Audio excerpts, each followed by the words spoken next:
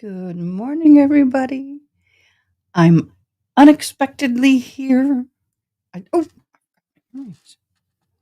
I did not expect to hop on today, but I had several of you ask if I would stream this case, and I am more than happy to oblige.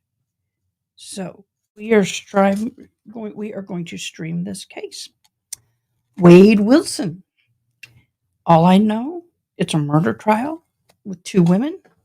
I know nothing else. Literally. So I am coming into this totally blind. I hope you will join me as we dive into this. I don't know how I'm going to fit this, if I will, into the time that I have that I spend on the Karen Reed trial. Oops, sorry. So we're going to have to figure that one out. But in the meantime, welcome. And I hope that you will enjoy today's stream. Let me do my intro and I'll be right back. Welcome, everybody. I appreciate you being here. And if you're ready, I'm ready. Let's go see what this case is about. All right. Let me get the stream up. Yeah, baby. Okay, let's play. State before the next witness. The state calls Stephanie Johnson.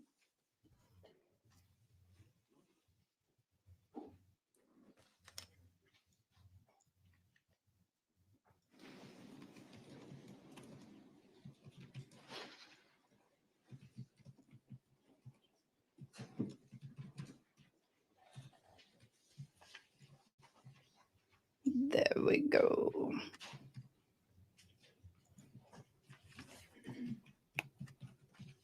Good morning, y'all.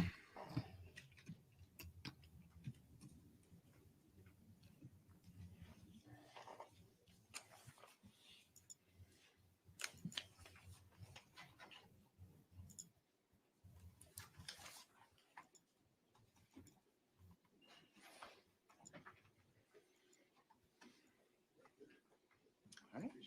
You'll just face the clerk, raise your right hand. She'll swear you in. Do you solemnly swear or affirm that the testimony you give will be the truth, the whole truth, and nothing but the truth? You can take the stand. Just watch your step.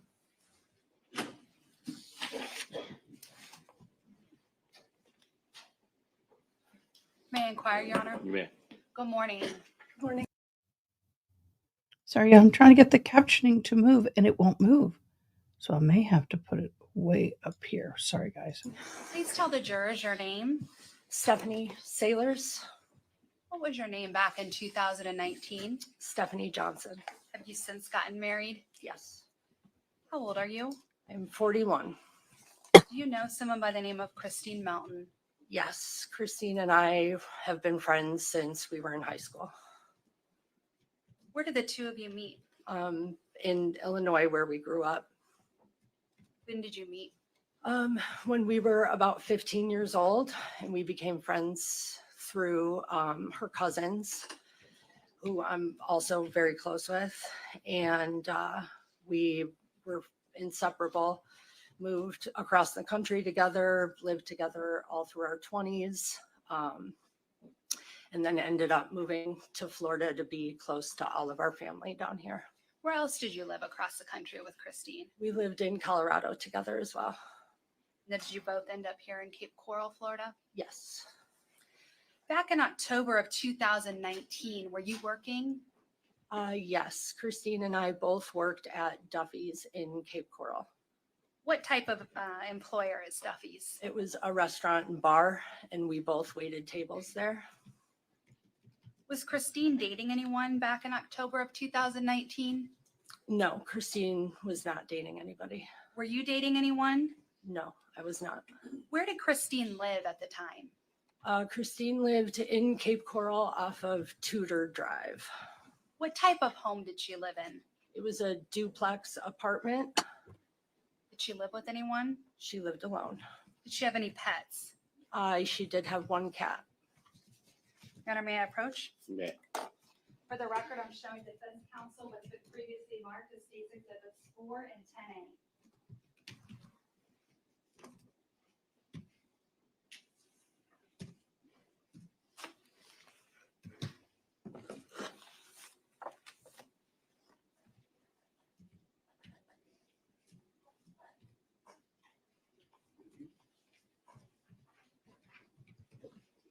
I'm going to show you these photos and ask if you'll take a look and tell me if you recognize them. Starting with State's Exhibit 4, what do you recognize this exhibit to be? That's Kristine. Okay, is that how she looked back on October 6th and 7th of 2019? Yes. Showing you what's been marked as State's Exhibit 10A. Do you recognize this exhibit? Yes, that is the apartment that Kristine lived in.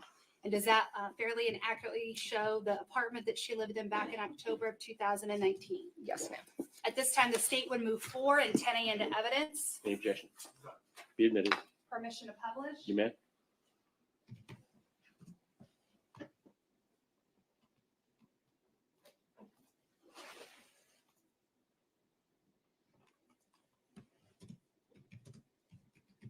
that Kristine? Yes. I'm showing you her duplex where she lived at the time. Which door is hers? The white door on the left. So there's a window and then the door right next to it to the right.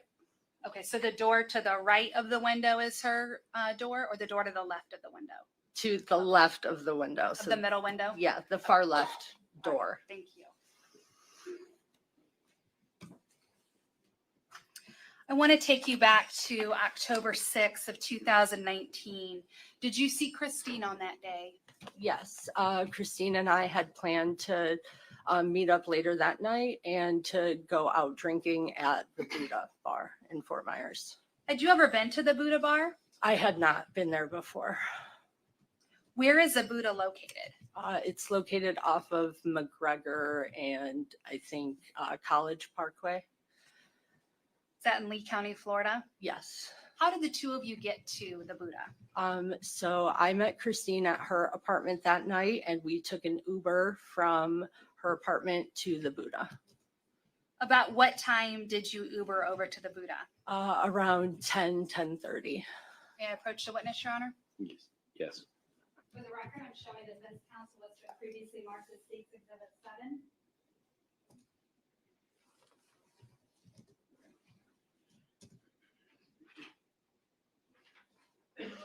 I'm showing you State's Exhibit 7. Will you take a look at it and tell me if you recognize that exhibit? Yes, this is the Buddha in Fort Myers. And is the bar behind the big statue of the Buddha? Yes, that's the main entrance to the bar. Your Honor, at this time, the state would move 7 into evidence. Any objection? No. Be admitted. Permission to publish? You may.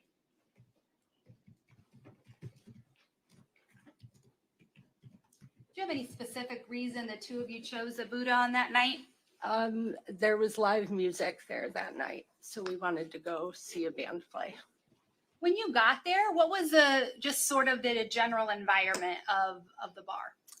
It wasn't overly crowded. There was, a decent amount of people there that night, dancing, drinking, nothing out of the ordinary from a typical bar. Was there a band playing? Yes. Now, were you friendly and did you talk to other people that were there? Yeah, we socialized quite a bit. There's a couple of different bars in the main bar, and we were down at one bar, we danced, we got drinks at other bars, we talked to the people that were there. Pretty standard going out night. Now, obviously you're drinking and listening to music this entire time? Mm-hmm. Yeah, we had been drinking pretty heavily that night. And is that why you chose to get an Uber? Yes, yeah, we both knew we were going to be drinking, so we didn't want to be driving at all. Now, while you were there, did someone approach you? Yeah, towards the end of the night, as we were walking up to the upstairs bar, somebody jumped out in front of me, kind of just like to get my attention, and said, "Hey, who's your friend?" And gestured towards Kristine. And, you know, he seemed friendly and introduced himself. And I grabbed Kristine and said, hey, this guy wants to meet you. What was his demeanor? Friendly, charming. Is there anything, any red flags that popped up when you were talking to him? No. How did he introduce himself to you? At that point, he introduced himself as JR. You see JR sitting in the courtroom today? Yes. Would you please point to him and identify an article of clothing that he's wearing? Right there in a bright blue suit. Let the record reflect that the witness has identified the defendant. Okay. Now, has his appearance changed since the time that you met him? Yes, he has a lot more tattoos on his face. He did not have any facial tattoos May I the night approach we a met witness? him.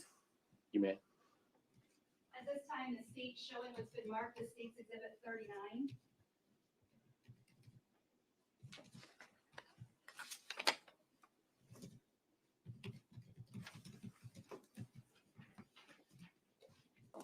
Would you take a look at State's Exhibit number 39 and tell me if you recognize that exhibit? Yes, What do you recognize it to be? JR, the person who introduced himself to us that night. And is he the same person sitting here in court today? Yes, ma'am. And does this fairly and accurately represent how he looked back on October 6th of 2019? Exactly. You know, at this time, the state would move 39 into evidence. It'll be admitted. Permission to publish. You may.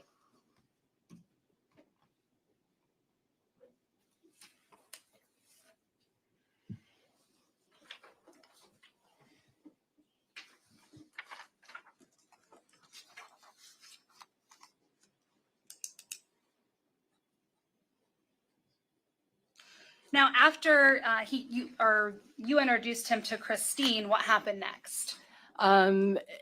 Kristine and I and JR and another man, Jason, who we were introduced to by JR, talked at the bar, mingled. You know, Kristine and JR seemed to be interested in each other. Me and Kristine had commented on how he had dimples, and one of the guys she had been talking to earlier in the night only had one dimple and he had two dimples. And, you know, she definitely was attracted to him and he seemed attracted to her, and they were friendly and getting to know each other.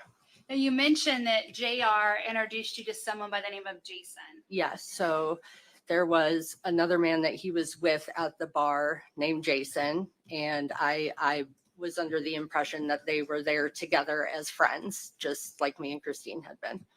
At some point, did you take your talking and socializing outside of the bar? Yeah, so that was at the end of the night and the bar was closing. So they were kind of shuffling everybody out the door. Kristine and I went outside and we're still continuing to socialize with JR and Jason until, you know, it was decided to leave. And me and Kristine had came in an Uber. So we followed Jason and JR to their car. JR had tossed the keys over to Jason and we were going to go after party. I didn't know at that point if we were going back to Kristine's house or where we were headed from there, but we were going together. Now, when you went into the parking lot and everybody's talking, again, describe the mood. Happy. Everybody was cheerful, intoxicated, but you know, there wasn't anything out of the ordinary or scary by any means. Just typical end of the bar night. Now, is this around 2 a.m. that the bar's closing and Yes. kicking everybody out? Mm-hmm. Now- So everything was closing at that point. Again, as far as JR is concerned, does he exhibit any kind of anger or any kind of red flags? No, not at all. And in fact, you and Kristine thought he was charming. Mm-hmm. Now, you mentioned that JR threw the keys over to Jason. Mhm. What type of car was it that you got in? It was a Dodge Hellcat, I think it's called. Whose car did you believe that was? I believed it was Jason's at that point. When you Or, got it, yeah, you believed it was Jason's car? I don't really remember. I just know Jason was driving at that time. So my assumption was that it was his car. Where did everybody sit in the car? Jason sat in the front seat. Kristine sat in the in the passenger seat. And then me and JR were in the back seat. Now, where did you end up going? We drove not very far. It was only a couple of turns, maybe less than 10 minutes in the car, but we ended up at Jason's house. May I approach the witness? You may. For the record, I'm showing defense counsel that has been previously marked as case exhibits number 8 and 9.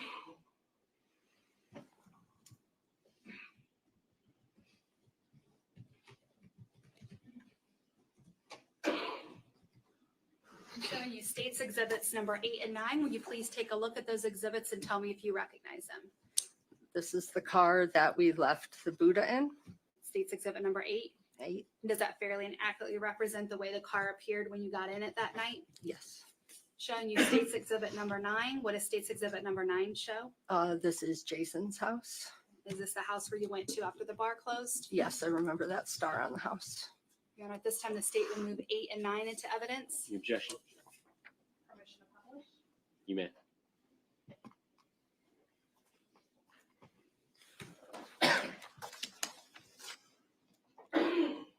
You just told the jurors this is the Hellcat that you all got in, Yes, ma'am. and then states exhibit number 9. That's Jason's house. Yes. When you arrived at Jason's home, was anyone else present? Yeah, his mom was home. So when we walked in the front door, his mom was awake and on the couch and not very happy that he was bringing people home. We tried to make small talk and, kind of ease the situation. But we just ended up going to Jason's bedroom, which was down the hall from there. Now, when you got back into Jason's bedroom, what happened with Kristine and JR? So pretty quickly after getting to Jason's house, Kristine and JR started having sex. And when they started having sex, what did you and Jason do? Jason had a bedroom that led to the outside. So Jason and I hung out outside most of the time, only to, really go in to use the bathroom maybe. Kristine and JR were inside for a while. They came outside and mingled a little bit with us and went back into the bedroom. You mentioned that they started out having sex. Did their sexual encounters appear to be consensual? Yes. So there was nothing that, again, at this point, that caused any red flags? No. Now, when you and Jason were outside, what were the two of you doing? We were drinking, smoking, talking. He had a trampoline out there, so we sat on the trampoline and talked for a while. Just mingling, talking. Did the two of you have any interest in each other that night beyond just talking and friendship? No. So did the two of you hook up at all? No. Now, you mentioned that JR and Kristine would go inside the house and come back out and kind of go back and forth. Mhm. During these back and forth interactions, were they normal types of interactions? Yeah. Did they appear to be having a good time? Yeah, they appeared to be having a good time with each other and, joyful and, nothing out of the ordinary or concerning. Now, about how long were you at Jason's house? I would say we were probably there for a couple hours, maybe 2 hours. After about 2 hours, did you all leave? Yes. So we were at Jason's house and then kind of, quickly JR was saying, oh, we got to go. This guy doesn't want us here anymore. And it was kind of at that point that I realized that Jason and JR didn't know each other before this night. The way JR was, seeming at the beginning of the night was that, they were there together. And then when we were leaving, it was, it didn't seem that way. It seemed like this guy wanted us out of his house and it was kind of quickly an exit. But when we went to the driveway, we got back into the car that we came in, which Jason had drove at that time, but now JR was driving. Okay, so when you are leaving Jason's house, was it somewhat abrupt as far as Yeah, you it all was leaving? quick, but it wasn't anything like he wasn't mad that we were still there or anything like that. It was just time to go. And this night that you went out on the bar, it was a Sunday night. Yes. So you're going into now Monday morning. No, Monday. Everybody, well, I had to work. I believe Jason had to work the next day. His mom obviously wasn't happy that we were there to begin with. So, the party, everything is kind of winding down for the night.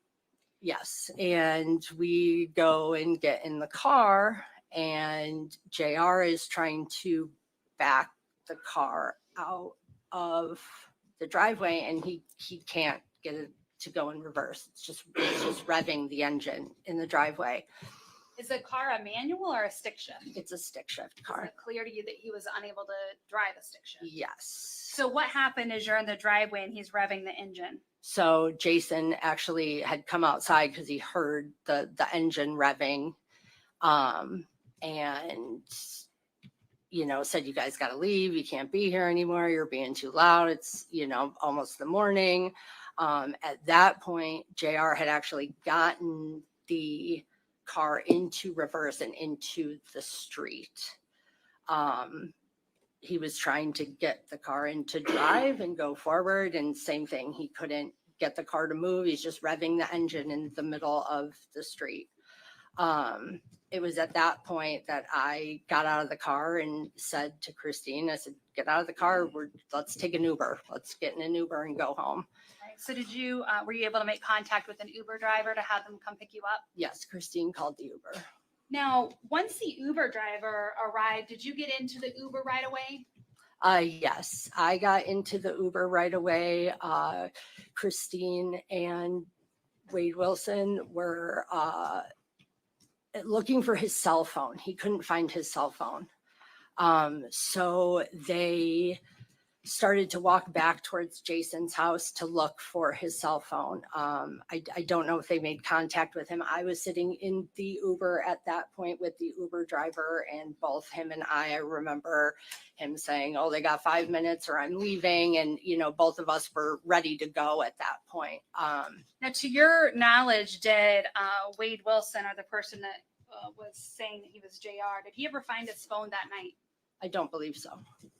So when he and Kristine got back in the car, where did the Uber driver take you? The Uber took us back to Kristine's apartment. And then that's 10A, Kristine's apartment. Yes. Now, what happened when you got back to Kristine's home? When we got back to Kristine's home, the three of us went into her house, and I know Kristine and I had this sense of relief that we had made it home, that we got home, safely, and, just it was winding down. I remember sitting on the couch and taking my shoes off. I remember Kristine standing in the kitchen getting something to drink. And I remember telling her, I had to go home because I had to go to work the next day and take my son to school. Now, where was your son staying that night? He was with my mom.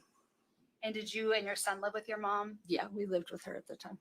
Now, about what time did you leave to go home so that you could take your son to school and go to work? About 6 o'clock. Now, prior to leaving, did everything seem fine?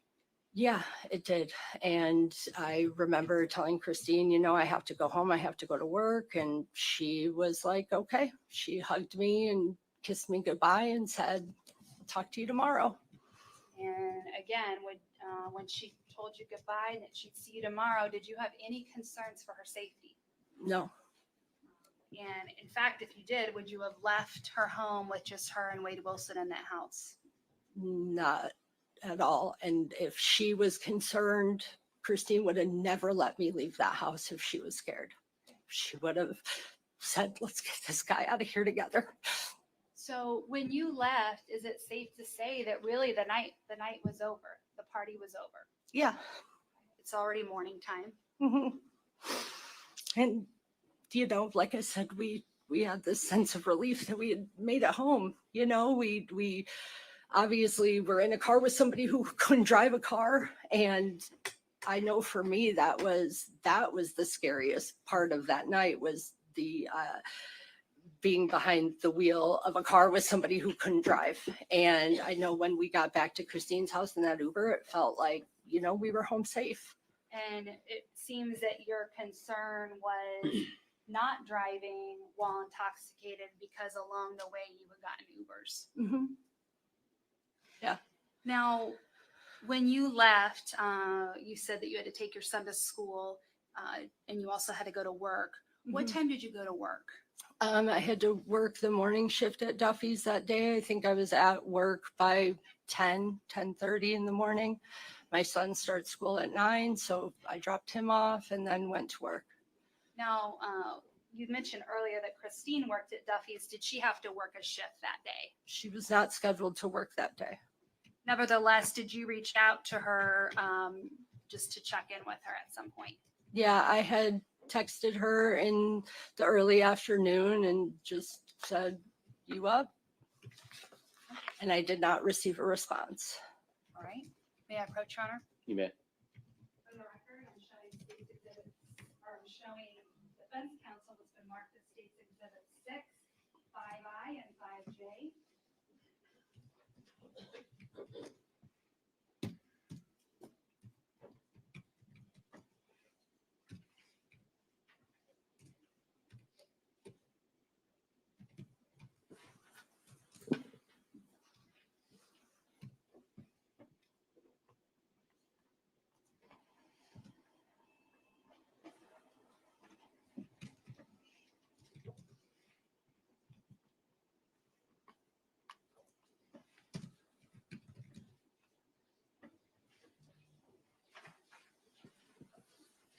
I ask you to take a look at state's exhibit 6. Do you recognize the numbers on state's exhibit 6? Yeah, that's Kristine's phone number. Is that the phone number you texted her? Yes, ma'am. Showing you state's exhibit 5I. What is 5I? Kristine's cell phone. Okay, and 5J? The back of Kristine's cell phone. And is that a poppet that's on the back of her cell phone? Yep. That would Pop help her to hold socket. it? Yep. And is this the phone that she carried that night and carried with her at all times? Yes. Your Honor, at this time, the state would seek to move 6, 5I, and 5J into evidence. Any objection? Be admitted. Permission to publish? You may.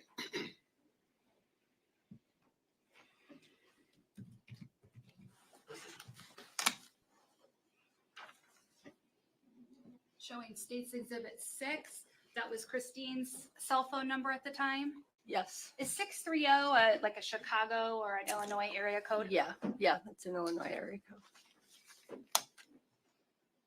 Showing you 5I. That's the front of her cell phone. Yes.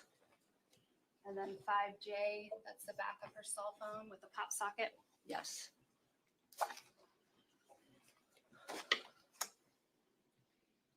Now, when she didn't immediately respond to your text, were you concerned at all? No, at that point, I was not concerned. We had had a late night. She didn't have to work. I assumed she was sleeping. Okay. Did you later on try to get a hold of her? So when I left work, I called her again. She didn't answer. And then I got in touch with Samantha, who is her cousin. Again, not concerned that I hadn't heard from her. I asked Sam, I said, "Have you talked to Kristine at all today?" She said no. I had told her, I was out with her last night, just kind of told her about our night and what we did, and ended the conversation. Maybe a few minutes later, I'm not sure how long, I got a call from the Cape Coral Police Department. Now, you mentioned you talked to Samantha, who was Kristine's cousin. Mm-hmm. Was Samantha also a good friend of yours? Yeah. Samantha and I have been friends since high school as well. And was Samantha obviously she was the cousin of Kristine, but were they also very close? Yeah. friends? Yeah. All of us have been like sisters, like best friends. And Samantha had not gone out with you the night before. No, Samantha was not with us. Now, did you also try to call Kristine? Yeah, I tried to call Kristine and text her that day. When you called her, did the phone ring numerous times? Yes. It didn't go straight to voicemail? I honestly, I mean, I remember it ringing and going to voicemail. I don't remember how, if it went straight to voicemail or, rang for a long time. But either way, I know she I never- did not talk to anybody and nobody answered. No one She did- answered. No. Now, you mentioned that a Cape Coral detective called you. And what was the purpose of that detective's call to you that you thought at the time? So at that time when they called, they were asking me if, Your Honor, Sustained. may I give a Yes. object? It's not for the truth of the matter asserted, but for the effect on the listener. All right, ladies and gentlemen, I'll tell you what I'm going to do. I'm going to send you back to the jury room for a few minutes. All right.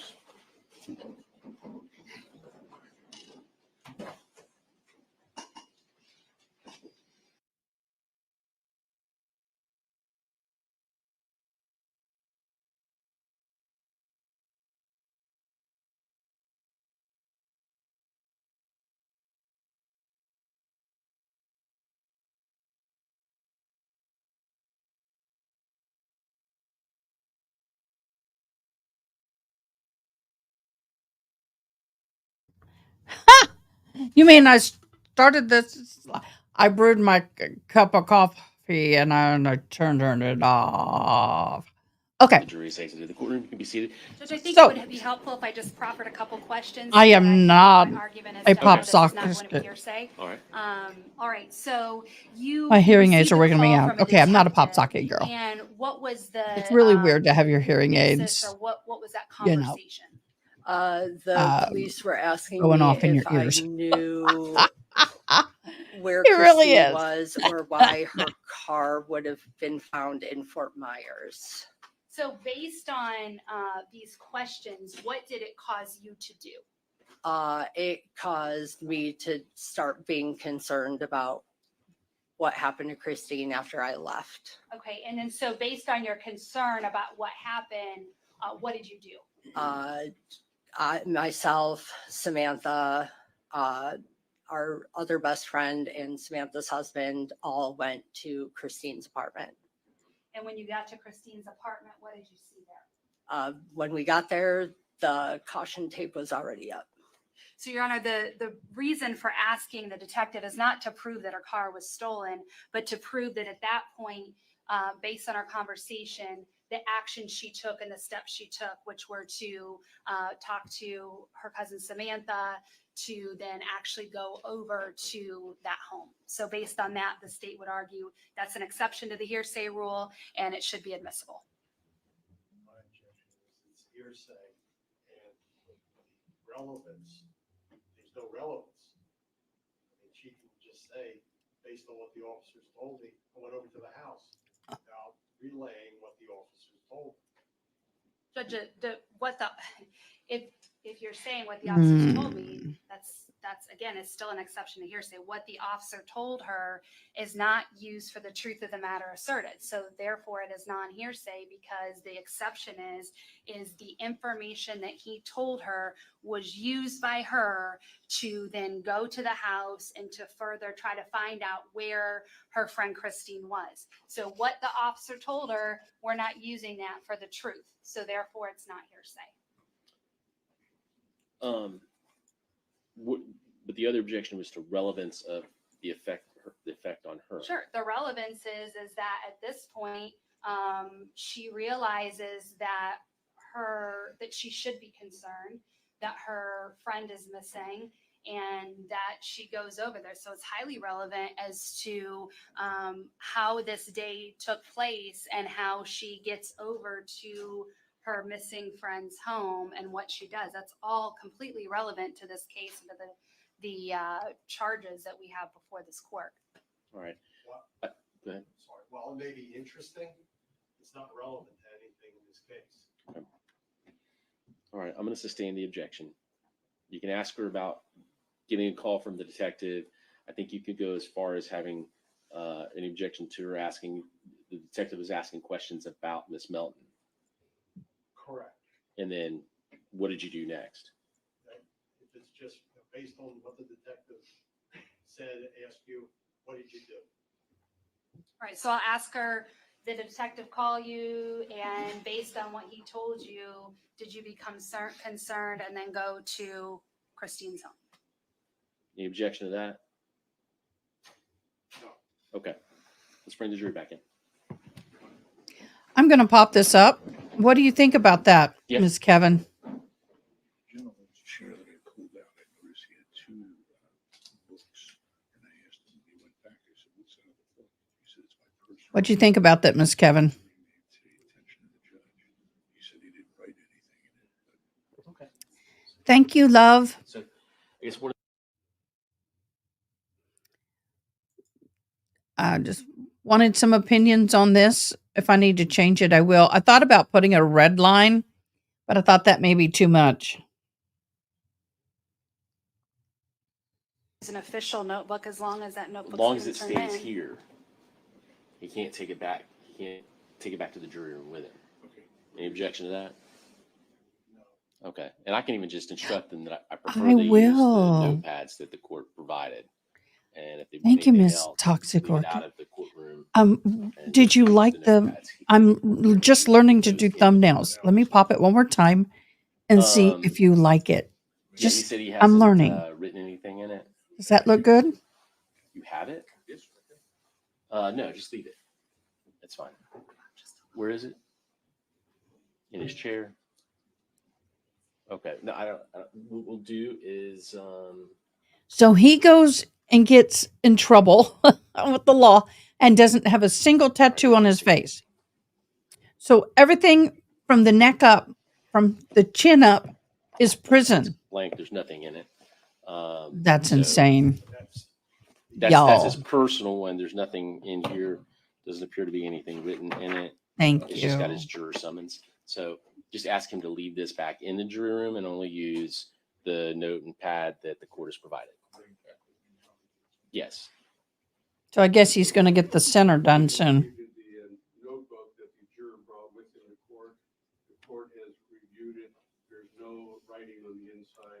You've given it back to the bailiff. Correct. Thank you. He's a tall man. And then you can bring everybody else out.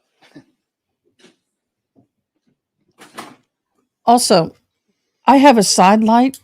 Does it look better without it or with it? Without? With. Which looks better? This is with. Now I'll instruct all the jurors if they brought their own personal notebooks or anything, just to leave those back in the jury room and only use the ones provided by the court.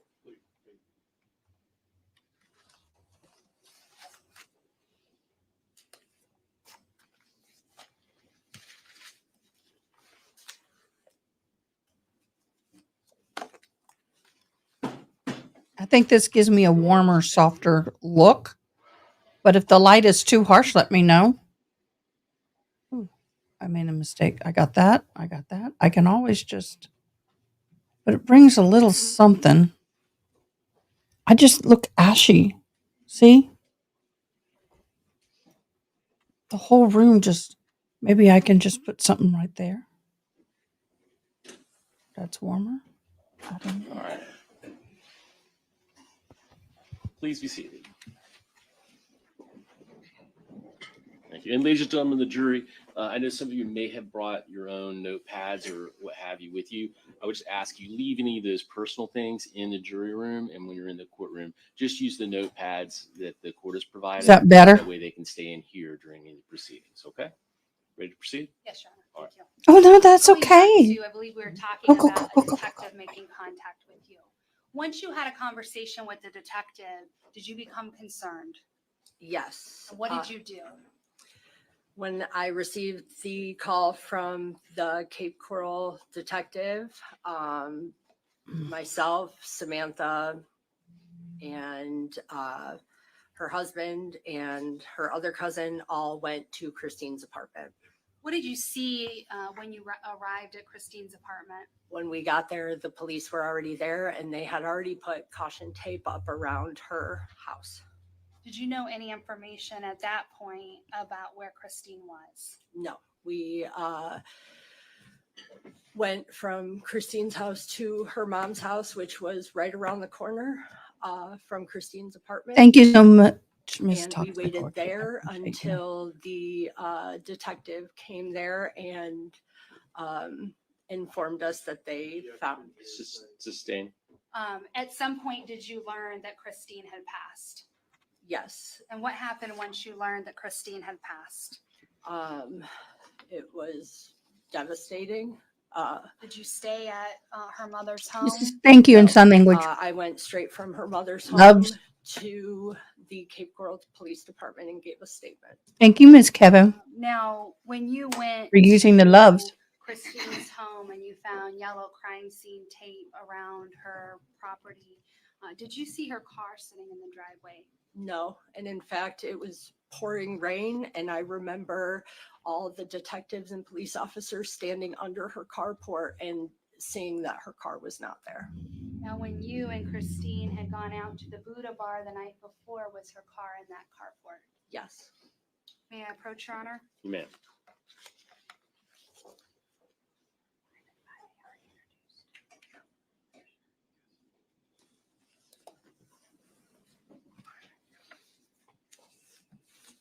For the record, I'm showing defense counsel 5D. I'm sorry, what? D. D. as in David.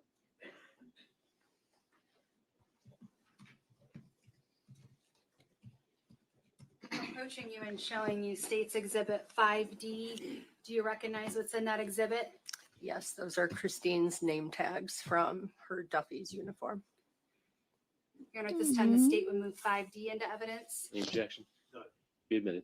Permission to publish? You may. You were just talking about Kristine's car not being in the carport when you went to her home, showing you Exhibit 5. Was that Kristine's car at the time of her death? Yes. Also showing you 5A. Is that Yes. the back of her car? Yes. It's a Versa. Yes, a Nissan Versa.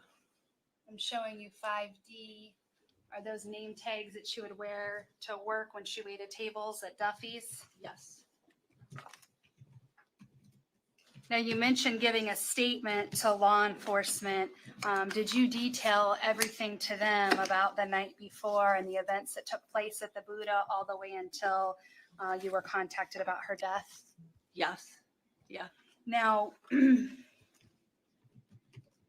did Kristine have any tattoos on her leg? Yeah, she had a tattoo on her calf. More a should be the Gemini next one. symbol with some More. tribal music notes on the side of it. May I approach, Your Honor? You may. I know. For the record, I'm showing That's State's okay. Exhibits 10E and 13. I can come back here and sign if need. 10E and 13. May I approach? you may. I'm going to ask that you take a look first at 10E. Do you recognize this? Yes. That's And what does it Kristine. show? That's the tattoo on Kristine's leg. And then I'm also going to have you look quickly at 13. Do you recognize that? Yes, it's And- Kristine. And was that after she had passed? Yes. And a permission, first Poor of all, baby. so we move 10E and 13 into evidence. To be admitted. Permission to publish. You may. Judge, I would ask that 13 be passed around to the jurors rather than display that one. Okay. Good idea. I would not want the photos open to the public. That's not a good thing. You need to keep some dignity.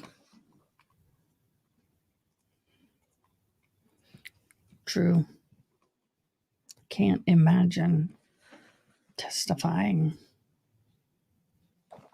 against the man who killed my friend.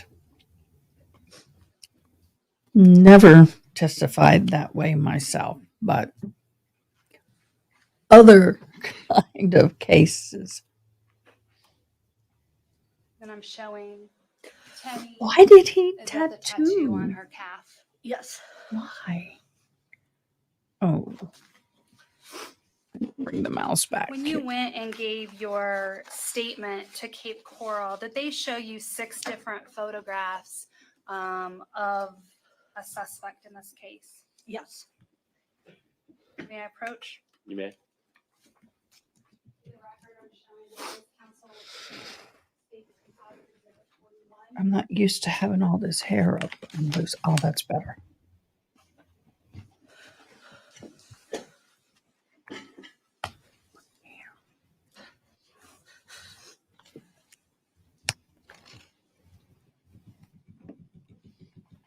Said my hair's getting so long, I normally have it bunned up. Yeah, he didn't look that way before he was taken to jail. He had a lot of tattoos from here down, but the face he did not have. It was all clear. Now, what is he trying to look like? Joker? Yeah, I saw that. Is the Joker his favorite character? The purple jacket and all of that? It's like, really? Are you mocking this trial? I'm approaching you and showing you states exhibit 41. If you would just take a look at this exhibit and tell me if you recognize He's a it. joke. Yeah, that's my signature there. And these are the photos that they showed me, the lineup photos. Did a detective Toxic show orchid. you the series of Oh, by the way, photographs? that's Yes, your she sign showed me name I all just those gave you. photographs. And there's a series Toxic of 6 photographs, is that correct? Orchid. Yes. And did the detective in any way give you any idea of who you should pick or who you should identify? Am No. I saying that Did you right? have a fair amount of time to be able to look and see if you could ID anybody? Yes. And did you in fact ID someone? Yes, I did. Okay. And how were you able to tell who you ID'd? By my signature, And then did you also and then put the date. Yes. And 10/7/19, that's the day that you learned that Kristine was no longer with us. Yes. And did you identify photo number 4 as a person that had introduced himself to you as JR? Yes. At this time, the state would move 41 into evidence. Any objection? Objection, we approach. Yes.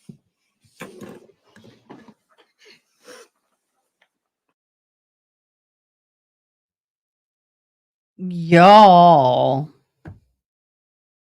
Really?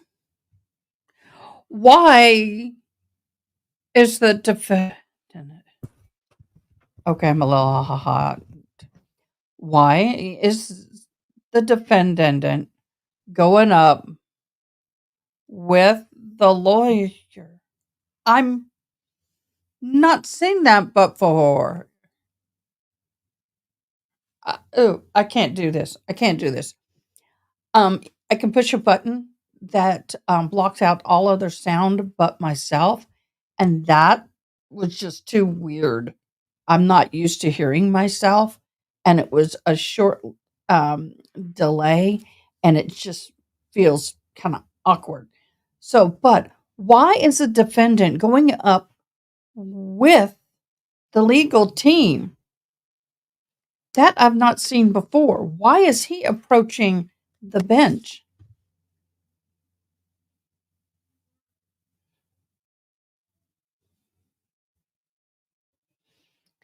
He's not a part of the team. He has hired the team. Okay. The judge doesn't have a problem with that, so okay.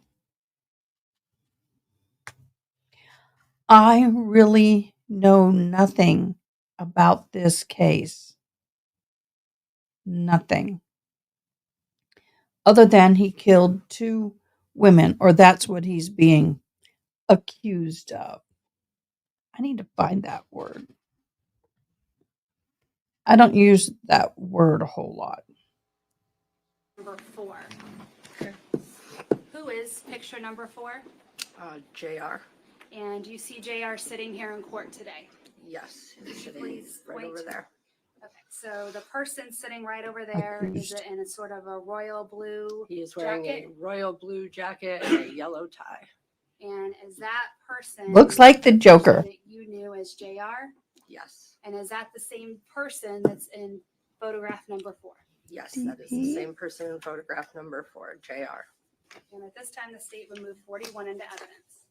No objection. Be admitted.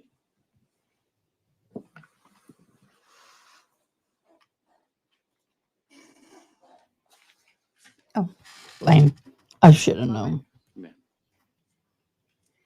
At this time, the state has no further questions and tenders the witness. All right. So all I know is he's being accused of killing Amen. 2 women. Is that, you've All got I the know. mask and everything else? No, nothing else.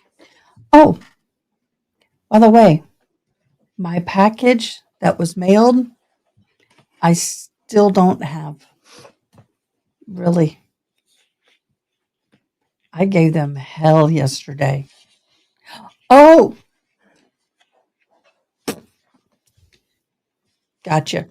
I don't know. No, not that. Jason, did you know him? Did you know his last name? I do not. Did you ever see him again after that date? No.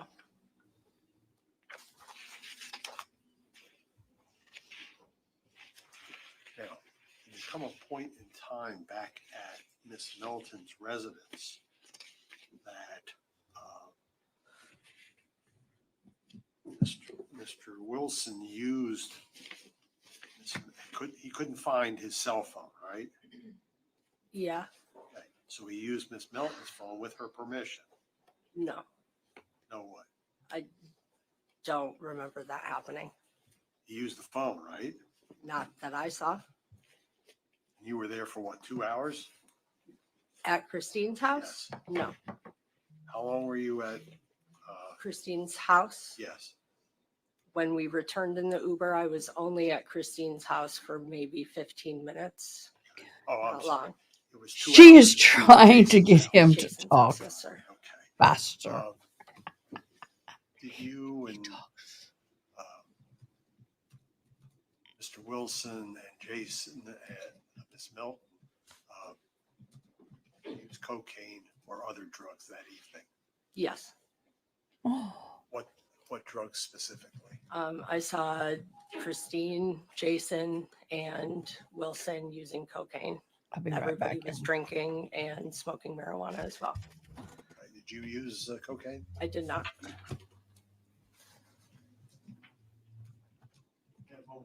Yeah. He's not here. Huh? He's not here. What's up for his The rest of the shop. rest of The rest of the shop. Brief, Your Honor. Okay. make sure he Just want to ask you briefly about the cocaine use. How much cocaine did you see being used that night? Very little. I would say maybe a couple of lines each. And was that an amount we consider like a party amount? Yeah, it was not a large amount.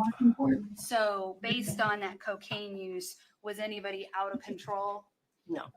So would you say that again, people are buzz friendly? Oh, she Yeah, did. intoxicated, She, but everybody was yesterday she, having a good time. and Nothing this morning I got up and I concerning. let her run into Sarah's room, Nothing tried to further. I wake asked her that up. she be excused. And Sarah just curled up with her, and since there's like, I ain't, so I just let some.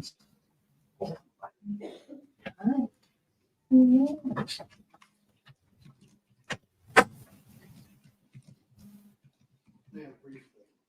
Who supplied the cocaine? I'm not sure. And where was it used? At No. Jason's house. Jason's house. Yes.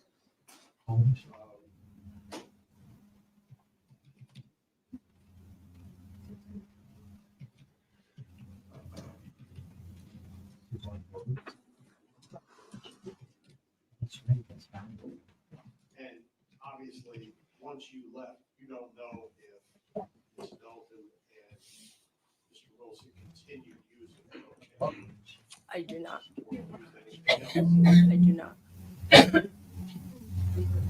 Nothing, Your Honor. I would ask that she be excused. All right. Any objection? No. All right, you're excused. Thank you.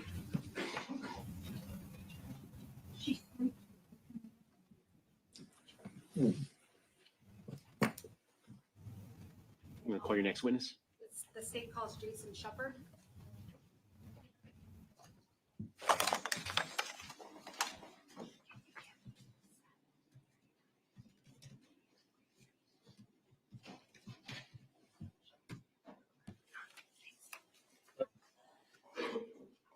May I approach the clerk, Your Honor? You may.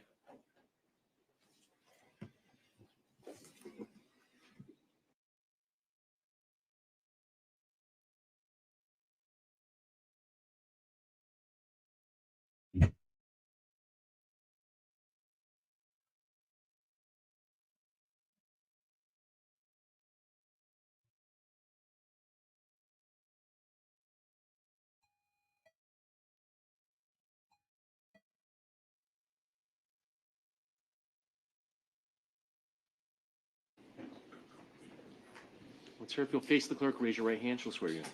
Do you solemnly swear or affirm that the testimony you give will be the truth, the whole truth, and nothing but the truth? Yes. You can take the stand.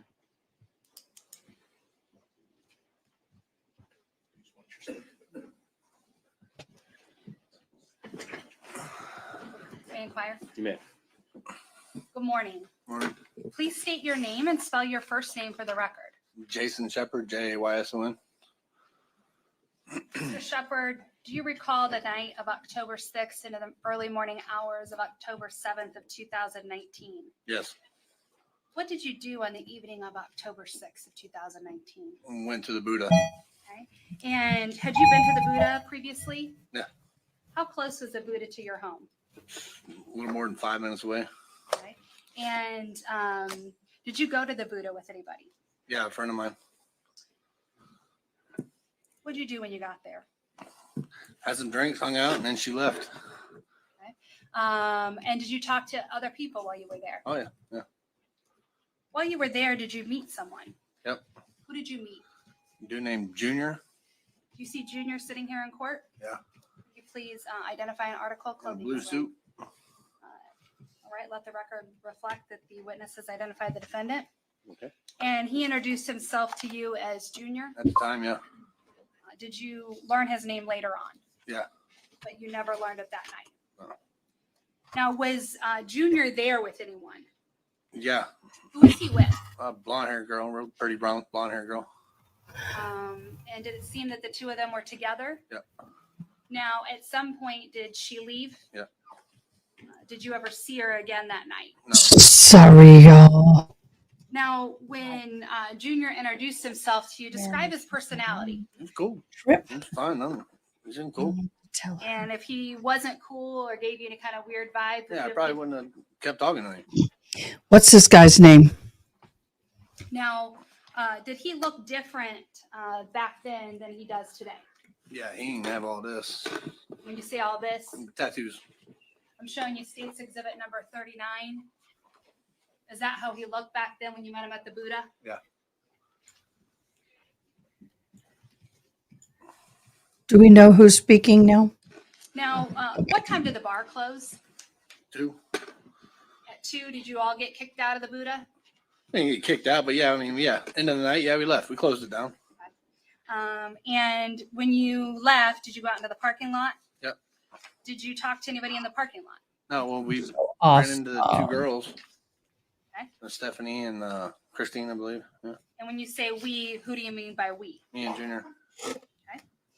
And showing you State's Exhibit 7. Is this the Buddha where you all were? Yep. You were in that parking lot? Yep. Now, at some point, you said you met 2 girls. Who were those 2 girls that you met up with in the parking lot? Stephanie and Kristine. Had you ever met Stephanie and Kristine before? No, met them there. And Junior, had you ever met him prior to that night? No. Okay, so you're all just hanging out, having a good time? Yeah, just all ended up meeting up there. Now, at some point, do you need to get a ride back to your house? Yeah, I Ubered there originally. Careful And With- why with did the- you who Uber you there? meet. 'Cause I was gonna be at drinking. the bar. So you got a ride We'll back. have to Did testify. whose car did you get a ride back in? Court later. Juniors. Showing you State's Exhibit number 8. Is this a car you took back to your house? Yeah. And was Junior able to drive that car? No, he said he couldn't drive a stick shift. Now, who went back to your house? Me, the 2 girls, and Junior.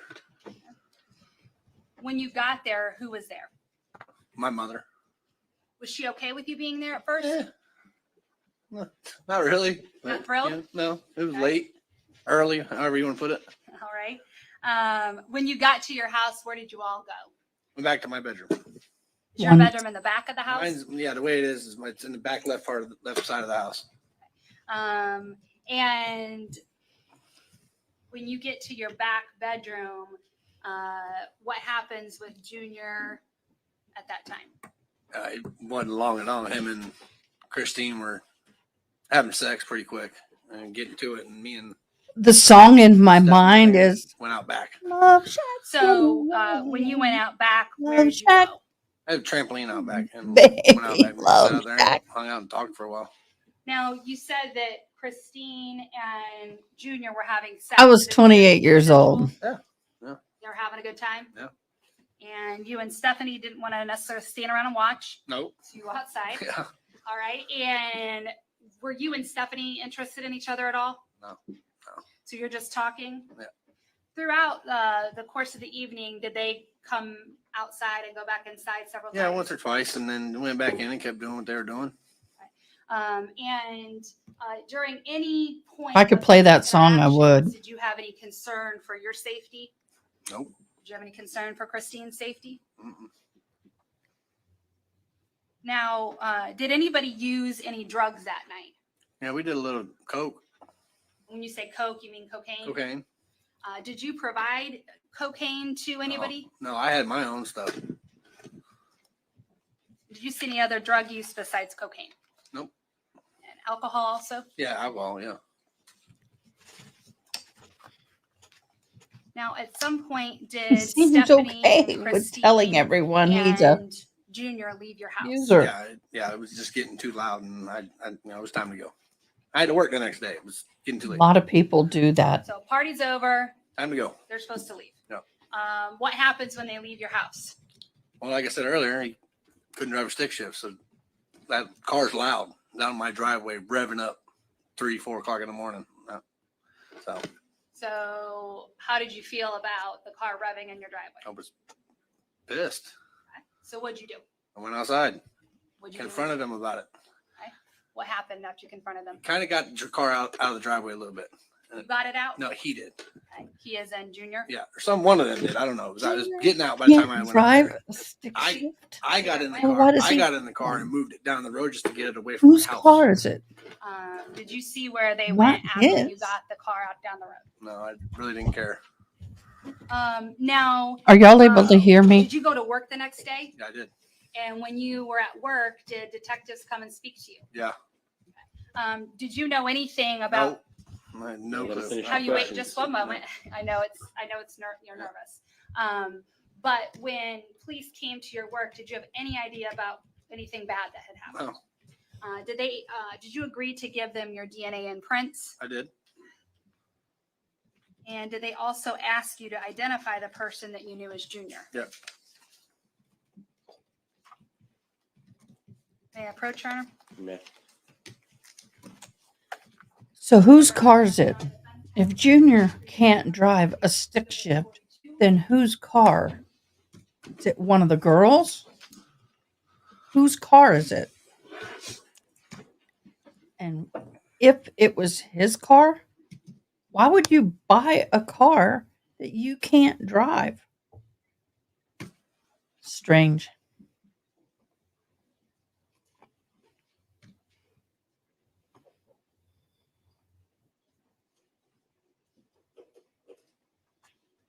When the detectives came to your work, did you give them a statement about what you remembered from the night before in the early morning hours? That's a yes? Yes, yes. And then did they also show you a series of 6 photographs asking you to identify the person that came to your house? Yes, Okay, and were you able to identify a person that came to your house that night? yes. Right here. Okay, and is that the picture number 4? Yep. Are those your initials and the date? Yes, ma'am. Now this says 10/9/19, so that would have been a couple days Couple later. days afterwards, yeah. And is this picture that you identified? Do you see that person sitting here in court? Yeah. And is it the person with the yellow tie and blue jacket? Yes. El Gato. And is he the same person that identified himself to you as Junior Yes, ma'am. on October 6th? Now, at this time, the state would move 42 into evidence. Be admitted. May I have a moment, Your Honor? May. Oh, I'm sorry. One other thing. Did you actually end up finding the defendant's cell phone in your room? Yeah, I believe a couple days later. And did you turn that over to the detectives? Yes. Nothing further.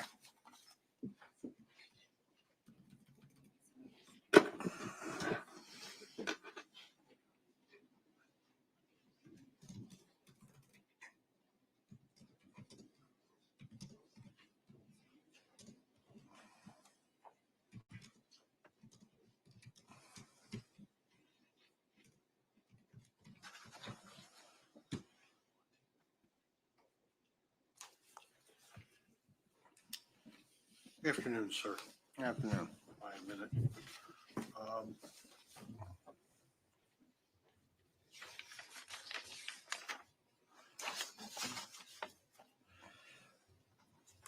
You said that when you first met with Mr. Wilson, he was with a pretty blonde girl. Yes, sir. All right. Now, that blonde girl was not Kristine Melton. No. Right. Okay.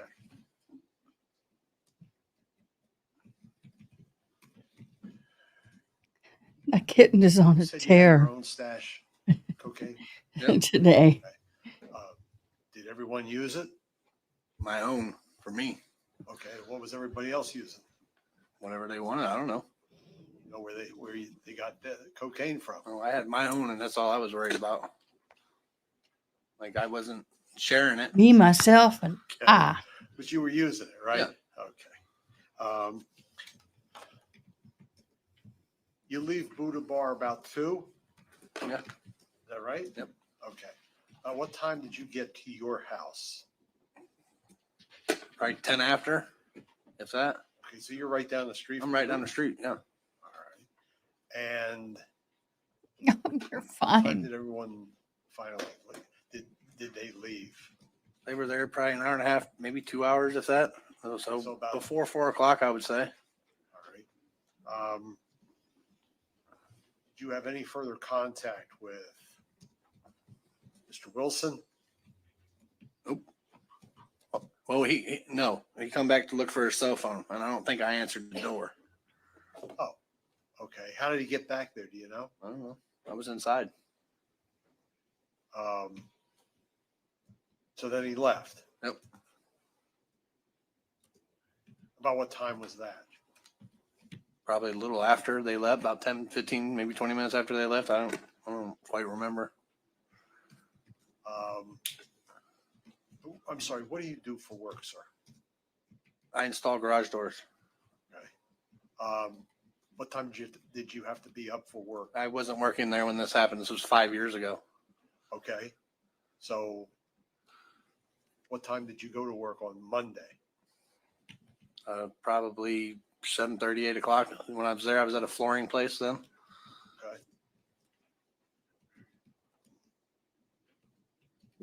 Yes, but the question is, are you still using? Nothing further, Judge. That is the Nothing question. further from the state. I'd ask that you be excused. I don't know why I talk softer when I sign. I'm sorry. I don't mean to do that. So tell me if you can't hear me when I'm signing. All right. Okay, next That's a witness. good time for a break. Oh, All right. So, ladies break. and gentlemen, it's a little past the noon hour. It'll be time for us to let you all have lunch. Please leave your notepads here. Remember my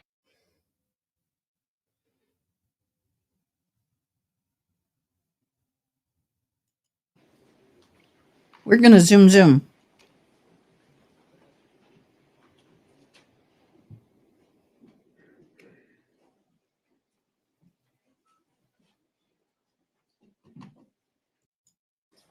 You may take the stand.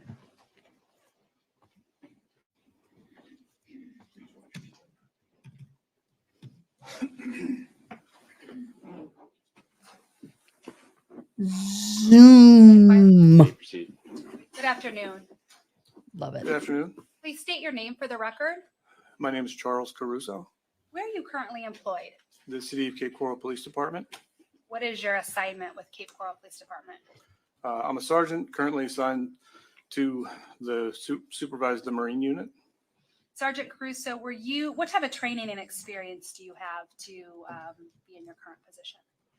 Aside from the academy training, which was I don't know how to spell his name. 4.5 months or so back when I did it. It's longer now. I've gone through about 300 hours, give or take, of advanced investigations training, and we get mandatory in-service Oh, you training were so awesome. quarterly. So that over 26 years, it's quite a bit. So you've been with Cape Coral That's Police perfect. Department You're for 6 awesome. years?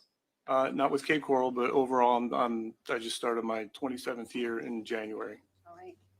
Now, were you working on It's okay. October We'll 7th find of out. 2019? Yes, ma'am. What was your assignment on that day? I was assigned to road patrol, and I was the supervisor of the South District. Did you become aware of an investigation involving someone by the name of Wade Wilson? Yes, I did. And what was your specific role with regard to that investigation? Specifically, there were a couple locations in South District that I was asked to check and to make sure they were getting checked. Looking for the welfare of Kristine Melton because she had not been heard from and it had not been seen.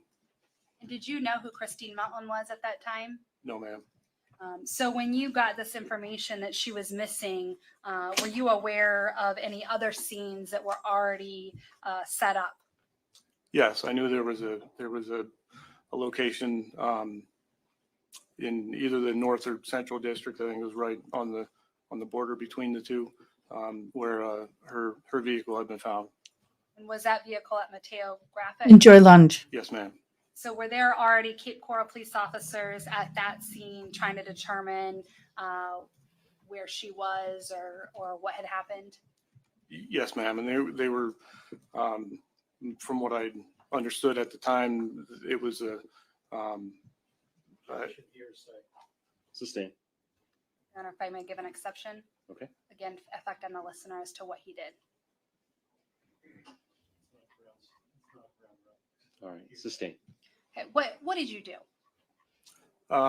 Based on all the facts and circumstances, I knew that we had, this was a very high priority.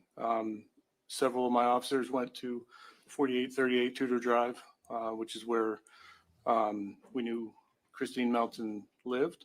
There's some other areas that were checked as well. Yes. What other areas?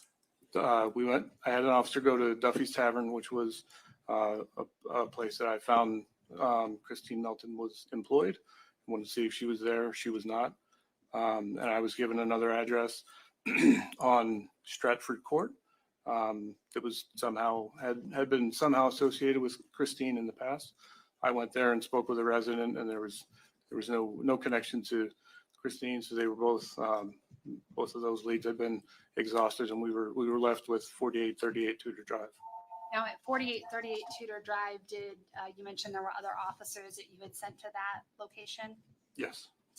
And I'm showing States Exhibit 10A. Is that the 4838 location that you're referring to? Miss Melton's house? Oh, I'm sorry. Sorry. I'm sorry. Yes, looks like it. And were they able to make contact with her? No, ma'am. Did you ever go to that location? Yes, I did. Now, what did you do when you got to that location? I got there and had been notified over the police radio that Objection, hearsay. Sustain. Okay, I'm going to ask you, when you were at that location, did you, again, no one had made contact with her? Right, that's correct. And had her body been found in the car back at Mateo's? No, ma'am. So what did you and the officers at her home decide to do? We forced entry into the house by knocking in the front door with a ram. And what happened when you got inside of her home? We were inside somewhere around 45 seconds. Long enough. It's a small apartment. Long enough to see there was nothing in the living room, nothing in the kitchen, but on the floor between the bedroom and the kitchen was a large bundle of. It was hard to tell. Looked like bed sheets and clothing. We couldn't see anything right away. We spread apart the sheets just enough to see a leg, the lower portion of the leg. I noticed immediately there was a unique tattoo on it, and at that point we backed out and left the apartment. Okay. After you backed out, did you change your mind about staying out of the apartment? Yes, ma'am. I realized in my kind of desire to make sure we protect the scene that we really hadn't cleared the bedroom adequately. And from my experience, I know that this is going to be a very lengthy investigation, and we need to make sure that everyone who's going to be there is going to be safe. So we had to make sure there was nobody hiding. And we also knew at that point there were other charges. And I also realized that we hadn't really done anything to confirm whether or not the person in the blankets was alive or dead. Were you able to confirm whether the person in the blankets was alive or dead? Yes, ma'am. And how did you do that? I've put on a glove to feel for a pulse, and I could feel that her arm was very stiff. And you said that you cleared the home. Did you find any other person at all in that house? No, ma'am. May I approach? You may. For the record, I'm showing this in exhibits 10B, 10C, and 10D.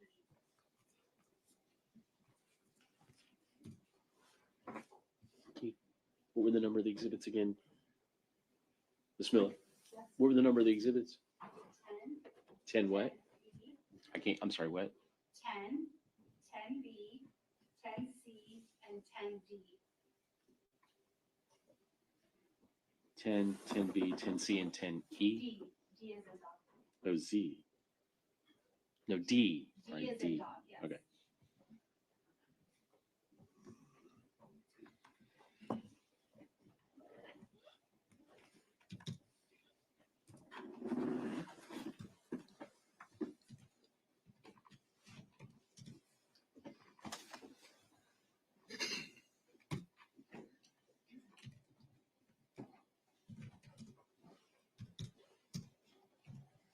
Sergeant, I'm approaching you and showing you some items of evidence. If you could take a look at each of these pictures, please.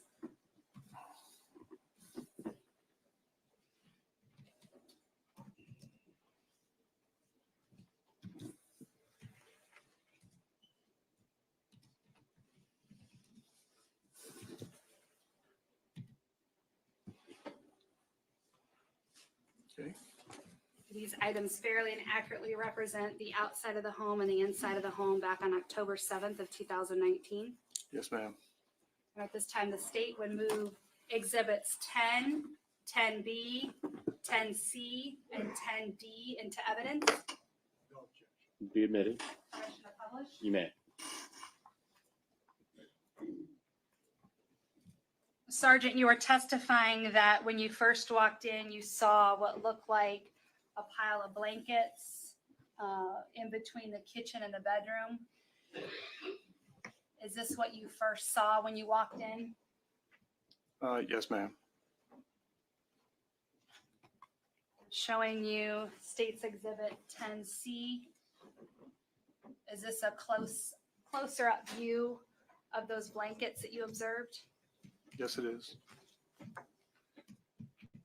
Then you mentioned seeing a unique tattoo, showing you State's Exhibit 10D. Where is that tattoo? Are you able to see from there on that photograph? Yeah, it was on the lower lower portion of her right leg. Showing you a close-up, which is 10E. Is that the tattoo on the leg you were referring to? Yes, ma'am. Did you actually take a photograph of that tattoo on her leg? Yes, I did. What was your purpose in doing that? Knowing how this investigation would play out, I knew that it would be it might help in help making an identification. So at that time, when you saw this body, you weren't for sure whose it was? That's correct. Now, after you backed out the second time, did you have a crime scene prepared? Yes, I instructed my officers to put up crime scene tape and start a crime scene contamination list. What is a crime scene contamination list? It's just a log of everyone who comes and goes and the times that they enter and exit the crime scene. About what time was it that you arrived and entered Ms. Melton's home? I got on scene about roughly 4 o'clock. We made entry, I believe it was 4:12. So that's 4:12 p.m. on October 7th. Yes, ma'am. Now I'm showing you State's Exhibit 10, and it looks like there's some yellow crime scene tape. Was that put up by officers blocking off that home and that scene? Yes, ma'am. And so if someone went past that yellow crime scene tape, do they have to sign that contamination log? Yes. Now, about how many people, once you realized this was a crime scene, about how many officers would you say showed initially? While I was there, I think it was just me and officers from my squad. So there were 4 or 5. And was a homicide investigator assigned to come out and take over the actual investigation of this case? Yes, ma'am. Now, as you were on that scene, did any of Kristine Melton's family members begin to show? Yes. And were you the one that actually notified them of anything? No, I didn't. Did you have a victim advocate come to the scene? Yes. And as far as the identification and the notification, was that assigned to other officers later? Yes, I was assigned to a detective who was working on the case. Once you cleared that house, was a search warrant signed off on so that crime scene could come in and do a thorough investigation and collection of evidence? As far as I understand, yes. So you weren't involved in collecting any of that evidence? That's correct. We have a moment, Your Honor. You may. I have nothing further and tender the witness. All right. Mr. Holland.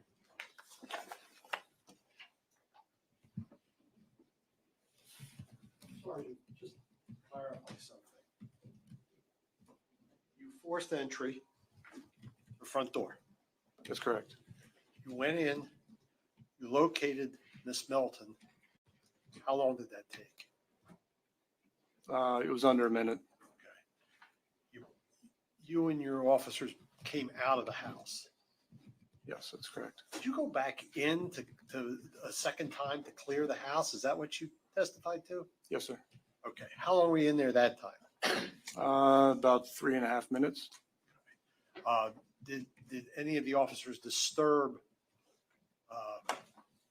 the pile that Miss Melton's body was under? No. In fact, I told the other officers to stay where they were and I knew it was a small room that really needed to be cleared, and there was no point in any more than one person going, so I did that myself. Okay. You didn't find anyone else in the house? No, sir. Thank you. Nothing further, Judge. Nothing further, Your Honor. I'd ask that you be excused. Any objection? No objection. You can step down and you're excused. Thank you. State calls Nicholas Malone.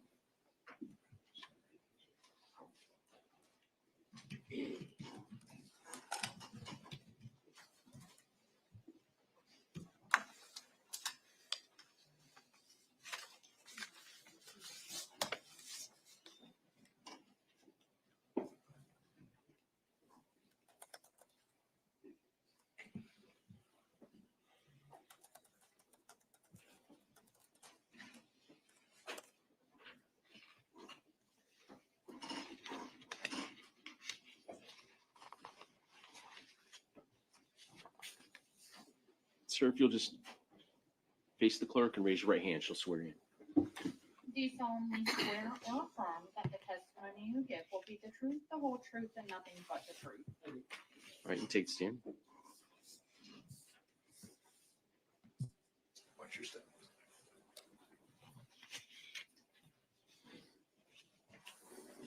May I You may cry? proceed. Good afternoon. Good afternoon. Please state your name for the record. Nicholas Malone, Where are you employed? Cape Coral Police Department, How long have you been with Cape Coral Police Department? over 15 years. Could you describe your training and experience that you've had? Basic Law Enforcement Academy in Broward in 2007, 2008. Hired on with Fort Lauderdale. Road experience for over 8 years, field training officer. Then I was assigned to the Professional Standards Bureau, background hiring of officers. I was tasked with the, from there I went to major crimes, assigned to the FBI task force, tracking down internet predators, Say it again, please. tracking down internet predators against kids. Now, were you working on October 7th of 2019? Yes. And what was your assignment on that day? That I was assisting, I was in major crimes, assisting in information regarding a vehicle that had fled. Now, as part of major crimes, are they involved in investigating homicide cases? Yes.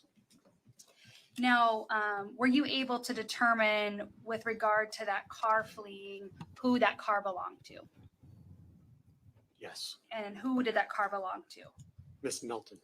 Were you involved in any attempts to? try That's to why locate Miss Junior Melton? couldn't drive the car. And did you end up It's not finding out his her fault. emergency contact? Was the Who was victim's her fault. emergency contact?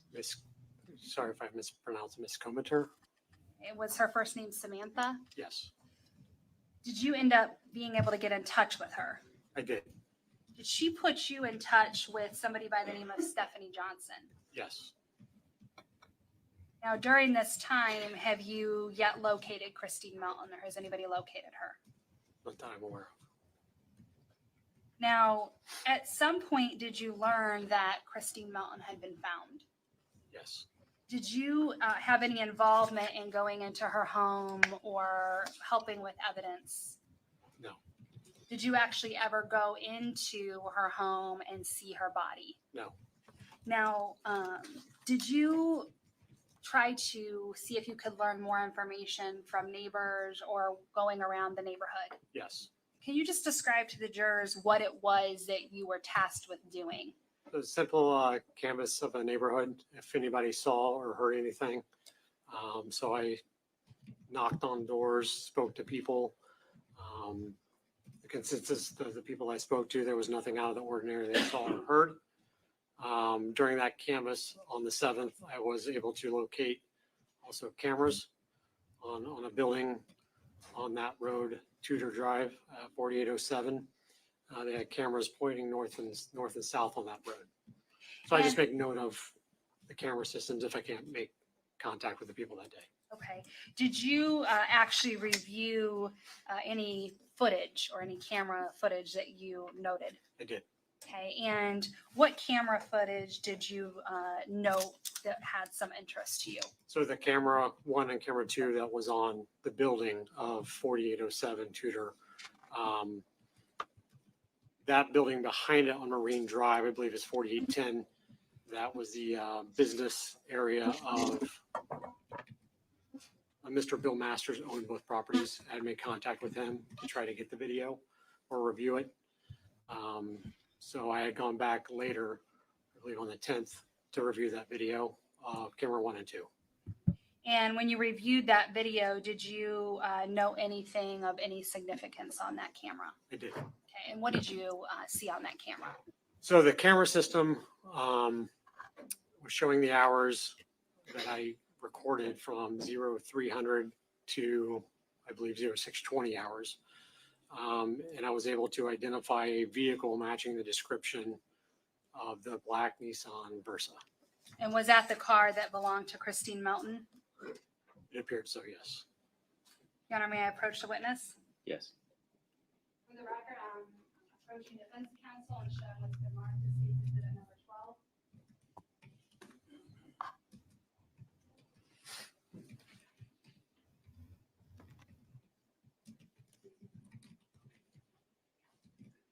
No objection. Sir, I'm showing you State's Exhibit number 12. If you just take a look at this, what is this piece of evidence? It's a DVD of the video that I received with my initials on it.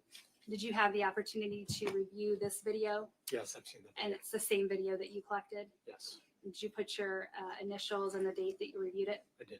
At this time, the state will move 12 into evidence. Be admitted. Permission to publish? You may.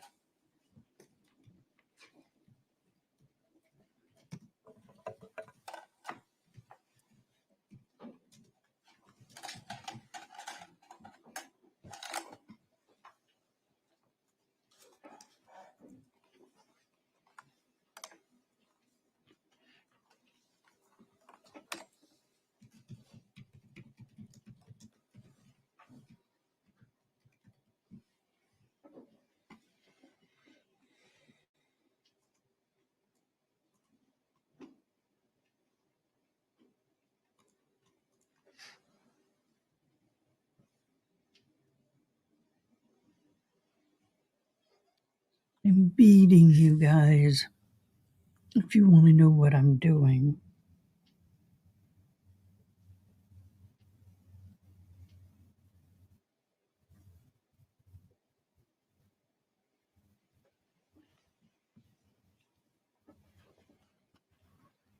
And you mentioned you conducted a neighborhood canvass of the area. Did you also conduct several interviews of people that had information about this case? I did. Was one of those interviews of Stephen Testaseca? Yes. And what was his relationship to the case? Father, The father of who? Mr. Wilson, And did you record that interview that you conducted with him? I did. Did you also conduct an interview with his wife? I did. Was that interview also recorded? Yes, When you interviewed the two of them, did you make sure that they were separated? I did. And then did you also write a statement about your involvement in this case? I did. You have a moment. Nothing further, Your Honor. The state tenders a witness. The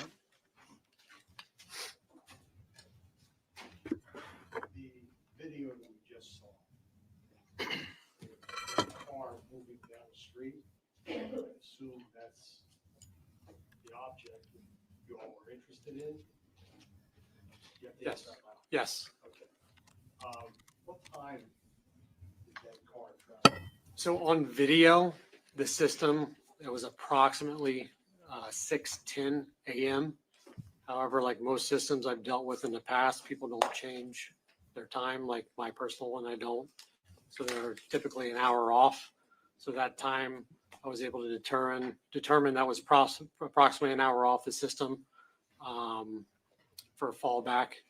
So the morning hours there, I was able to easily just figure out that the system was approximately an hour off.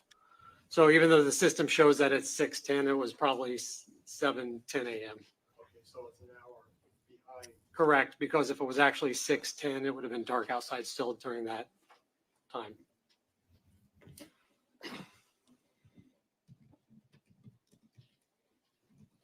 Did you interview someone named Andrew? I spoke with her. I don't believe I did a formal interview with her. What was her last name? Miss Johnson? Okay, so you're calling her Andrea? Is that the Johnson that testified earlier? I need clarification. There's a few women I spoke to. Okay.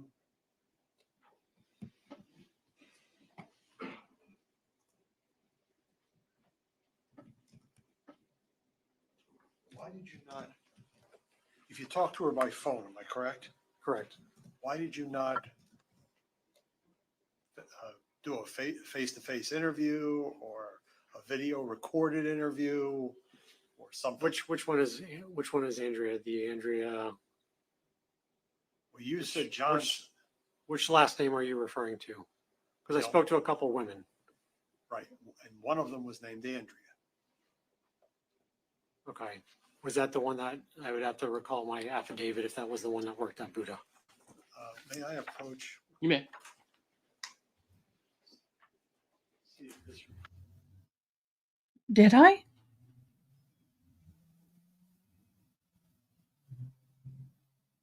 We're good. Thank you, though. Yeah, I did bump the mouse. Actually, I put this down on the keyboard. Move that keyboard a little more. This afternoon. So Andrea was the one that worked at Buddha that I did interview at the station. and worked where? I believe at the Buddha nightclub. Okay, so she was what, bartender? I believe so. Know her last name? Can't recall it right now. I have it in my affidavit. Can I have a moment, Judge? You may.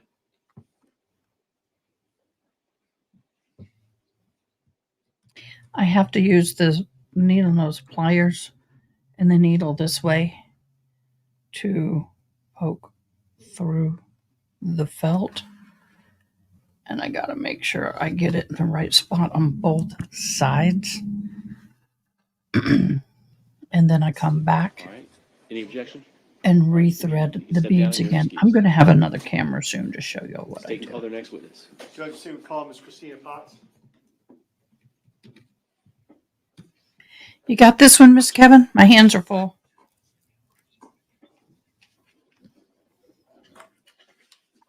If not, I'll do it.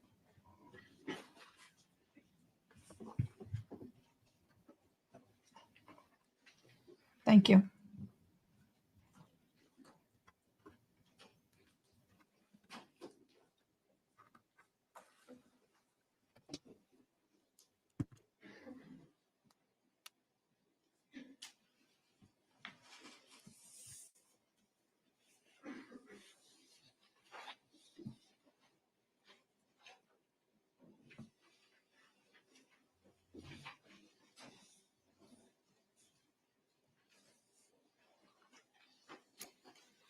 All right. If you'll face the clerk, raise your right hand. She'll swear you in.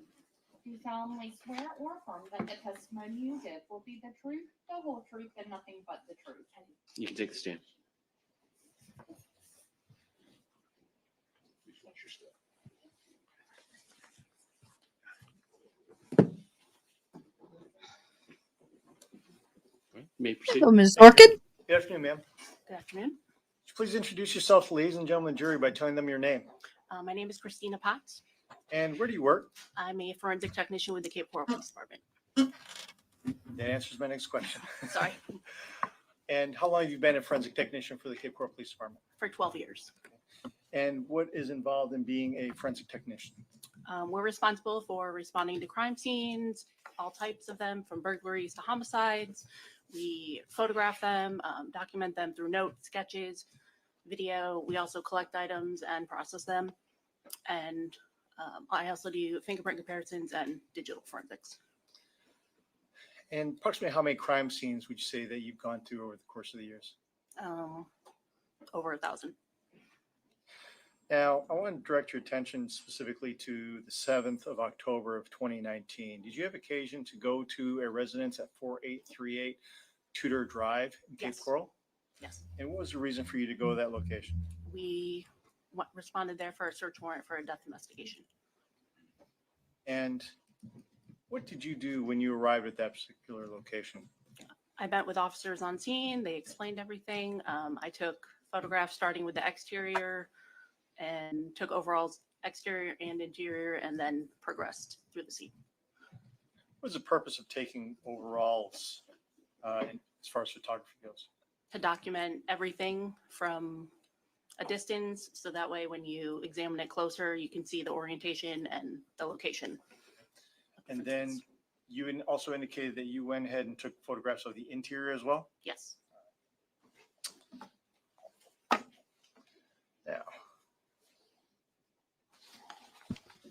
if I may approach, Judge? You may. Sorry, kitten. I'm handing you a whole stack of photographs here that have been already previously admitted into evidence. I ask you take a look at those items and see if you recognize those.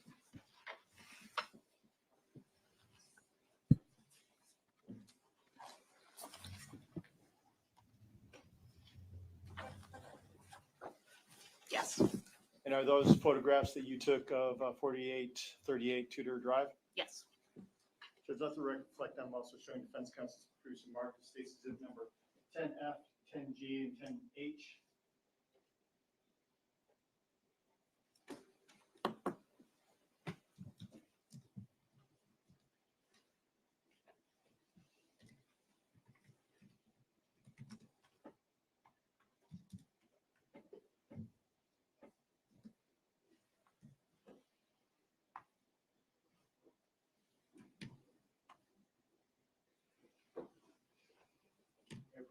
You may. Possible also handing with producing Marcus 10F, 10G, and 10H. I see you take a look at those items and see if you recognize those. Yes. And do those fairly and accurately depict the interior of the items that you collected from Miss Kristine Melton's body? Yes. Judge is taking Nope. 10F, 10G, and 10H into evidence at this time? All right, there'll be a minute. Pretty much just laying the groundwork. After you go ahead and photograph and collect the various items on the Oh, interior. one guy got up and testified how called much the diagram. they used. Yes, somebody on scene usually does, yes. And what would be the purpose of preparing the diagram? Just another form of documentation to show the orientation of things. When we say orientation things, you're talking about items that are contained within the residence in relationship to each other. Yes. Judge, let the record reflect I'm showing defense counsel Tracy Mark, this case exhibit number 11. Hey, Ronnie.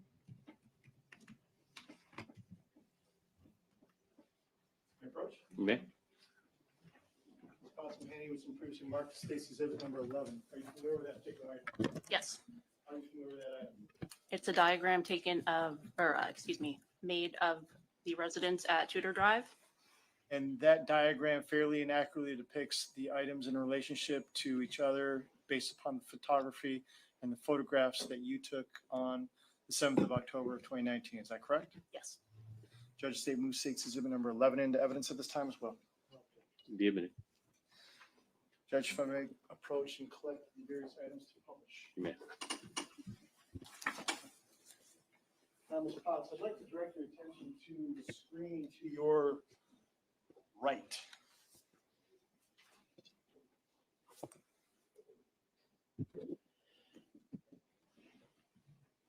States 10, that's a photograph of obviously the mailbox, which orients us to the exact address to which you were dispatched. Is that correct? Yes. When we're looking at 10A, what are we looking at there? That is the exterior of the residence, a little closer from the mailbox to show the whole outside from the front. Now, to assist us in when we enter this particular residence, I'd like to show you the diagram, states exhibit number 11. Can you orient us with regards to where the front door would be? The front door is in the bottom right corner with the line that is kind of at a 90-degree angle in and out.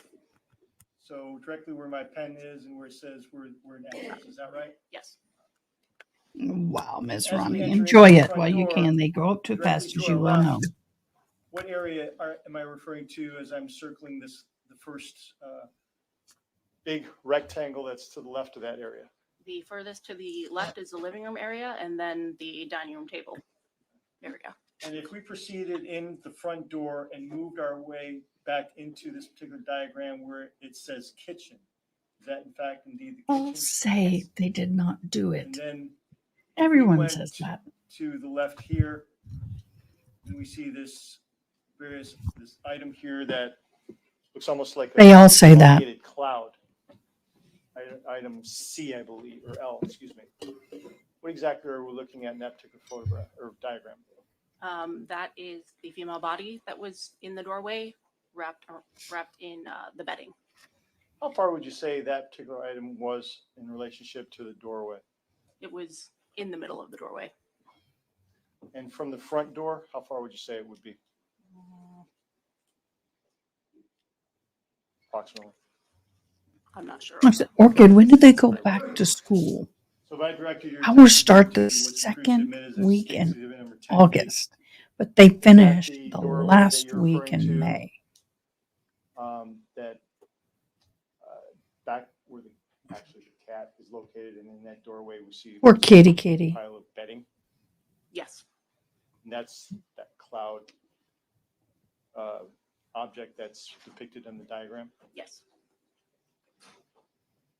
So then as we make our way to 10C, I do not want to show that, what did you everyone. do when you observed I want that to particular, respect the family pile of and bedding friends. clothing? I do not agree Photographed it. with showing Did you do anything more with anything it? that has the body that you know is in or you can see. And then we're I'm looking at sorry, but I will not show That's a on purpose. closer-up photograph of the bedding and the clothing that's tied around it. Yes. Now, is this photograph one that you took as well, 10E? Yes. Now, after you took these particular photographs, what did you do next? Waited for the medical examiner to respond. And did they respond? Yes. And what did you do after they responded? We had to take the bedding apart layer by layer and photographed everything as we removed it. So when we're referring to states exhibit number 10F that you just identified, what are we looking at in this particular photograph? That is clothing that was tied together and wrapped around the outside of the bedding.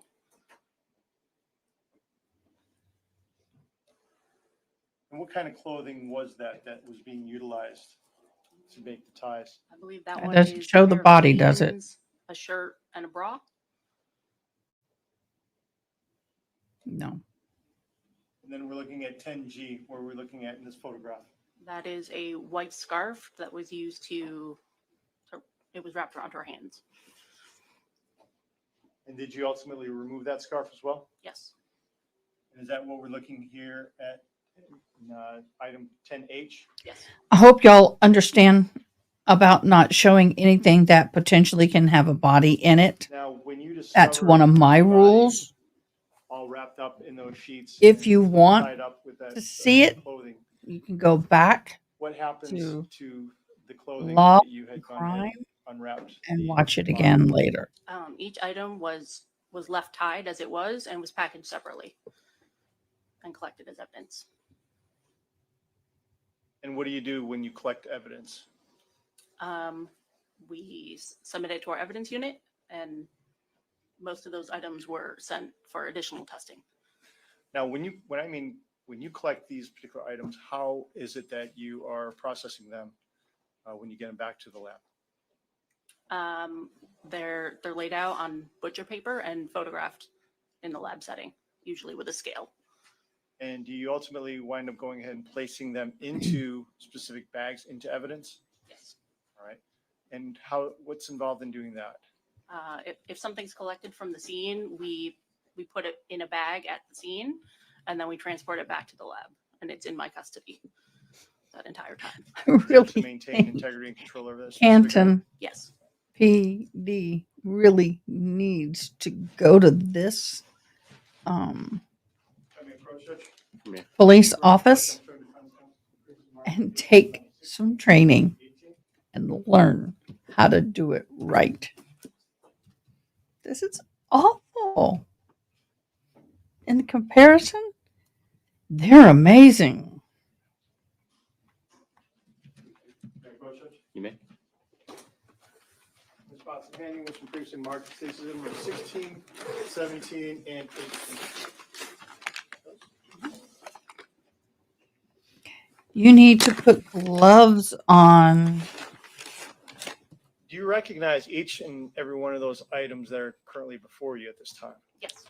How do you recognize those? By the sticker on them with my handwriting and case documentation. And are you aware of whether or not those items are in the same or similar condition as to when you last saw them? Yes. Okay.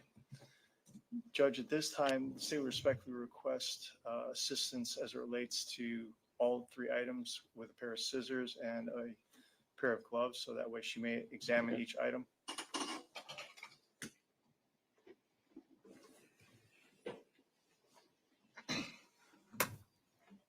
Yeah.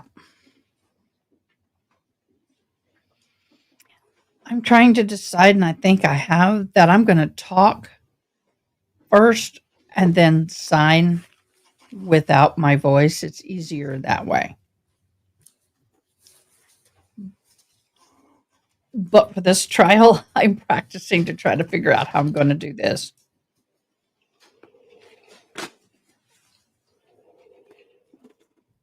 I think that's going to work better.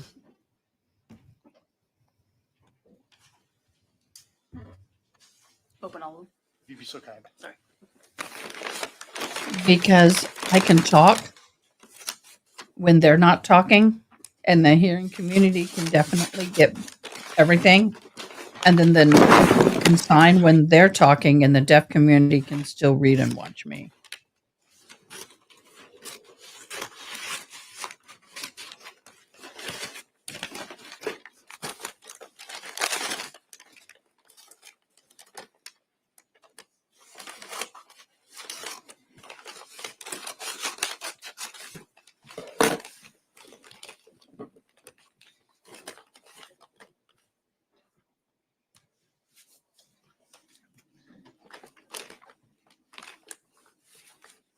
Please look into item that's previously been marked as State's Exhibit number 16.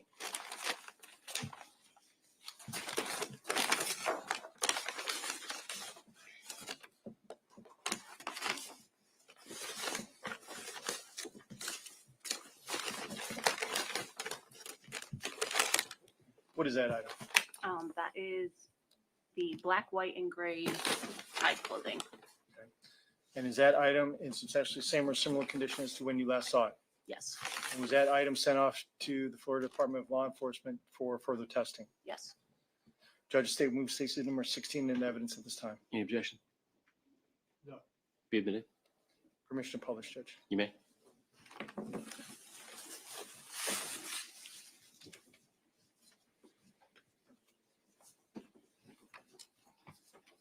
This must really be hard for the family.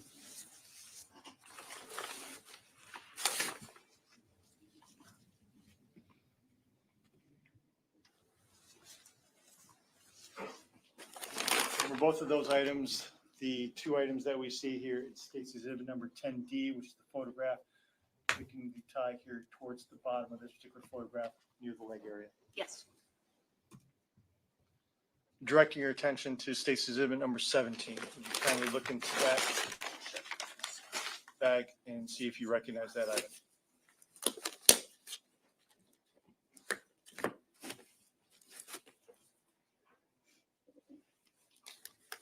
The bad thing about his tattoos on his face, he always looks like he's smirking even when he's not.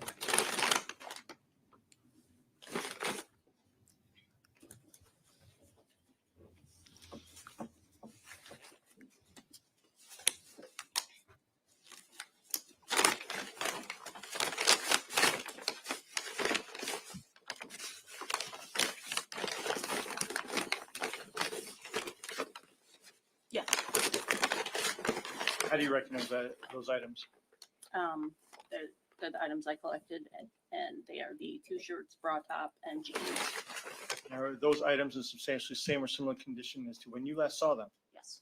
And were those items also sent off to the Florida Department of Law Enforcement for forensic testing? Yes. Judge, State would move Stacey Zimmer 17 in evidence at this time. Any objection? Be admitted. Published, Judge. You may.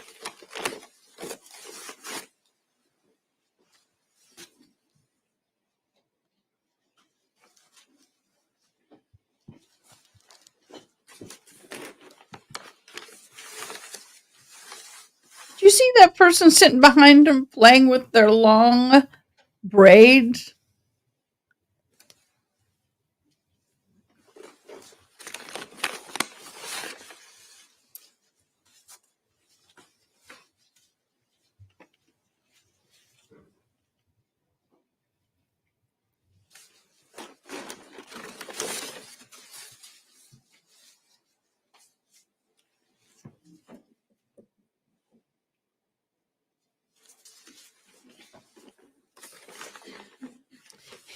You see the woman? She doesn't care about this trial. She just. Really? Yawning?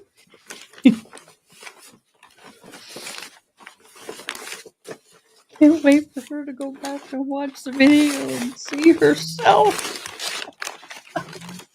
Now, Ms. Potts, those items that you identified, looked at, and published for the jury just a moment ago, are those items one of the same items that you had gone ahead and taken a photograph of here in Stacey Zimmer 10D, which reflects the ties midway up the torso in the particular photograph that we have before the jury at this time? Yes. And those were the items that you had to untie in order to place in that bag? Look, she is replacing her I did gloves not between untie them. each one. They were untied at FDLE. Fair enough. Now, I ask you to take a look at the Stacey exhibit number 18.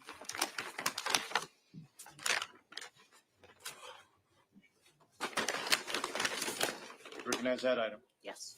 What is that item? It is a blind rod that was found inside the bedding. So when you say inside the bedding, what do you mean? We did not locate it until we had taken the clothing off and started to open up the bedding. It was inside with the body. And did you obviously also send that off for forensic testing? Yes. And is that item in substantially same or similar condition as to when you last saw it? Yes. Judge State moves Stacey Zimmer 18 in evidence at this time. Any objection? No objection. Be admitted. Permission to publish, Judge. You may.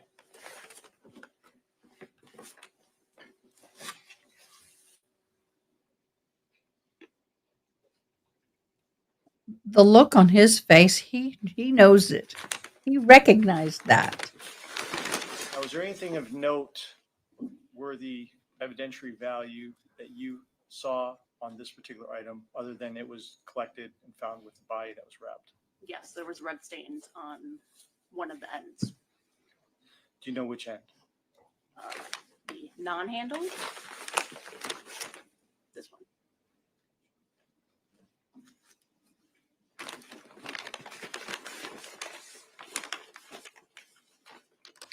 She's being very careful to keep it in the bag as respect for the family. Did you have any further involvement in this particular case after you had gone ahead and conducted the crime scene processing? Yes. What was that? I also completed the body search warrant. Okay. And what is a body search warrant? When there is a search warrant provided to collect evidence from a body, usually photographs, possibly clothing, swabs. And did you conduct a body search warrant on a gentleman by the name of Wade Wilson? Yes, I did. And do you see Mr. Wilson here in the courtroom today? Yes, I do. Please point him out and describe our clothing that he's wearing. He is sitting at the right side table in a blue jacket and yellow tie. Now, would you please describe for us, when you conduct a body search warrant, how you go Looks the about same as a joker. First, I photograph the search warrant usually, then I take overalls of the individual. Overall, closer head, close-ups of hands, then have them turn around and do the same. And also any tattoos, marks, cuts, scratches, anything of possible evidentiary value. Does that also entail collecting work called buccal swabs? Yes, And what are buccal swabs? they are swab samples collected from the inside of the cheeks And what is the purpose of collecting buccal swabs? to obtain a known DNA. DNA standard. And would that be from the saliva obviously contained within the mouth? Yeah, the saliva and skin cells. Does not the record reflect on showing defense counsel from Kristine Melton states in 38? I think it's going to work better for me to talk and then sign. Sometimes I can do the same time. You recognize that? Yes. How do you recognize that? I recognize it by the sticker in my handwriting with the case documentation. And is that item in substantially the same or similar condition as to when you last saw it? Yes. And what is different about that particular envelope? There's additional sealing from FDLE and an additional sticker. That means that it was sent off to the Florida Department of Law Enforcement for forensic testing. Is that correct? Yes. Judge, at this time, move State's Exhibit 38 into evidence. Any objection? Be admitted. I have no further questions for this witness at this time, Judge. All right.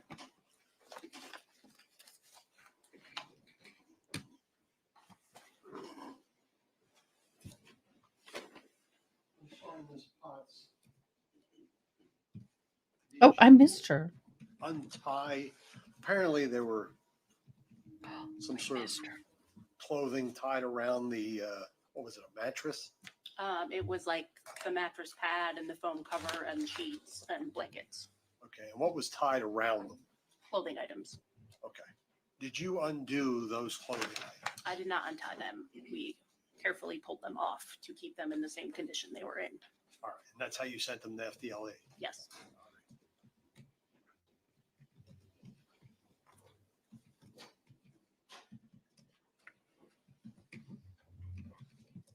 When you executed the search warrant, the body search warrant, some of Mr. Wilson's clothing had stains on them? Yes. Did you test for blood or any other substance? Yes, I did test them for blood with presumptive testing. I'm sorry, I did do presumptive blood testing on them, yes, on the stains. and were they negative? Yes.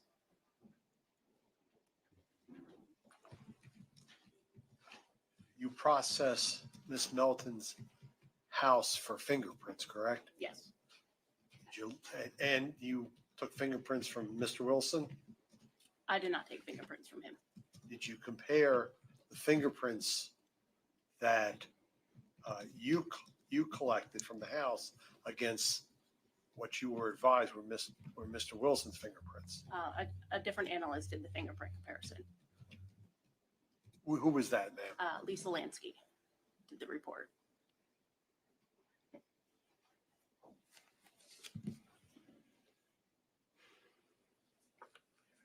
Did you process any of the items that were around the body for DNA? Yes. And what did you find? I collected swab samples from almost every item I collected, and I don't believe those were sent for testing. They were what? They were not sent for testing Why not? because we're allotted a certain amount of items that we're allowed to send, and we can only continue testing if there's not evidentiary value found from the initial items. And there, I take it, since you weren't able to send these items, there was nothing of evidentiary value found in what was submitted. No, that means there was. There was. Yes. Okay, so why didn't they send the rest of the items that you processed, that you located? It was not requested.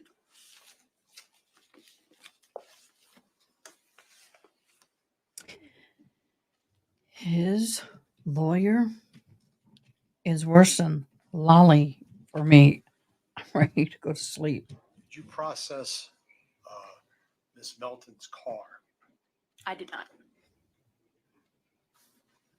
May I have one moment, Judge? Yes. He's slower than molasses. OMG.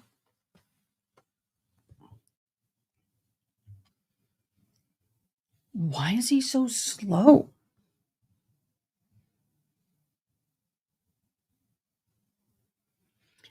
I was the judge. I'd tell him, hurry it up. This is worse than watching paint dry on the wall. Nothing, Your Honor. Next.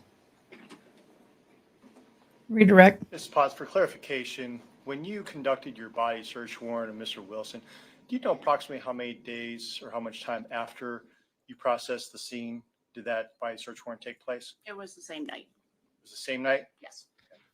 Now, the items that you had gone ahead and collected that were not sent off, are you aware of whether or not Florida Department of Law Enforcement goes ahead and continues testing various items that are found around a particular item or a specific item of interest once they've confirmed specific DNA? They usually will not continue testing. Thank you.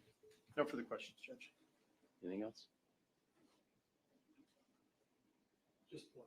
Go ahead. So it's FDLE's position, to your knowledge, in a homicide case, that they only test a limited number of items? Yes. Depending on the evidentiary results that they gave.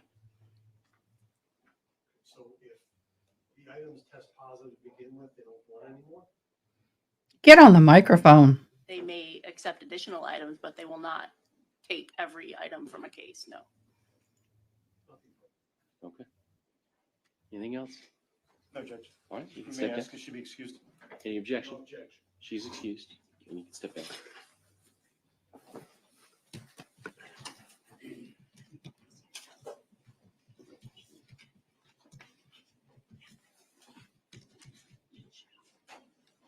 Everybody doing okay on the jury? Okay. State and call our next witness. Judge, State would call Dr. Noelia Hernandez.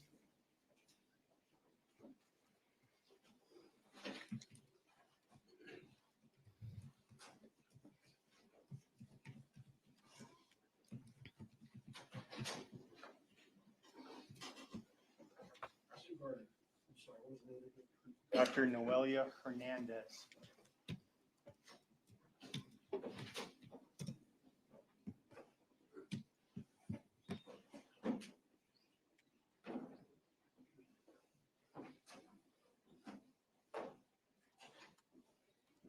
I wonder if that's the ME.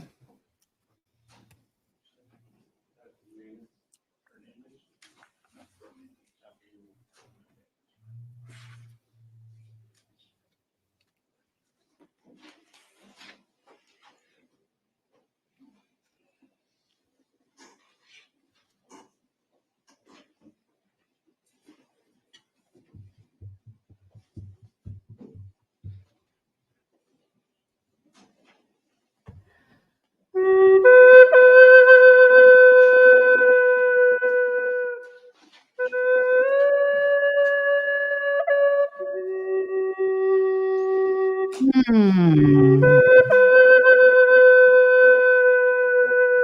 right. If you'll just face the clerk and raise your right hand. Just remember. Do solemnly swear or affirm that the testimony you give will be the truth, the whole truth, and nothing but the truth? You can take the stand. Do you need these items up here, Mr. Gordon? No, Your Honor, thank you. You want to get? Absolutely, Judge. May I approach the clerk? You may. I needed a cleanse. That cat is. My cat is playing so hard.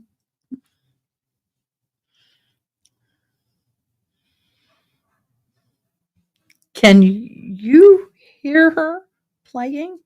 She has this round thing that has balls, and you bat it and it spins, and you bat it and it spins. Can y'all hear Definitely that? not. Good afternoon. please introduce yourself to the ladies and gentlemen of the jury by telling them your name? I'm Dr. Noelia Alemar Hernandez. Dr. Hernandez, would you please tell us what it is that you do for a living? I'm an associate medical examiner here in Lee County at the District 21 Medical Examiner's Office. And what type of background do you have that allows you to be a medical examiner? I did a bachelor's degree in chemistry at the University of Puerto Rico. Then I did 4 years of medical school at the University of Puerto Rico as well. Then I did a residency program in anatomic pathology at NYU. And then I did a forensic pathology fellowship program at the Miami-Dade Medical Examiner's Office. It will not let me And how long have you move been a medical examiner? this. After training, almost 5 years now. Could you tell the ladies and gentlemen of the jury what pathology actually is? Yes.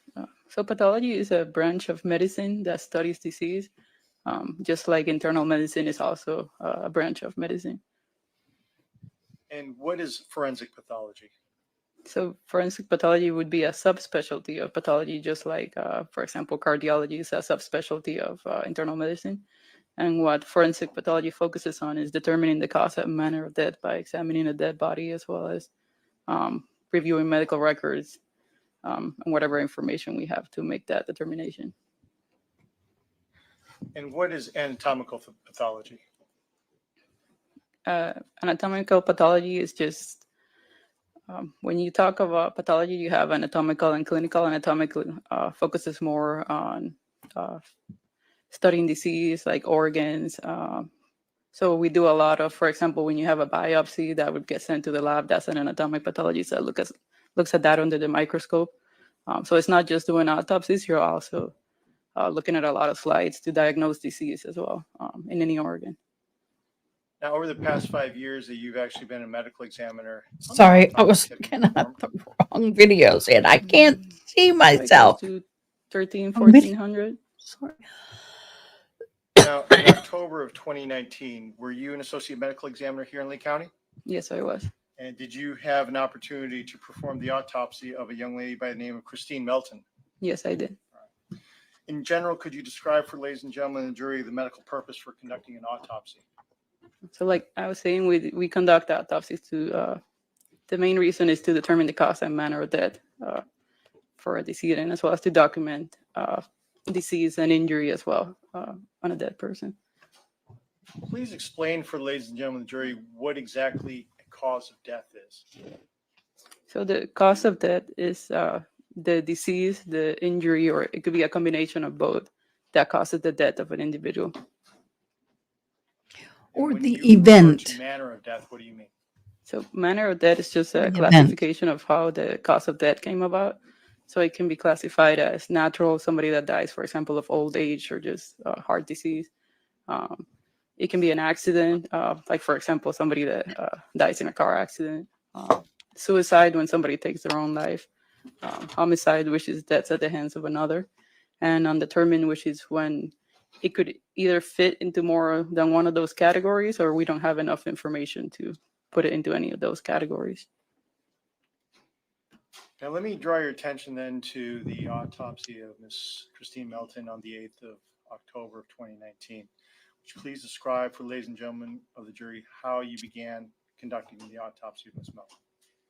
So when we first received the body, it's sealed and locked in a body bag. So we begin the autopsy by doing an external examination where we document everything on the body, things like height and weight, and just the general appearance of the deceased, as well as any injuries or any markings that might be on the body. And we also collect evidence as well while we're doing the external examination. Please tell us what, if any, injuries that you observed on the body of Miss Kristine Melton during that you were conducting the external examination. She had some small bruises on her neck and the left side of her face, like almost towards her neck, as well as she had some small abrasions, which are kind of, I guess a layman's term would be saying like a scrape or a scratch, as well as some ecchymosis, which is basically like saying a bruise. Like when you just bump your hand against something, for example, and you get like a bruise, that would be an ecchymosis. Scattered, she had small ones scattered throughout her body, like her torso and her extremities. Did you notice any damage or injury to her hands? She had a minute abrasion on her right hand, and she had artificial nails, and so some of the nails on her right hand were broken, or like you could only see fragments of the artificial nails. And did you have an opportunity to go ahead and photograph all these external injuries that you had just described? Yes. Judge, let the record reflect I'm showing defense counsel's conclusion mark Stacy Goodman with 13A, 13B, 13C, and also 13D.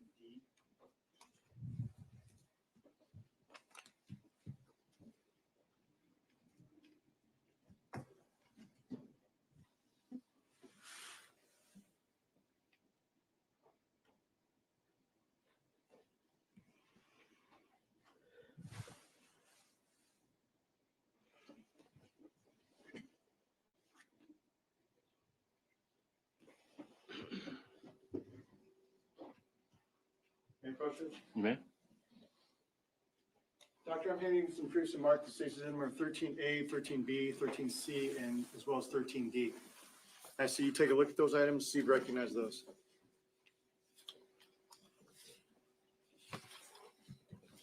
Yes. How do you recognize those? These are photographs that were taken during the external examination and autopsy of Ms. Melton. And do those photographs fairly and accurately depict Ms. Melton when you were conducting the autopsy of her on the 8th of October of 2019? Yes, we do.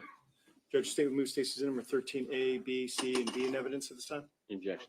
Be admitted. You may. Now, Dr. Hernandez, I'm showing you Stacy's exhibit number 13A. Could you please orient the ladies and gentlemen of the jury about the injuries that you are observing in this particular photographs that give you any cause for concern? So as you can see here, you're looking at the right side of her head, and you can see the upper part of her torso. The number 908-19, that's the number that was assigned to this particular autopsy, to Ms. Melton's case. And then if you look to the, I guess looking straight at it, it would be below the number. There's like a darker bruise on the right side of her neck. I wish I had a pointer, but oh, there you go. So that's the little bruise I was referring to on the right side of her neck. And what did that indicate to you? That she had a blunt force injury or a bruise on that side. As we're looking at Stacy's exhibit number 13B, what are we looking at in this photograph that gave you any cause for concern? This photograph is the left side of her head, and again, you can also see the superior part of her torso. And in this photograph, the dark, I guess, mark is the best way to describe it. In the picture on the between her neck and her shin on the left side, that's the abrasion, or an easier way to describe it could be a scratch or a scrape on the left side. And if you look towards her shin, it's a little bit hard to tell with the glare, but there's like a little pink area right here. That's also a little bruise on the left side of her shin.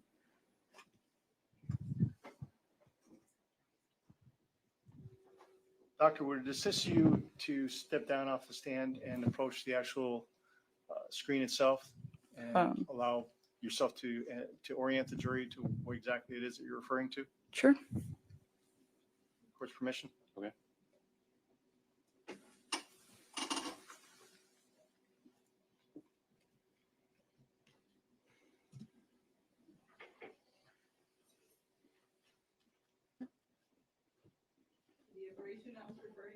Objection, no question. That's true. Now, the abrasion that you're referring to in this particular photograph, would you please describe for us what gave you cause for concern in State's exhibit number 13B?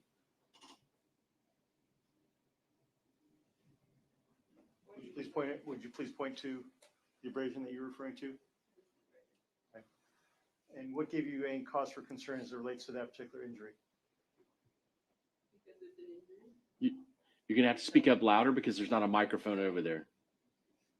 At this point, I was simply documenting all the external injuries, so it gave me concern because it is an injury and it is on her body. And because of its location, does that also give you any cause for concern? Because it's on her neck, it's concerning, given the other findings I found during the autopsy.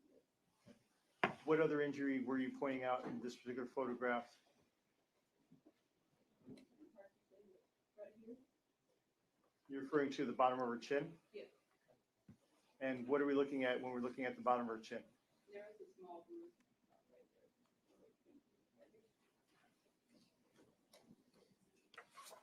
I'm going to show you State's Exhibit number 13C that's been entered into evidence. What are we looking at in this photograph? This picture is after the hands have been cleaned and the fingernails have been cut for evidence. But these are the two artificial fingernails that you can see. I'm gonna have to have her speak up louder if you're gonna have her up there because I can't. Just please speak up. Like I was saying, can you hear me? Okay. This picture is after the hand has been cleaned and the fingernails have been clipped to collect evidence. What you can see here is these are the two fingers where the artificial nails, as you can see, are missing, and there's only some small fragments of them left over per nail. And did these appear to have been broken off? They appear to be broken off. I can't say when it happened, but they appear to be broken off. Very well. Now, when we are talking about when we talk about some of this discoloration that is reflected here in State's Exhibit 13B and 13A, could you tell us a little bit about the discoloration that we're observing in these particular photographs? So she has a mix of lividity and congestion on her face. So lividity is a post-mortem change that is based on the position that our body is in after the person has passed away. So all the blood flows towards the side that you're laying on, and you get this discoloration on the face. And you can also get congestion with there are certain things that can cause the face to get congested as well. Marked discoloration that you can see, as well as around her eyes, you can see it's markedly congested with a little, it almost looks like little red bruises around her eyes. Do you know when those particular bruises actually occur?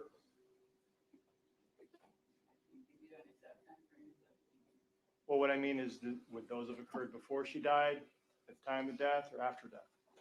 Somewhere between around the time of death or before. It could be either one. Thank you, Doctor. You can return to the stand.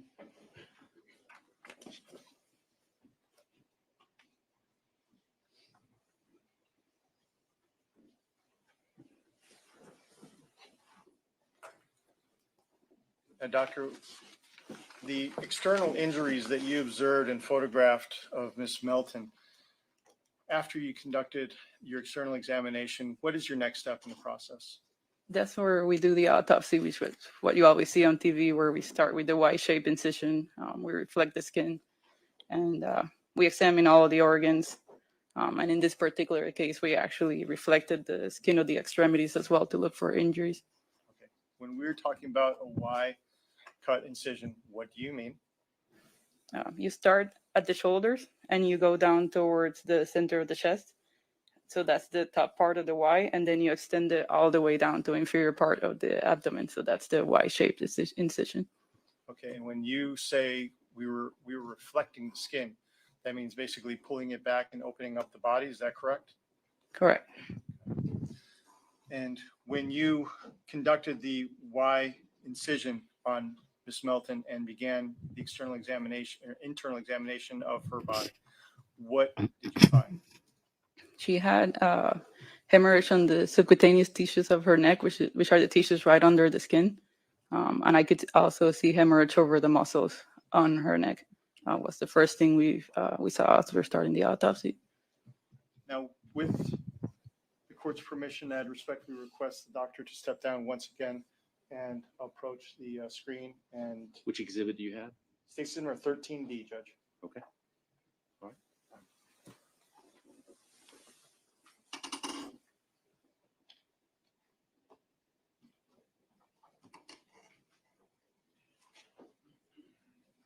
Doctor, when we're looking here at State's Exhibit number 13D, what are we looking at? This is a picture of the neck from the inside. So the more, this area right here, that's the skin that has been reflected towards the top of the head. And these right here, those are the muscles of the anterior neck that have also been reflected upwards as well. So what you can see is there's hemorrhage on most of those muscles on the anterior neck. Here, here, all of these muscles as well. And what we're doing is we're reflecting those muscles layer by layer to see how deep that hemorrhage extends to. And in her case, when you keep reflecting those muscles, you go all the way to the deeper muscles as well as on the surface of the thyroid gland, which is sitting right over the thyroid cartilage. What do you mean when you say that when you began reflecting the muscles, it went deeper? So we start with the muscles that are more superficial. They start with what's called the sternocleidomastoid muscles, which are the big muscles that are more towards the side right here. And then we start with the next layer on the anterior neck. And under, once you reflect that, you pull it up, there's another muscle under it. So you keep going deeper into the muscle. That's what I mean by slicing. Does the deeper the muscle and the deeper the discoloration also correlate to the amount of force necessary to create that kind of injury and trauma? In a way, yes. What do you mean in a way?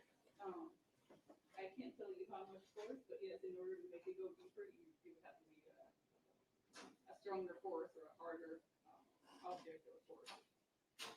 So the more pressure, the deeper the damage or deeper the injury. Is that right?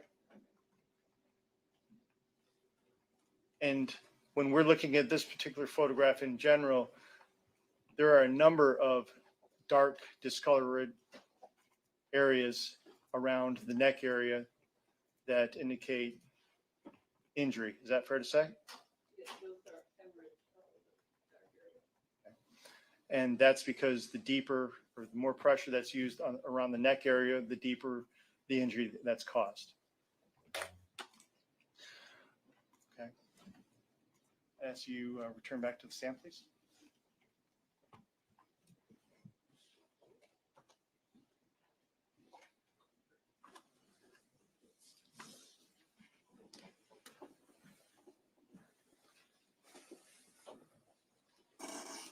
What other injuries did you see on the interior of Miss Melton?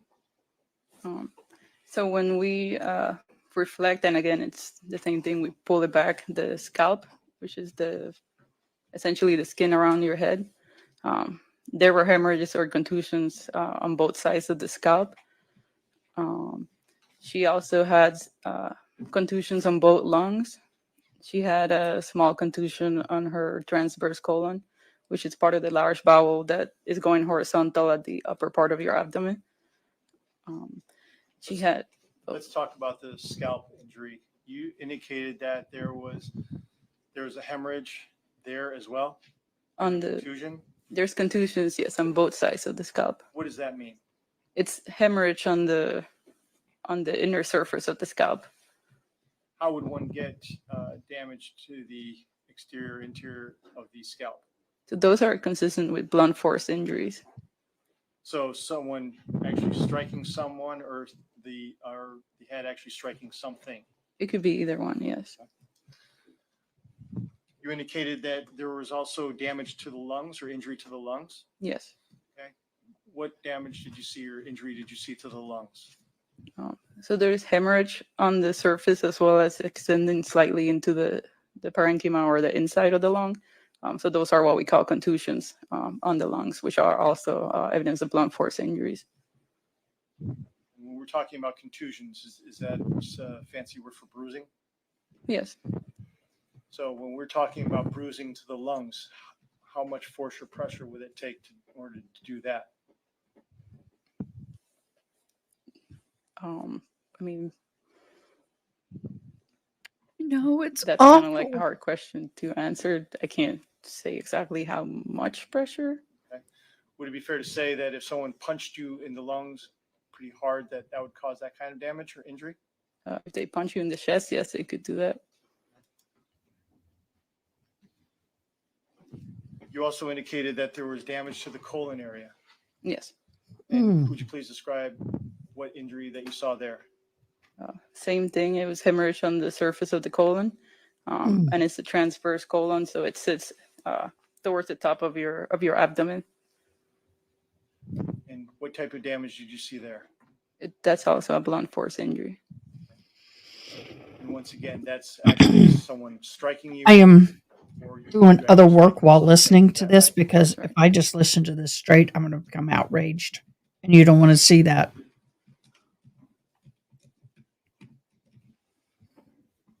Was there any other damage that you saw on the interior of Ms. Melton? She also had a contusion to her liver and one to her bladder. She had a ruptured cyst in one of her ovaries, but that That's type not of cyst related. could rupture due to trauma, but it could also rupture due to strenuous exercise and other activities. So I can't say whether or not that was due to the trauma. Let's talk a little about the damage to the bladder. What did you see there? So similar to the where I was explaining in the lungs, it's also hemorrhage on the surface of the bladder, and it extends all the way to the mucosa, which would be the inner surface of the bladder where the urine is held. So it'd be like hemorrhage on the tissues right there. And would that That's a also be blunt. consistent with That's a hard hit. And Yeah, I know, related to right? The liver. What did you know was trauma to the liver? Yeah. So that one would also be blunt force trauma, the contusion to the liver.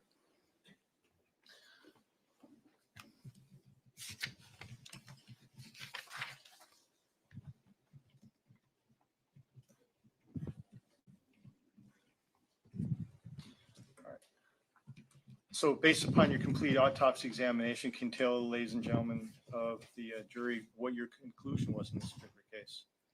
So in this case, based on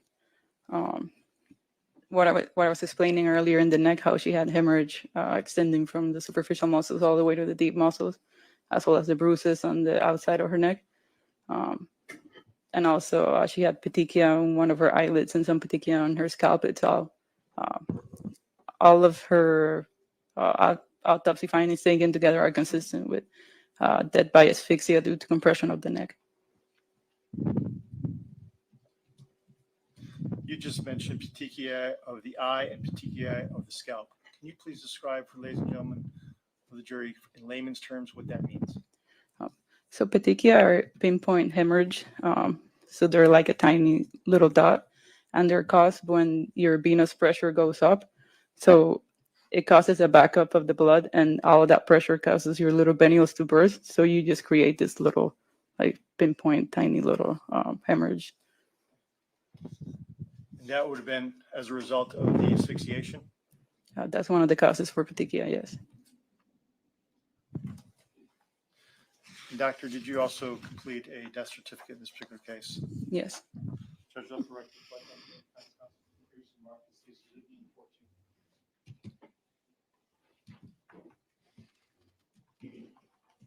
Commissioner Croce? You may. Dr. Hemhan, you listen previously marked as Stacy Zimmer 14 answer to that. Do you recognize that? Yes. What does that appear to be? This is the death certificate for Kristine Melton. And is that a certified copy of the death certificate? Yes. Judge Staten would move Stacy Zimmer 14 in evidence. Objections? No objection. Be admitted. I have no further questions at this time, Judge. Okay.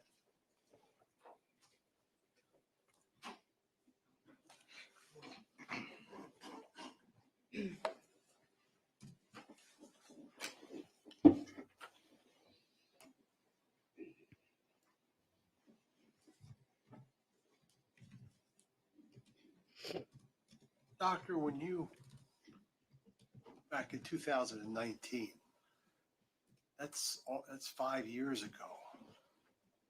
You just like a brand new medical examiner? Yes, I had recently started at the District 21 Medical Examiner's Office. Okay. When did you start it there? September of 2019. So this was 1 month after being there. Yes.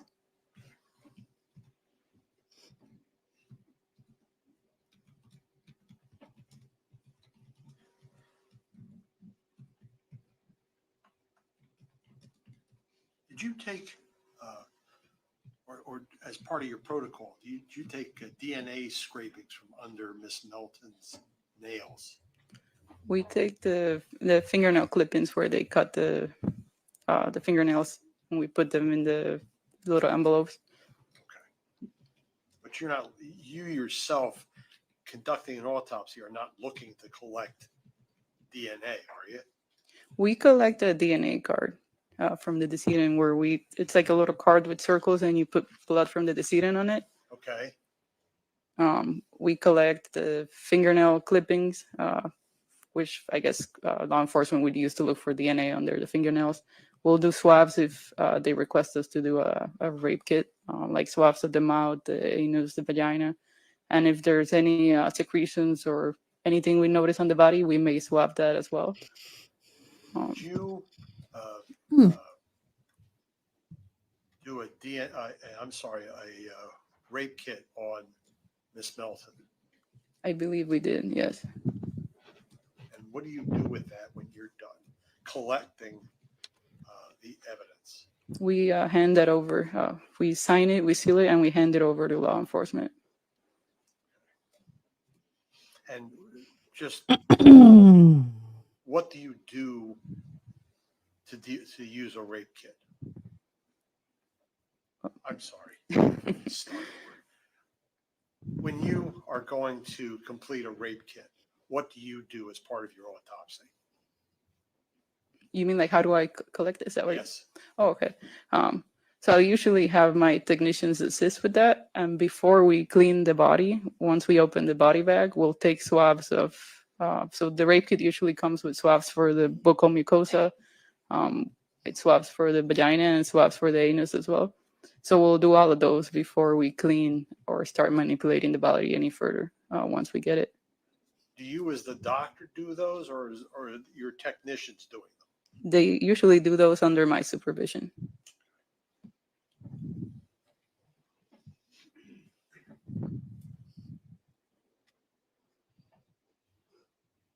Could the injuries to the neck area occur during rough sex?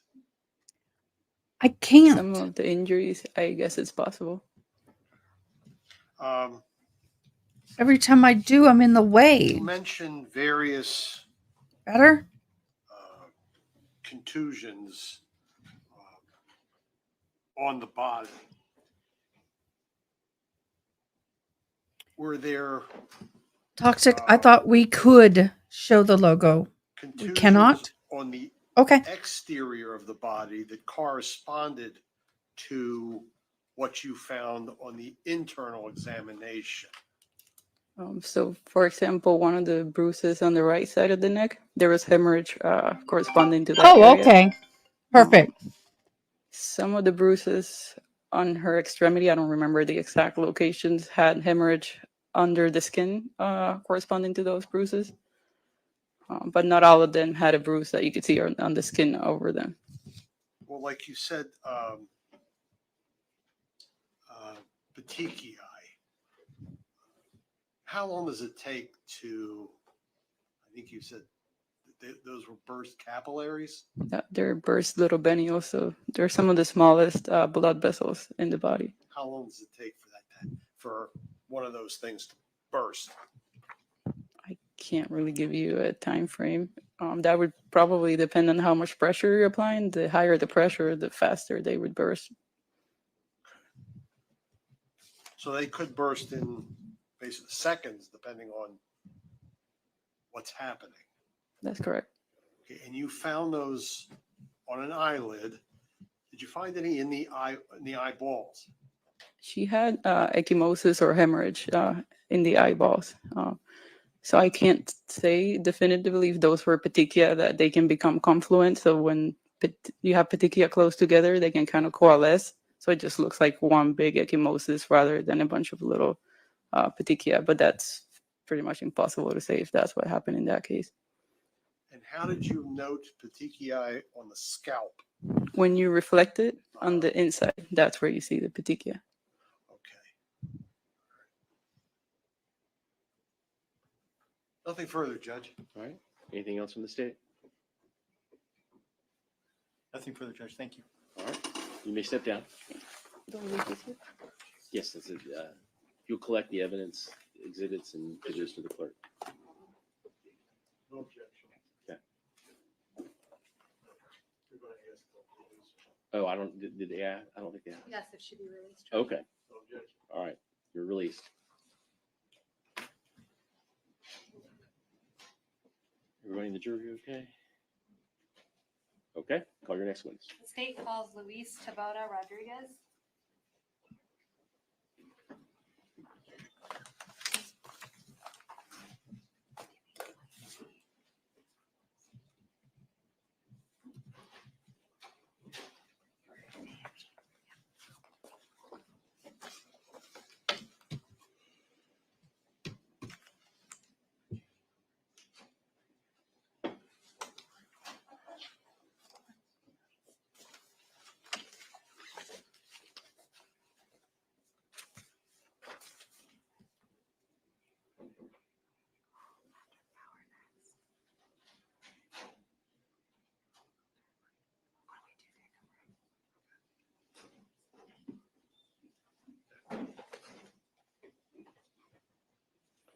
All right. Sir, if you'll just face the clerk and raise your right hand, she'll swear you in. Do you solemnly swear or affirm that the testimony you give will be the truth, the whole truth, and nothing but the truth? You take the stand. Right, follow.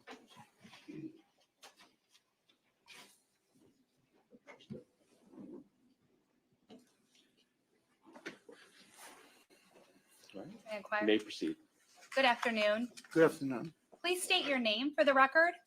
My name is Luis Tabora Rodriguez. Could you please spell your name for the record? I have two last names. It's Tabora is Taboada, and Rodriguez is Rod. Okay, spell again. Rodriguz. And sir, are you currently employed? Yes, I am the director of clinical service at Nova University. I want to take you back to October 7th of 2019. What were you doing on that day? That day was the day that I went to my daughter's school.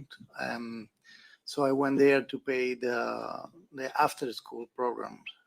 Where did your daughter go to school at the time? That was Hector Cafarara School, elementary school at Cape Coral.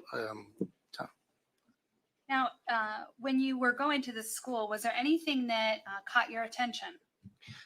When I went out is when it caught my attention, and I went to the office. I paid the after school program, and I went out. I saw in the entrance of the school a woman purse, and this is what that caught my attention. So I turned and I grabbed the purse and give to the police office inside the school, in the office. All right. Now, when you saw this purse, where exactly was it? Was it in the road or on a sidewalk? It was in the middle of the road, but it's in the main entrance of the school. I think it's a school property, not in the street.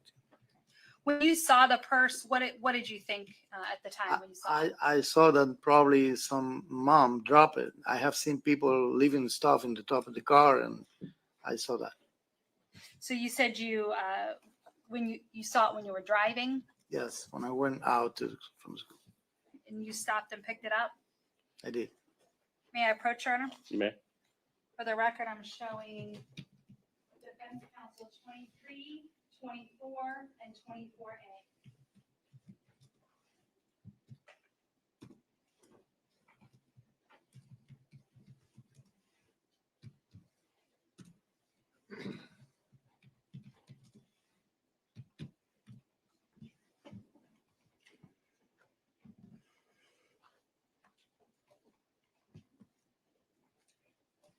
Sir, I'm showing you States Exhibits 23, 24, and 24A. Are these photographs of the purse that you picked up from in front of the elementary school and turned into the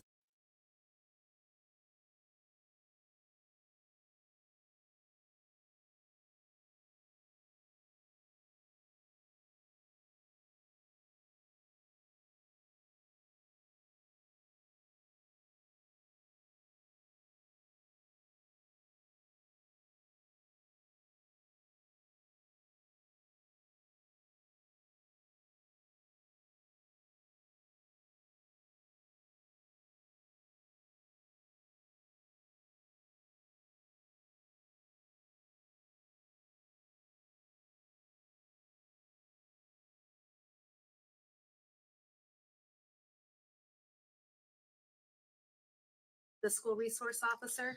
It was kind of brown. Okay. Yeah, I don't remember exactly. It was kind of brown, but it was a woman purse. Okay.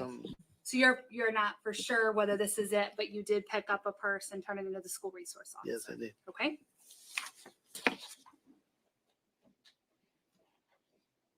Now, when you left the purse with the school resource officer, did you give him your name? No, basically they know me there because I already paid for that school programs, and no, I just gave the purse and tell the office that I don't know what was inside. Just the purse was open. I saw some stuff there like cards or but I didn't open it and check anything, so I gave to them. Okay. And did you then give a statement to Cape Coral Police Department about the purse that you found? I did. All right. This time the state tenders a witness. No cross. Very well. Sir, you can step down. Thank you so I would much. ask that he be excused. Any objection? No objection. You're also excused. Right, I leave? You can go. Thank you.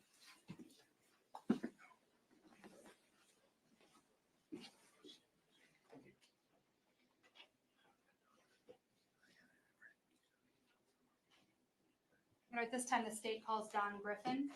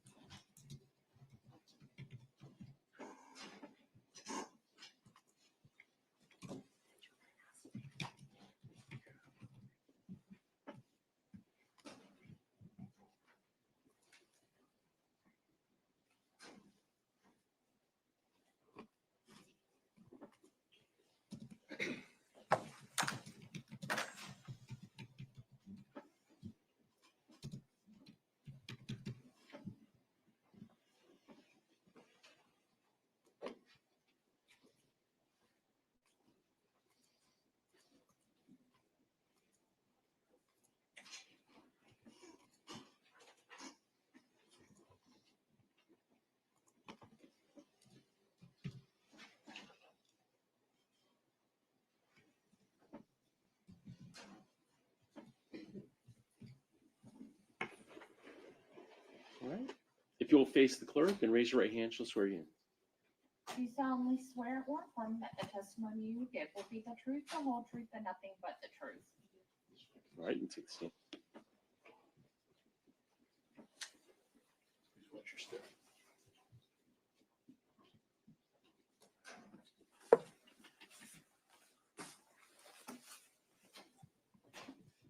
May I inquire? You may proceed. Good afternoon. Please state your name for the record. Dawn Griffin. Ms. Griffin, where do you work? I worked at Benson and Associates. Say it again, please. I worked at Benson and Associates. That was back on October 7th of 2019. You were working there? Yes. What type of a company is that? Interior design. What was your role for them? I was just like a staff person that helped out in different areas. Now, back on October 7th of 2019, about what time did you arrive to work? 6:30 Was that in the morning or evening? morning. When you arrived at work, where did you go? There's 2 offices. I went into the administrative side. Now, is the administrative office connected to the other office? Don't think they're physically connected, no. So you would have to go outside one office to get Yes. to the other office? Yes. Now, once you got inside the office, did something attract your attention? Not till later, not till I moved to the other office. Once you moved to the other office, what attracted your attention? Someone passed closely to the door that of the office I was in, did not have a shirt on. It was early. I think after 7:30, it was still pretty early. Not many other businesses were open at that point. This person that passed by without a shirt on, were you able to tell whether it was a man or a woman? Man, And did you notice any tattoos? there were tattoos. Now, what happened after the man passed by? Nothing. It was split second of my view. I just went back to work. As you were working again, did something else attract your attention? When I was in the back, I heard something that drew my attention to look outside. What did you hear that drew your attention? I don't remember exactly what it was I heard. It was enough to draw my attention to come out of the back. Did it sound like a voice? Yes, And did it sound like a female voice or male voice? I would, most likely a female, it sounded to me. Objection, speculation. Sustain. Now, when you heard this voice, what was it that you did? I continued to look outside. What did you see when you looked outside? Some kind of a struggle between this man and someone else I could not see. The struggle between the man and the other person, were you able to observe any part of that person? Of the other person, Correct. I could just see hair, And what color was the hair? blonde. Did you see whether the man had his hand on this person's hair? I don't remember exactly. Now, how long did you watch this struggle go on? I would say it was a short time, maybe a minute. I don't know. Okay. Did you notice anything about the car that was next to them? There were two cars. There was one parked in front of where the doorway is to this office, and there was another car behind that. Did you know the owner of either of those cars? I didn't remember at the time that the car next to the office was for an employee from the office. The other car next to the employee's car, was that a car that you recognized or knew about? No. Now, after observing this struggle, what did you do? I called the police. And did they get there right away? It didn't seem like it. Now, was anybody else in either of your offices at that time? I was the only one in this particular office. There were the other staff members in the other office, the administrative side. Were you able to let them know about what was going on? Yes, after I hung up with the police, I called the other office to let them know. And did you make sure that your door was locked? Yes. Eventually, did police show? Yes. And did they ask you about what had happened? No. So at some point, did you give some information to a police officer? Yes. And that was at a later date? Yes. I have nothing further and tender the witness. About what time was this? After 7:30, 8 o'clock? The incident, Yes. sometime after 7:30.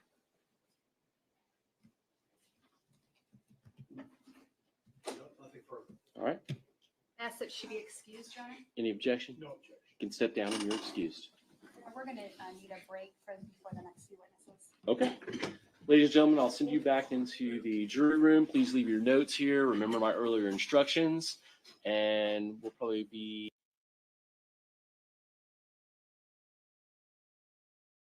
Nothing but the truth. You can take the stand. Watch your seat.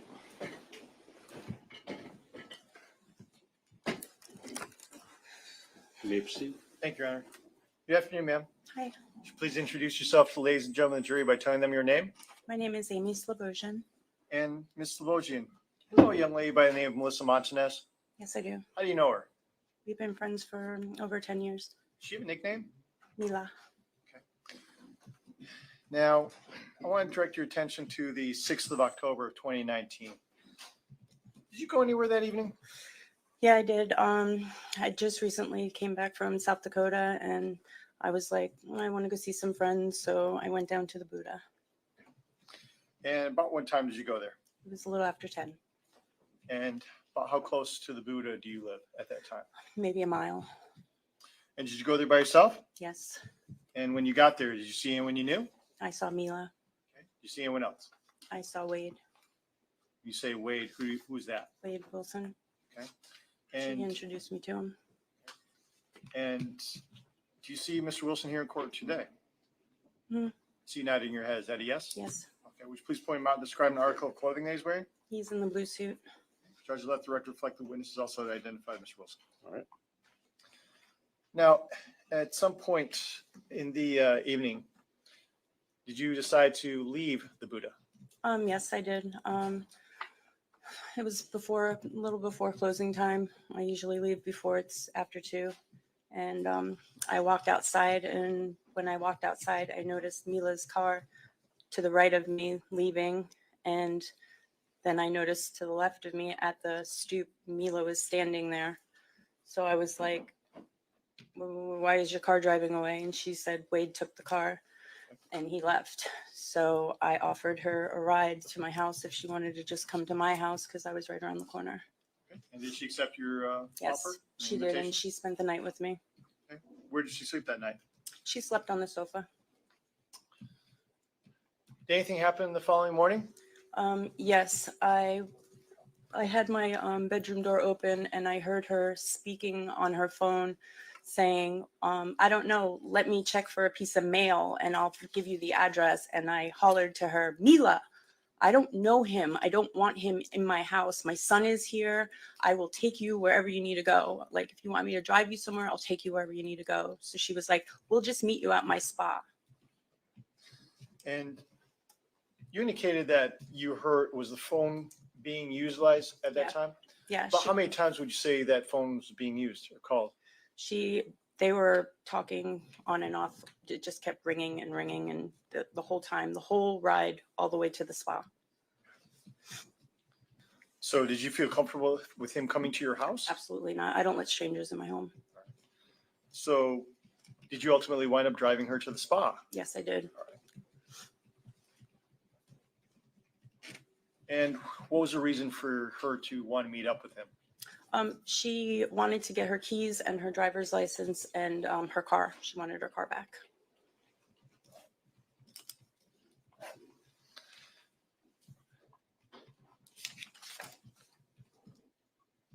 When you arrived at the spa, was Mr. Wilson there? So they were on the phone while we were pulling up, and she said, we're going to be pulling up soon. And he goes, I'm pulling in right now. And it wasn't her car because there was a black car in front of us that was turning and pulling in. So my car was little, the entranceway was here. So I just kind of pulled in and backed into the first spot right there. And the black car was right here next to me. Judge, let the record reflect that was Kristine Melton, Stacy number 19.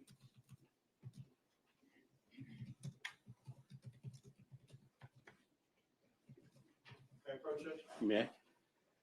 Now, Mr. Boji, I'm showing you some Kristine Melton, Stacy number 19. Ask you to take a look at that item. Do you recognize that? Yes, What is that? that's Mila Spa. Okay. And does this photograph fairly and accurately depict Yes. Mia Spa? Mhm. Judge State moves Stacy Zimmerman 19 in evidence at this time. No objection. Be admitted. Permission to publish, Judge? You may.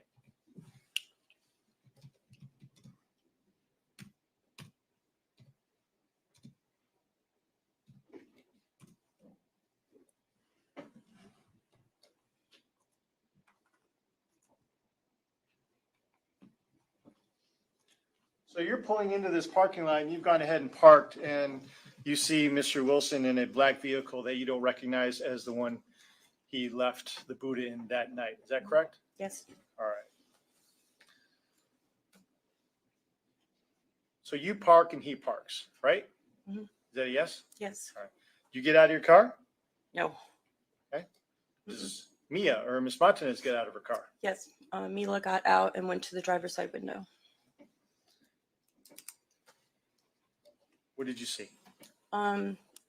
she was just trying to get her stuff, and they were having just words back and forth, and then he tried to pull her in the window. How did she respond? She started fighting immediately.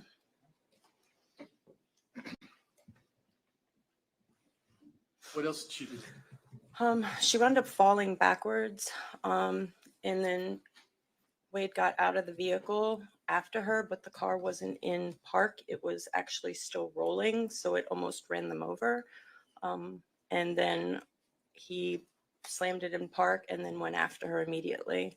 He was ripping her dress off of her. He was pulling her hair. Her extensions were everywhere, all over the ground. And then he proceeded to drag her from the parking lot to the stairs, up the stairs. She was holding onto the banister like a monkey, trying to hold on, and he just kept ripping her more and more to the door upstairs. How tall would you say Miss Montanez is? I'm only 5'4". She's shorter than me. About how much would you say she weighed? She's got to be 125 pounds. She's light, little.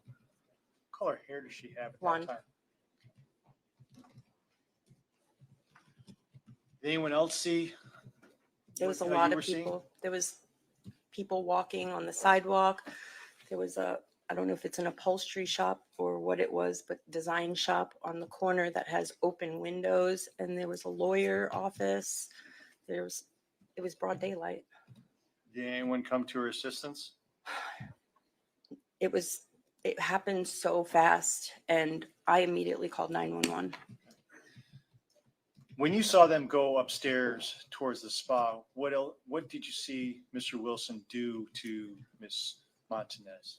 Instantly, when he punched her, he dragged her from the lower part of the stairs to the upper part of the stairs. He pinned her up against the wall by his hands on her throat, and then he punched her in her face. When he punched her in her face, her nose exploded.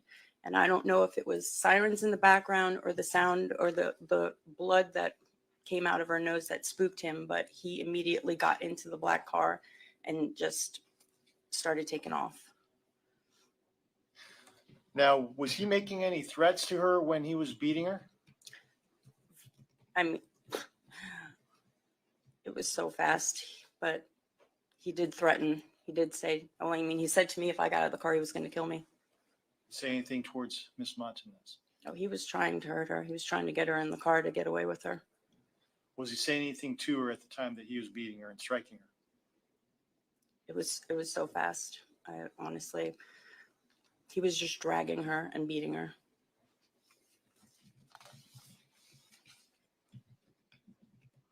After he was dragging and beating her, you said he ultimately wound up leaving? Yes. Mm-hmm. And after he left, what did you do? We met with the police. And did you ultimately end up finding her car? Yeah. Afterwards, when I was leaving, I live off of, you have to get on McGregor to get to the place that I was living at the time. And when I was driving down McGregor Boulevard, in the peripheral of my vision, I noticed the Hellcat. It was almost at the corner of one of the blocks and McGregor. So I called Mila immediately and I said, I just found your car. It's right by the Edison Country Club. It was on one of the side streets on the water side. And after you found it, did you ultimately wind up giving a statement to law enforcement regarding? Yes, what I you had called observed? a friend of mine that he's retired now. He was a police officer. I called him and I let him know I found the car. I have no further questions for this witness at this time, Judge.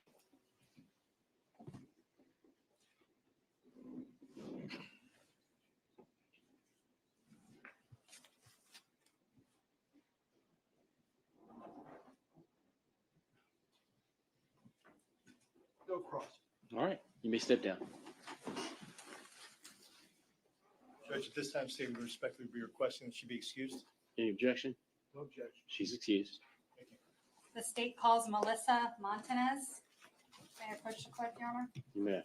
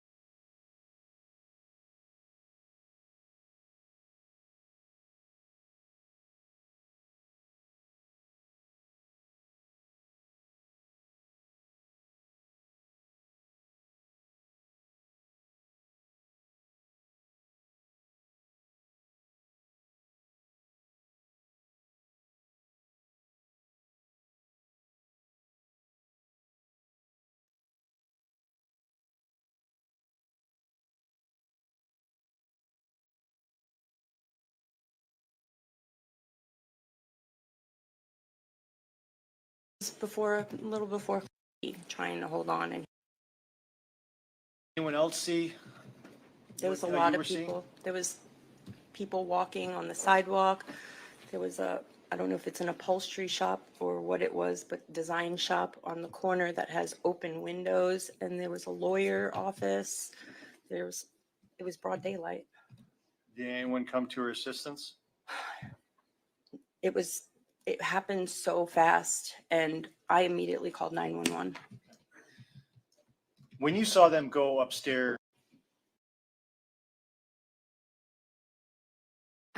I went to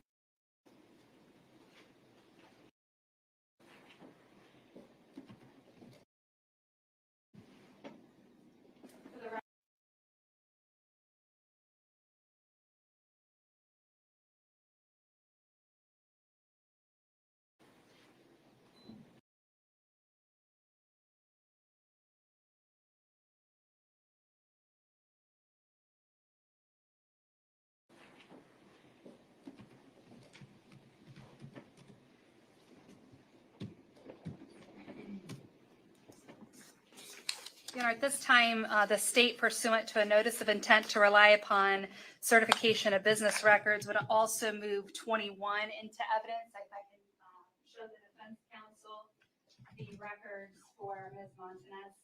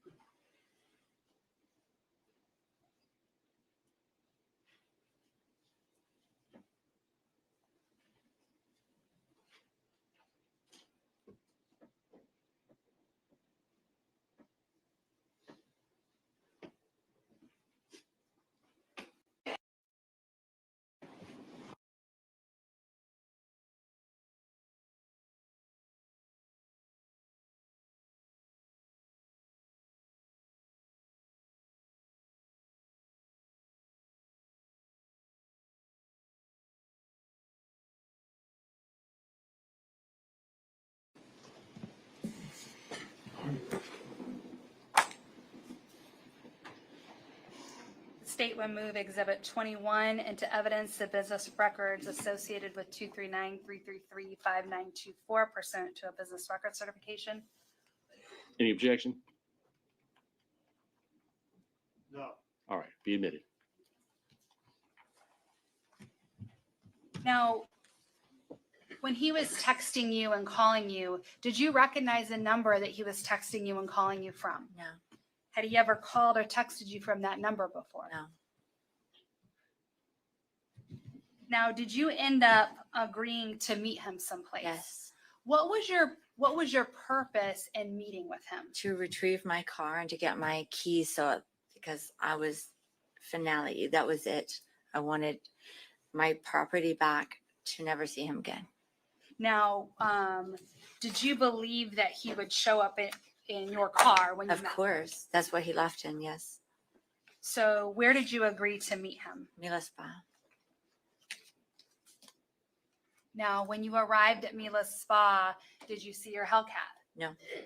Did you see a different car? Yes. And was it a car that you recognized? No.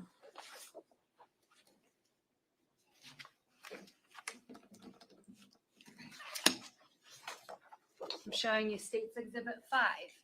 Does this look like the car that he was driving? Yes. And again, was that a car you had ever seen before? No. Now, Okay, sorry about that, guys. when I you had my got mic there, off. did you get out and try to He talk is to so him again? gross. And again, what were you Nasty. trying to talk to him about? I went to the driver's side window. I was He rolled saying it some very down. not nice things. I said, "Where are my keys? Where's my car?" He was calm and just saying, "Get in the car, get in the car." And it escalated quickly. Did you agree to get in the car? No. And when you would not agree to get in the car, how did he act? Violent, aggressive, tried to pull me in the car physically. And I resisted, got plank style so that he could not grab me into the vehicle. When you say you got plank style, could you just show the jurors what you mean by that? And I was being pulled into the car by my dress. Okay, so for the record, you just stood up and put your hands straight above your head. Yes, so that I was not being able to be budged into the vehicle. And you said he's pulling at your dress. Yes. Can you describe in more detail how he's pulling at your dress? He's pulling dress, probably a little hair, everything, and then the dress starts to rip off of my body. And what happens after that? Once he realizes that the threads were becoming, I was getting away from him and he was still holding onto the dress, he opens the car door, obviously forgets to put it in park. The car starts to roll forward. He tackles me to the ground. The car grazes both of our legs and I'm pummeled to the ground. How hard did he push you to the ground? I'm sorry, I don't recall. This is also fast and he's very heavy and I'm 5'2", he's 6'6", so. Now, what happens after you are pushed to the ground? I start to get beat. Okay. Describe what you mean when you say he was beating you. It all went so fast and so slow, whether it be punches, slapping, choking, that kind of nature. Yes. Now, you mentioned that the fight is happening around the car. Does Yeah. the fight move at some point? Yes, so I either get drugged, pulled, can't remember, by my hair, arm, or dress, I'm trying to reason with him, trying to talk to him, but there's nobody behind those eyes anymore. So there was no reasoning with him. I got to the front of the staircase and I'm holding onto that and a crowd begins to develop. I'm expecting people to help, call 911. So I'm just trying to bide my time at that point as quickly as help can get there. And that's not working either. I'm starting to get punched and grabbed and choked and all kinds of things again. Somehow we move up to the upper level. I'm trying to convince him, let's just go in Mila Spa. We'll talk about it there. We're safe there. What was your thought process in getting him to your spa? Elongate the amount of time it took to get help. I was trying anything that I could to expand the amount of time that I didn't have to go to his car where I'd probably never be seen again. It just elongate the amount of time. I knew help was on its way. The cop even said that's the most amount of pings they've ever heard from a 911 call ever. There was a crowd out there. Okay. So you're essentially trying to buy time, Yes. hoping police will get there Yes. to get you away. help, From him. yes. Now, you say so you're getting Dang. drugged by your hair, you're getting drugged by your dress. Uh-huh. Are the stairs to the left of the building the ones that the two of you go up? Yes. And where do you end up stopping once you get upstairs? We ended up right outside suite number 6 is where my unit was at the time. And I didn't know whether, in my head, I didn't know whether I was going to be thrown over. I didn't know whether he was going to drag me in and then they would have to resuscitate my body if they got me inside. I knew I was going to die Ooh. that day. I was just buying time. Okay, so at some point, Poor does baby. does he continue to beat you as Yes. you're up there? Does he punch you? Yes. Okay, describe that punch. The final and end punch that I remember, he got me so straight on and blood just went crazy everywhere. And it almost was like a minute where I could dunk under and run under his arm, run down the stairs. And then that's when my neighboring businesses, the design studio, were calling me, Mila, get in here. And then like, I didn't even realize how crazy I looked, but like they rescued me, and I don't know what happened after that. I'm assuming he left. So I'm going to stop. So it was the punch. Was that the point that you were then able to duck and to get away? I Wow. think, and also my friend, there was like a brief moment where it was like just so much blood. So once you got downstairs, did you go into one of the design studios Yes, downstairs? directly to the right, you see it on the thing. Looking at it is to the left on this picture. That's where they call me into their side office building. Okay, so is it this door on the bottom right next to the steps? Nope. Go over left. This way? Do you see the silver car? Go this here. that door right there. Okay, Yep. so I'm looking then, you're directing me, or you're I'm running down me? the stairs. They're calling me in that door. Okay, so I'm just gonna put this on the Wow. record that it was by the silver car in the bottom left quadrant Yep. of the photograph. Mhm. There's a door, and that's the door that you went into. Yes. And did they lock the door to Yes. make sure you would be safe? Yes. Now, at some point, did you talk to law enforcement about that evening and or that morning and what happened? They came out immediately, interviewed me, took pictures of my injuries. Okay. And I'm going to, if I may approach, Your Honor. You may. For the record, I'm showing State's Exhibit 22.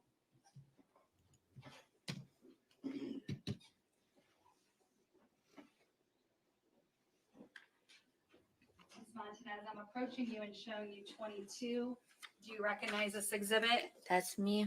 Okay, and this area under your nose, is that Blood. blood? And is that after it was somewhat cleaned up? Yes, somewhat cleaned up. Do you see the rag that's full of blood? That's me after cleaning my face. Yes. Okay, so in your hand, in the photograph, you're holding a bloody rag, Yes. and then you also still have some blood on your face. Correct. And is that from the time that he punched you? Exactly. Yes. Your Honor, at this time, the state would move 22 into evidence. No objection.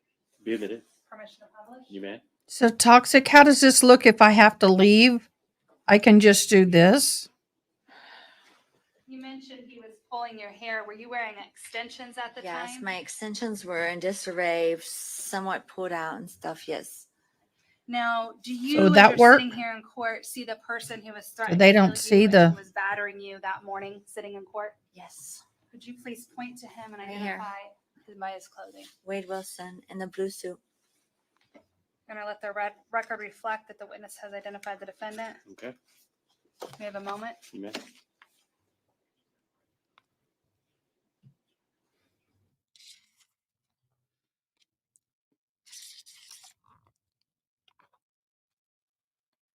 I'm learning.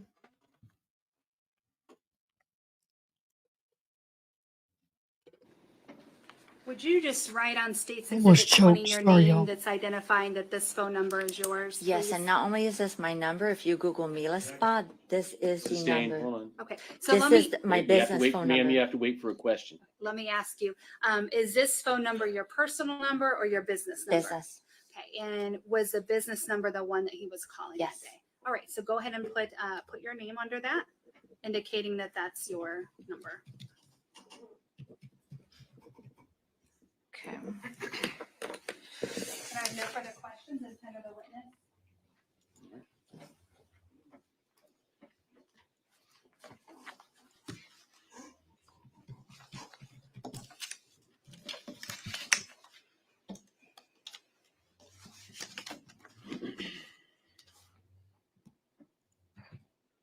Ms. Montanez, Yes. when did you first meet Mr. Wilson? I do not recall. May we approach? Okay.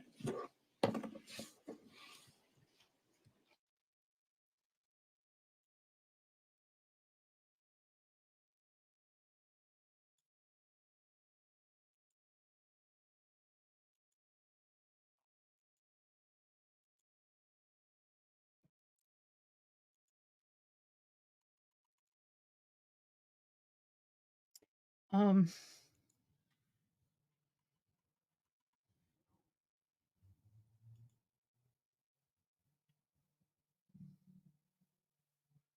yeah.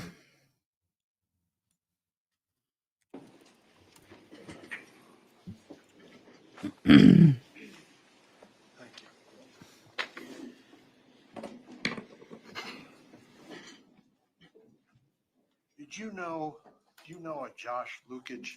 Yes, Did Mr. Wilson reside with him for I a do not brief recall. while? I do not know that the answer to that question.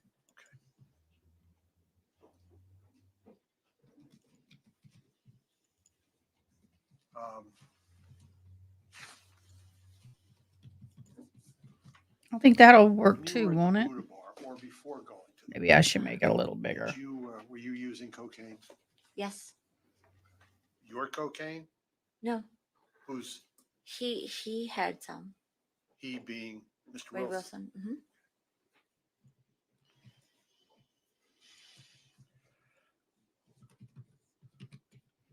Were you at the Buddha Bar? Were you in a conversation with a older gentleman? And I do not recall. Okay. Do you recall telling Mr. Wilson that he could leave in your car because you were going with the older gentleman? Absolutely not. I never gave him permission to leave with my car, and I was never going to be in a vehicle with another man.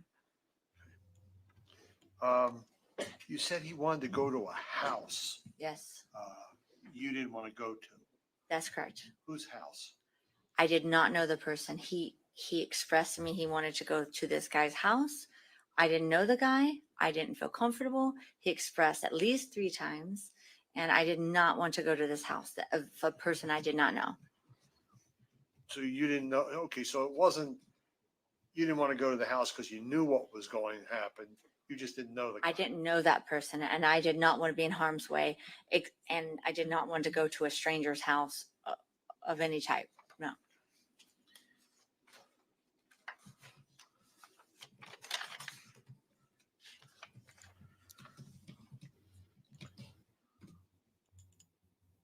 Now the phone number 239-333-5924.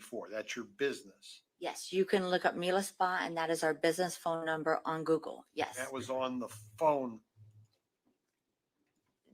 that is your phone. my phone. I have multiple lines. That is one of my lines. Yes. Who is John Zakins? John Zakins is one of my friends. Maybe I was on his phone plan at the time, but then I resumed the number later.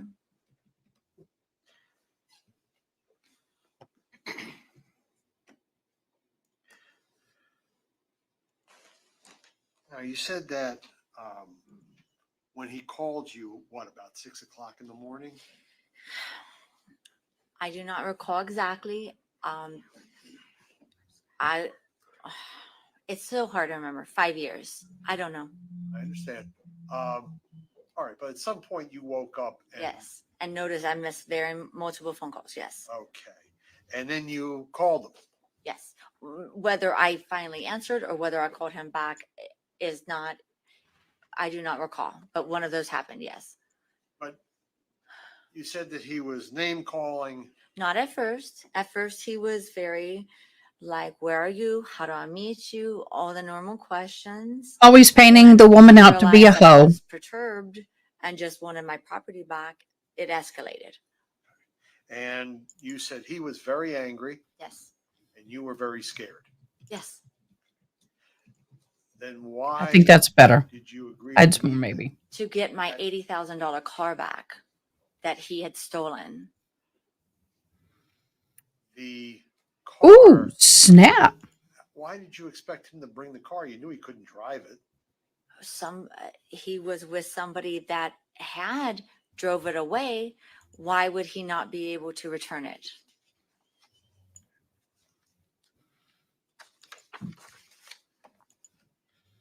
You said when you met up with him, you said there was nobody behind those eyes anymore.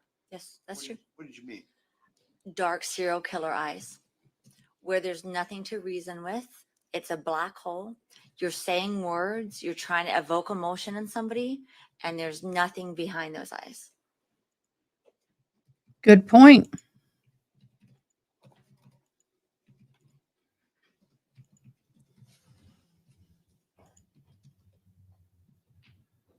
I have a moment, Judge. Yeah.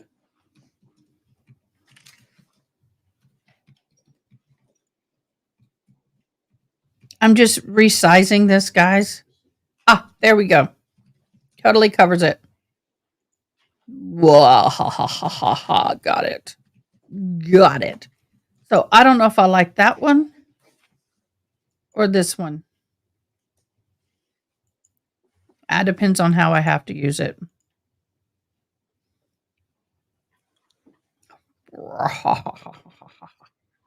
Misa learning. But I gotta clear off my desktop because I got a ton of things on it that need to go bye-bye. Jeez. Put that one away. Get rid of that one. Get rid of that one. How did Mr. Wilson get the keys to your $80,000 car? Okay, so I never carry a purse. I carry 2 phones on me, and the flap of my cell phones is this place where I put all my credit cards, all my IDs, everything that I need, and I carry 2 cell phones with me all the time, and I have keys. And often the person I'm with, I say, will you put your keys in my pocket? And that is exactly how he had it. I do it with my husband every day. So he didn't. He didn't steal the keys. I asked him to put them in his pocket for safekeeping. He doesn't know how to drive a stick shift. Why would I assume that he would take it? Nothing further, Judge. You redirect. Nothing further. I asked that she be released. Any objection? No. She can be excused. You're step down and you're excused. Good point. Tyler Whitten. Can y'all grab that? I'm doing some editing. You may. Sorry. Somebody can grab that for me. I'd appreciate it. The clerk has all. I noticed I didn't put all my disclaimers in my descriptions, so I'm having to go through and do that.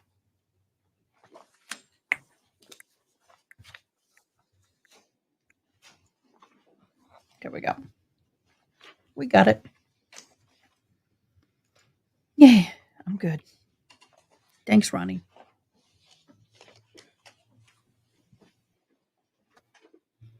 I wonder if this case is just going through the motions because they know he's going to get found guilty. I don't Sir, know. if you'll just face the clerk, raise your right hand, she'll swear you in.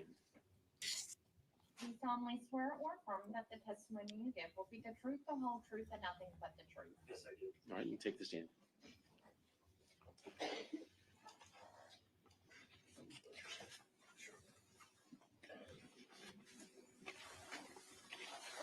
May I inquire? Yes. Good afternoon. Hello, good afternoon. Please introduce yourself to the jurors. Well, I'm Officer Tyler Whitten with the Cape Coral Police Department. Officer Whitten, how long have you been with Cape Coral Police Department? A little over 17 years. Were you working back on October 7th of 2019? Yes, I was. Where were you assigned at that time? I was assigned to Hector Cafarata Elementary School. I was the school resource officer at the time. Is that school in Cape Coral, Florida, Yes, in Lee County? Cape Coral, Lee County, yes. Now, did you come into contact with the father of one of the students that day? Yes, I did. And what was the nature of that contact? The parent had previously been into the front office to handle some business, I'm assuming with his student. He ended up leaving the campus. And then several minutes thought it was later, he was routine. back in the front office and he said he had retrieved a purse. Whatever. And my office is right there Be right back. in the front office, and I'm able to see the people coming in and out of the area. Did you take that purse from the parent? Yes, I did. Now, did you look inside to see if you could identify whose purse it was? Yes, we didn't know. I was trying to identify the owner. Yes, didn't know if it was a parent who maybe, left it on the roof of their car, got distracted and drove out, or maybe it was someone who lived nearby in the area. Didn't know. Were you able to identify whose purse it was? Yes, I was able to. And whose purse was it? I found the name Diane Ruiz inside the purse. Now, at that point, did you know anything about Diane Ruiz? No, I did not know. What did you do when you learned the purse belonged to Diane Ruiz? I asked the front office ladies, the front office staff, to see if it was possibly a parent who had maybe been in recently. They couldn't find anything. Then I started looking through our local police records to see if I could find address, telephone number to be able to try to get in contact with Diane Ruiz. What happened after you were unable to get in contact with her? I found a telephone number. I attempted it several times, left a voicemail. Since I wasn't successful, and the front office was, couldn't find any records of a Diane Ruiz with Hector Cafferata, I found the address was nearby in the nearby neighborhood behind Hector Cafferata, and I asked a patrol unit if they could swing by the house and see if anyone was there, and to try to locate and see if Diane Ruiz was aware of that her purse had been located. Did you ever learn that she had been missing? After the fact, this was before anyone was reported missing. I know the patrol unit spoke to her son, and I also met with the son, and that was. He, at the time, didn't want to report her missing right away. Wanted to give it a little more time. May I approach, Your Honor? Yeah. I'm approaching you and showing you exhibits 23, 24, and 24A. If you would have a look at these and tell me if you recognize these exhibits. Yes, I definitely recognize the wallet. Okay. And was this the items that was turned into you at the school by the father?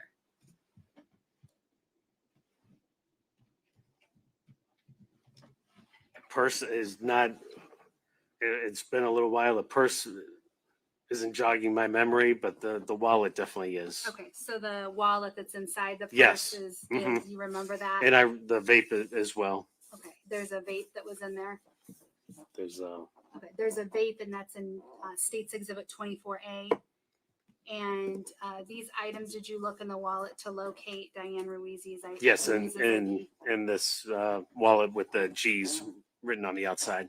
So again, the wallet is in States Exhibits 24 and 24A, and that's where you found Ms. Ruiz's wallet. Yes. Now, did you end up turning this purse over to Cape Coral Police Department or to her son? No, I spoke with our detectives just because when the patrol officer initially met with the son at the house, he shared the information that she worked at the Moose Lodge, which just happens to be right across Santa Barbara Boulevard from Hector Cafferata Elementary School. So I decided, let me see if by chance she happened to show up there. Maybe I didn't know how she normally got between house and work. If she possibly had dropped it, if she maybe rode a bicycle and it fell off a basket. I really didn't know circumstances. It was a little unusual. And when I checked at the Moose Lodge, they said she was no call, no show that day, which was highly unlikely of her. So based on that, what did you do with the purse? I ultimately, after speaking to our major crimes detectives, just because of the unusual circumstances, but since the son didn't report her as missing at the time, they said I could give the purse back to her son for safekeeping. Okay, so you ended up turning it back over to her son? Yes. I have nothing further and tender the witness. Okay. No problem. All right, you can step down. All right, thank you. Any objection? No objection. You can be excused as well. State and call their next witness. Yes, Judge. State we call Brandon Couillard to the stand, please.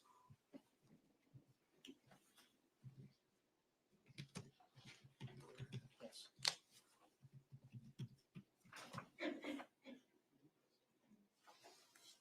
Sir, if you'll just face the clerk and raise your right hand. She'll swear you. Do you solemnly swear or affirm that the testimony you give will be the truth, the whole truth, and nothing but the truth? You can take the stand. Yes.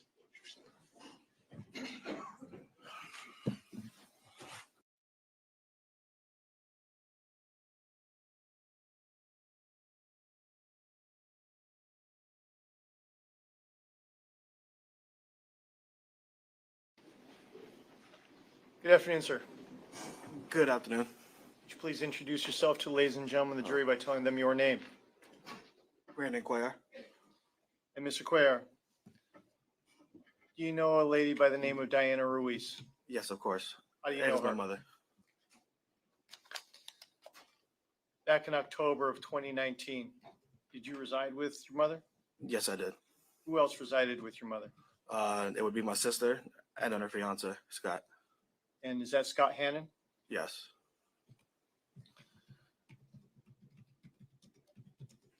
Could you tell me what your mother did for a living? She worked server and bartender most of her life. And where was she working at the time? Over at the Moose Lodge. How far was that away from the place that you lived at the time? If it's by car, less than 5 minutes. If she had to walk, maybe about 10, 15 minutes. And how did she typically get to work? She usually had an Uber. One of her good friends from the Moose Lodge usually brought her, but I guess she wasn't able to get in contact with him, so that's why she walked that day. And we're talking about the 7th of October, 2019. Is that right? Yes, sir. Were you awake at the time that she left? Yes. All right. Do you remember what she was wearing at the time that she left? I believe she was wearing her Moose Lodge shirt with the dark blue jeans and then her black shoes. What color was her shirt, if you remember? I want to say it was, I think, a light blue or maybe a dark blue as well, but it's a little bit of a blur because since it was 5 years ago. About how early in the morning was it that she was leaving? I want to assume anywhere from 9:30 to almost 11. So she walked to work that day? Yes. And are you familiar with any type of other belongings that she would carry with her to work? It would only be her purse. Anything that she took with her, it would be inside of it. Do you remember what her purse looked like? If I was to assume anything, it would probably be the pink one, but I kind of blurred out that whole memory. So there's only a few things that I can really remember. All right. Well, let's see if we can jog your memory here, sir. Turns out the record reflect on showing past counsel's Bruce and Marcus Stacy Zimmer. 25. As well as states 23, 24A, and then 24. May I approach? You may. Mr. Cuellar, showing you some proofs and marked the Stacy exhibit number 25. Do you recognize that? Yes, of course. And how do you recognize that? It's my mother. That photograph fairly and accurately depicts your mother back in October 2019? Yes, sir. Judge, state move Stacy exhibit number 25 into evidence at this time. Any objection? No objection. Be admitted. I'm showing you some proofs and marked the Stacy exhibit number 23, 24, and 24A. Do you recognize those items? I would say the wallet though, but I don't recognize that purse at all. No. It's not kind of purse that she would walk around with. Truthfully, but you the remember- purse, what you and remember. everything in there. I mean the wallet on the inside, yes. Okay. And that's Stacy exhibit number 24. Is that right? Yes. Judge, at this time, state we move Stacy exhibit number 24 in evidence. No problem. Enjoy. I'm back. Full in action. Got done what I had to get done.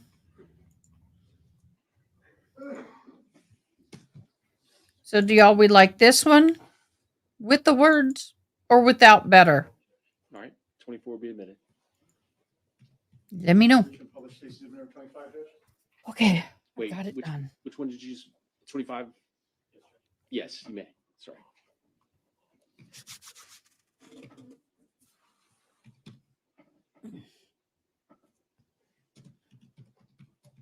Oh, poor baby.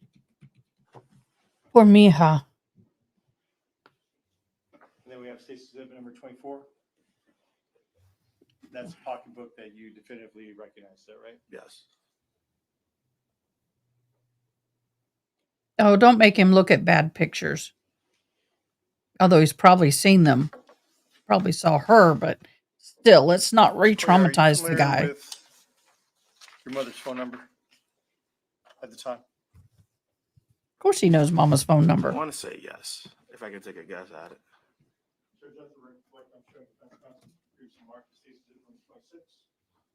200-3223. You may. Sir, I'm showing you what's increasing mark states exhibit number 26. You recognize that? Yes, I do. And how do you recognize that? You want me to read it out loud? Or No. What is that? It's her phone number. It's a 239-200-8319. It was one or the other, so that would be the other one that I couldn't remember. Judge, this time state will move states number 26 in evidence at this time. Be admitted. Square, if you'd be so kind as to go ahead and write your mother's name underneath that phone I think number. that works better. Touching the bulb. Yes, sir. Permission to publish. You may. Whew, that light was hitting me in the eye. Okay. Cool. Did your mother also carry a cell phone Yes. on a regular basis with her, sir? Yes. Do you know what that cell phone looked like? To my knowledge, not at the moment. If I showed you a picture, it would help refresh your recollection? Yes. I'm going to assume the phone case is pink. 5G, 5H, 5B and 5G 5G, and 5H. and H. Sorry. Approach it. Yes. Here, I'm showing you some previously marked states number 5G. And the corresponding back of that phone, 5H. Do you recognize those? Yes, I do. I remember phone case. I remember that being pink, if I can remember correctly. Is that photograph 5G and 5H accurately, fairly accurately? Most people would remember the case, not. Say move 5G and 5H. I gotta sit up. Objection. They would remember the phone case, Permission to publish? not the You may. phone itself.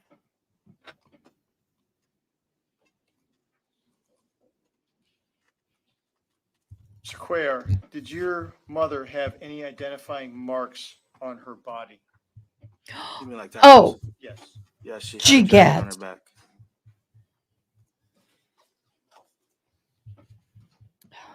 And That's did a she strong. also wear any type of jewelry? Rings on her fingers. Which fingers? Does let the record reflect How many rings? 30D, 30I.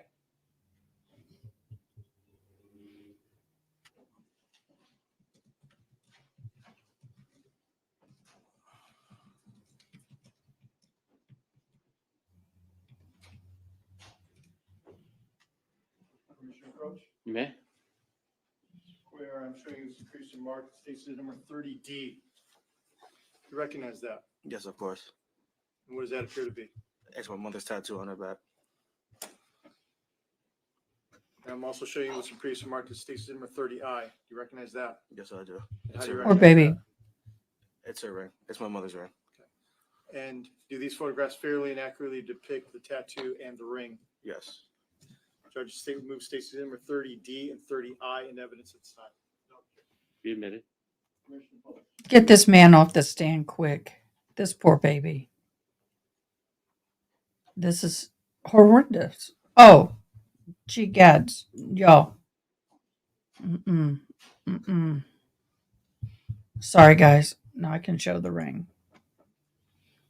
I didn't mean to show the back. I mean, that was not good.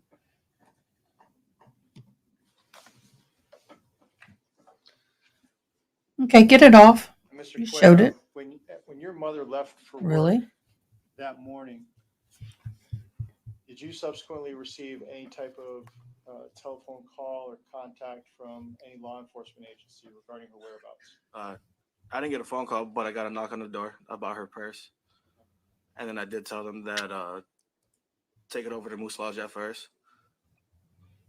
And I was kind of worried at first. And then when it came a second time is when I asked them to report her missing.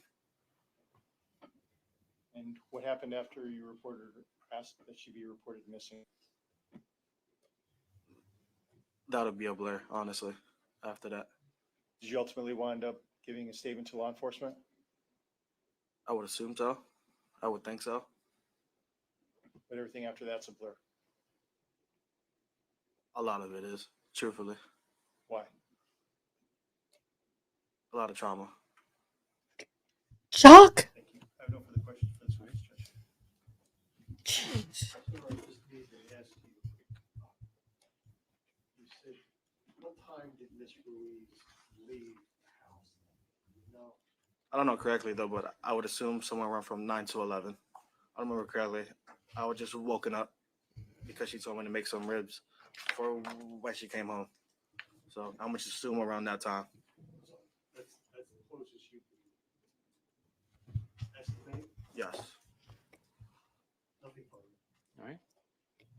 Anything else? Not from this witness, Judge. Thank you. All right. You can step down.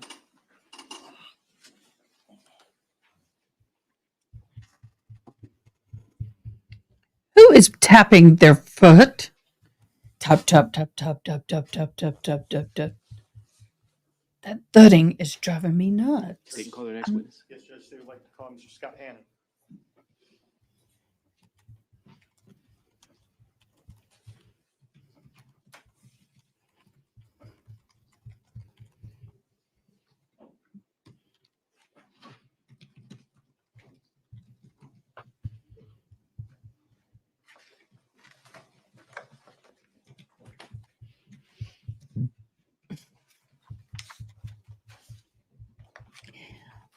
I feel bad. I mean,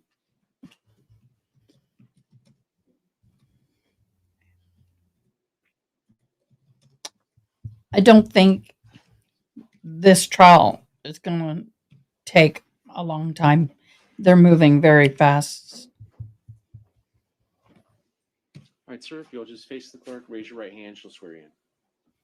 Do you solemnly swear or affirm that the testimony you give will be the truth, the whole truth, and nothing but the truth?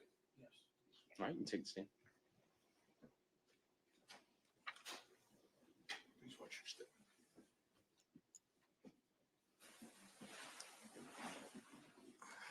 All right, you may proceed. Thank you, Your Honor. Good afternoon, sir. Good afternoon. Would you please introduce yourself to the ladies and gentlemen of the jury by telling them your name? I'm Scott Hannon, the fiance Hannon. of Diane Ruiz.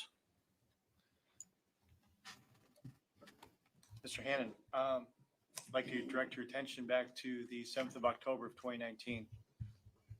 What were you doing that day? I was working. Okay. When did you leave for work? I usually leave at 6:30 Oh. in the morning. And I'm assuming you left from your residence at the time? Yes. Who did you reside with? With Diane, her son, and her daughter. And where did Ms. Ruiz work? She worked at the Moose Lodge. And where were you working that day? I was working as a dock worker, carpenter at the time. And I, sorry, I'm a little nervous.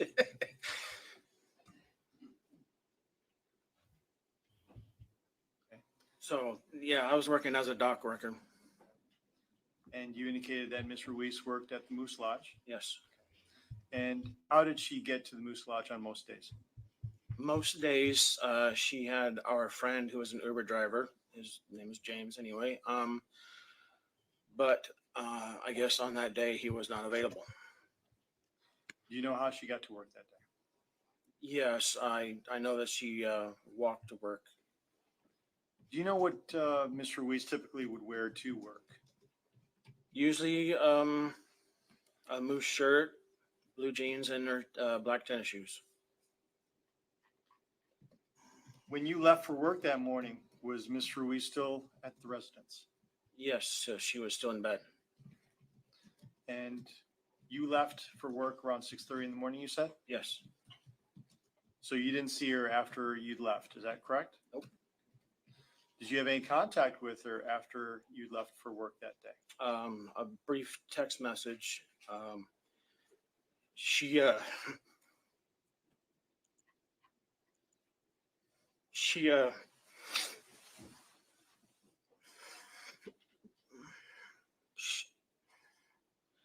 she didn't Take think your I gave time. her a kiss goodbye.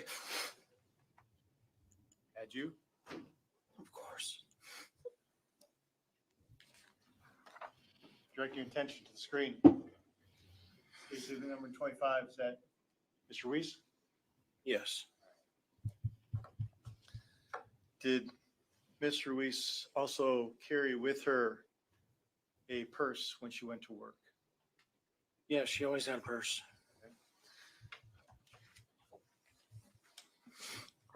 May I approach the witness, Judge? You may. So I'm going to show you some precedent marks. 24A. I think that's You recognize the that? defendant Yeah, that's tapping a his new leg. purse that she had just That's got. what you're hearing. What's That- 24A? All of her belongings in her purse. And do State's exhibit number 23 and 24A actually depict the new purse that she just gotten, and as well as the items that were contained therein? I recognize everything. Judge, the state will move State's exhibit number 23 and 24A into evidence at this time. Objections? Be admitted. You may.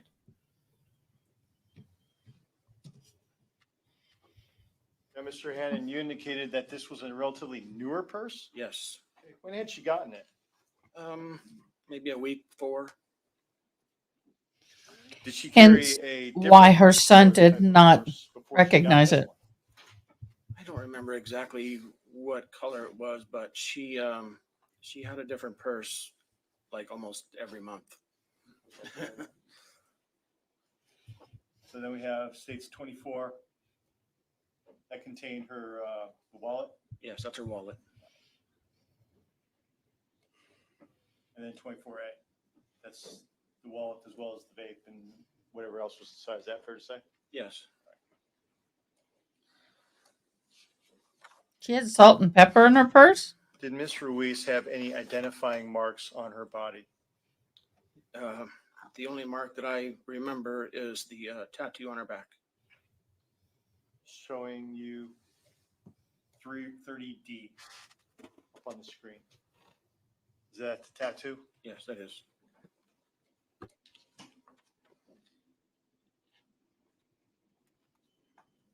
Did Miss Ruiz also carry a cell phone on her person? Yes. You It was described a it for us. ZTE cell phone. ZTE phone? Mhm. Okay. What was her favorite color? Pink. Pink or purple. Aw. She made it as station number 4G, or 5G, excuse me. Recognize that? Yep. What are we looking at in that photo? That is her cell phone. And 5H? Yep, that's the back of it.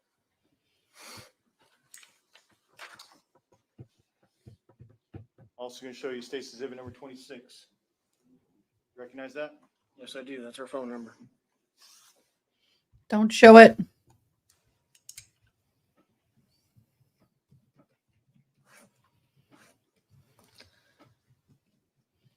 Once again, everybody, thank you so much for joining me. Also show you, you recognize this particular item, State's 30I, that was previously admitted in evidence?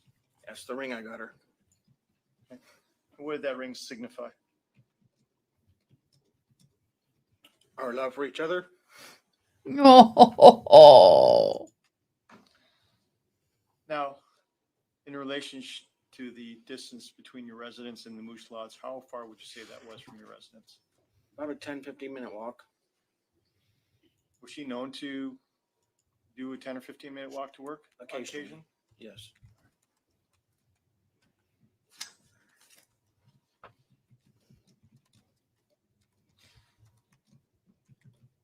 Could you tell us,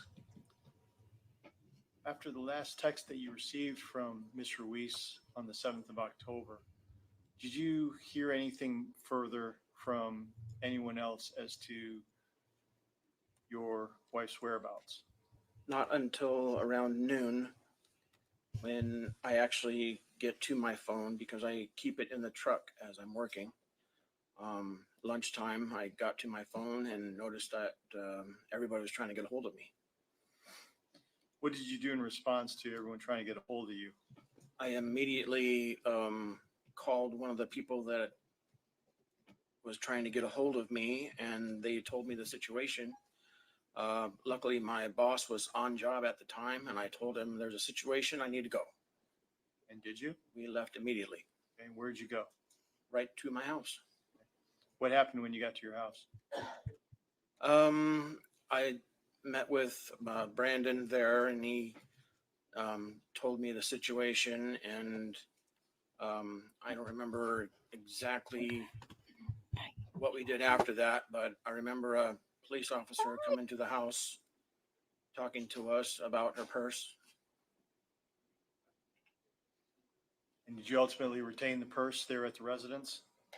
I believe it was there when I got there. I'm not absolutely sure because it was 5 years ago. But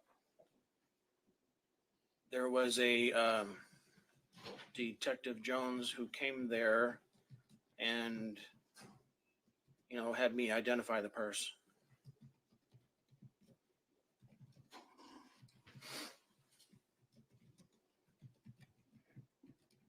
After Detective Jones had you identify the purse, what did you do next? We actually sat around our kitchen table and he asked me a bunch of questions. And then I guess as soon as we're done, he left and said, thank you. So in essence, you gave a statement to law enforcement. Yes.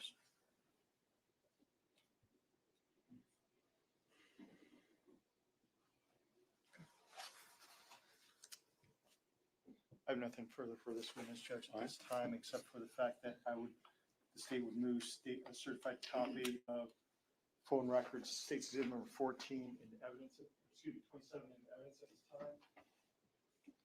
I'm sorry, what were the number of exhibits? 27, Judge. Okay.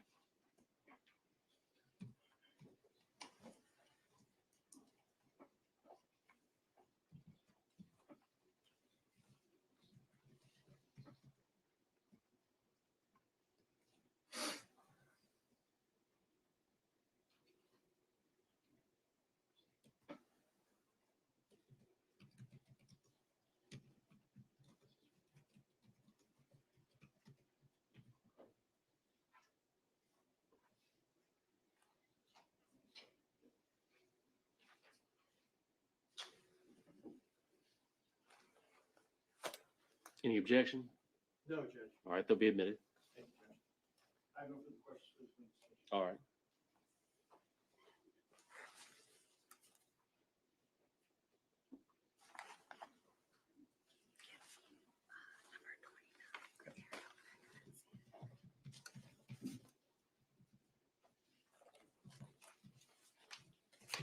And sorry for your loss.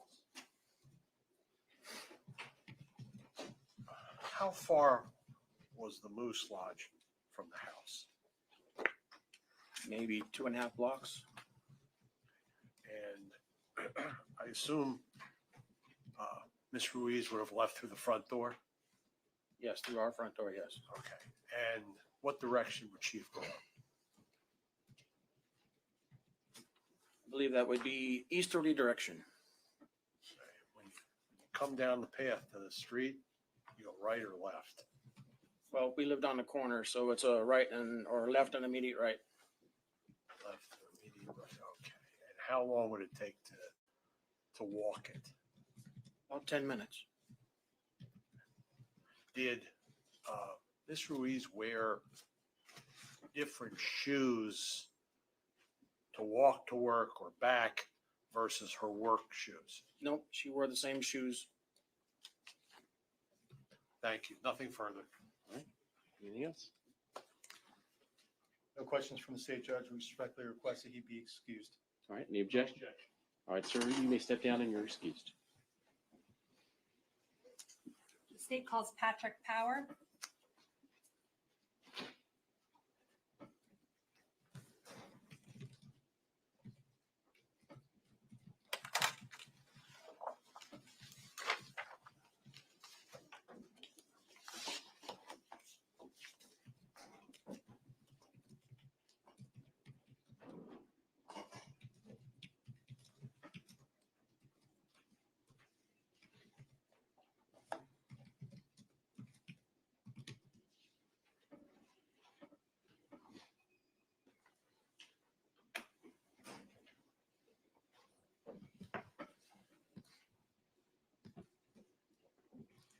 Sir, if you'll just face the clerk, raise your right hand, she'll swear you in. Do you solemnly swear or affirm that the testimony you give will be the truth, the whole truth, and nothing but the truth? You may take the stand. What's your step?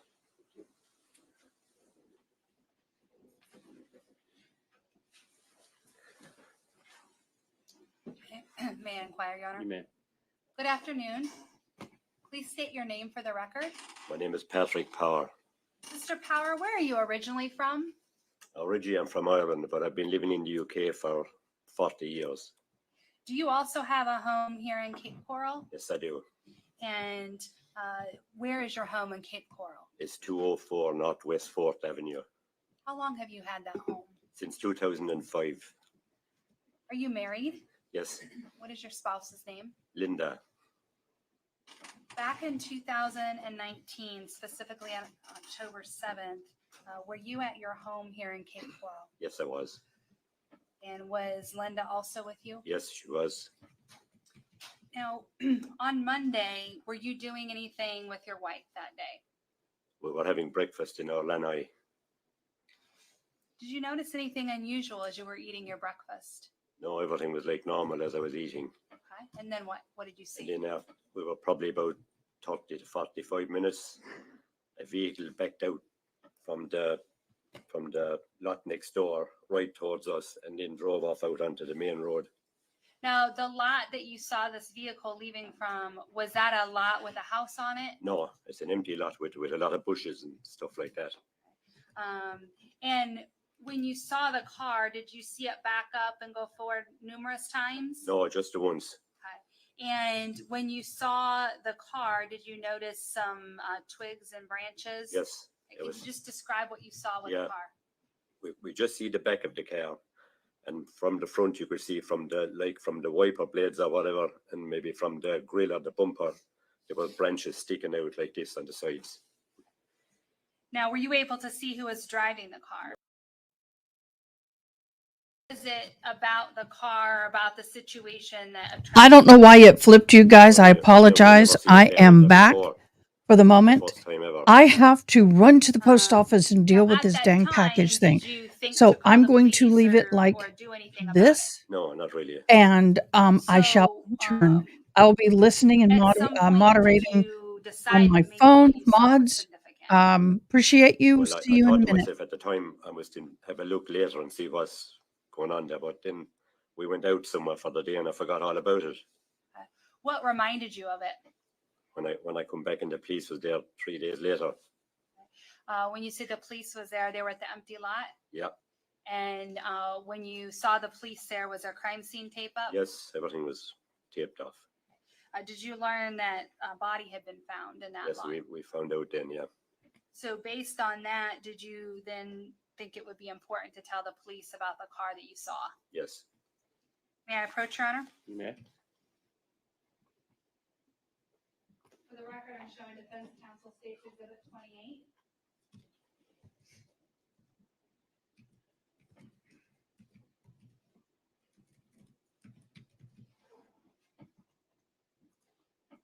So I'm going to approach you and show you states exhibit 28. It's an aerial photograph. Are you able to look at that map and see if you can locate your house? Yes, that's my house there. Okay. And you're pointing to the smack dab center, and it's facing Northwest 4th Avenue. Sorry, say that again. So you're pointing to the center of the photo, Yes, and is your house facing Northwest 4th Yes. Avenue? yes, All right. And does it appear that there's a car in the driveway of your house? yes. And I'm going to just, okay, so at this time, the state would move 28 into evidence. Any objections? None. Be admitted. Permission to publish? You may.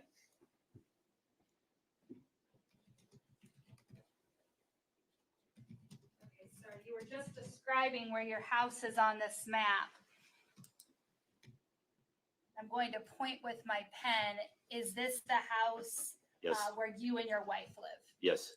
Now, where is the lot where you saw that car backing out of? From behind the house next, from behind the house next door. Okay, so if I point to where this little red mark is, Yes, it that's, was this empty lot behind your neighbor's yeah, house? that's the area there, yeah. So when you observed this, you were in the back of your house eating your breakfast? Yes,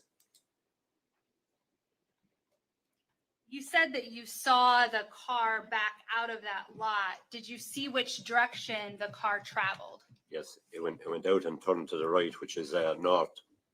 Okay, so when it backed out, did it back out to Northwest 4th Place? Yes, Okay, and then which direction would be, if he backed out, which way would he have gone? up to the right, yeah. Over this way? No, the opposite way. This way, Yes. okay, so he went right down Northwest 4th Place. Yes. And how did he drive away? Quickly, but not a wheel spinning sort of thing. Drove away quickly. All right. May I have a moment, Your Honor? You may. Nothing further at this time. The state tenders the witness. All right. Mr. Hollander? Sir, what time of day was this? I couldn't tell exactly because we're on vacation, so we lose track of time. But it would have been 12-ish, midday-ish, or maybe later. Okay. Yeah. All right. It was light out.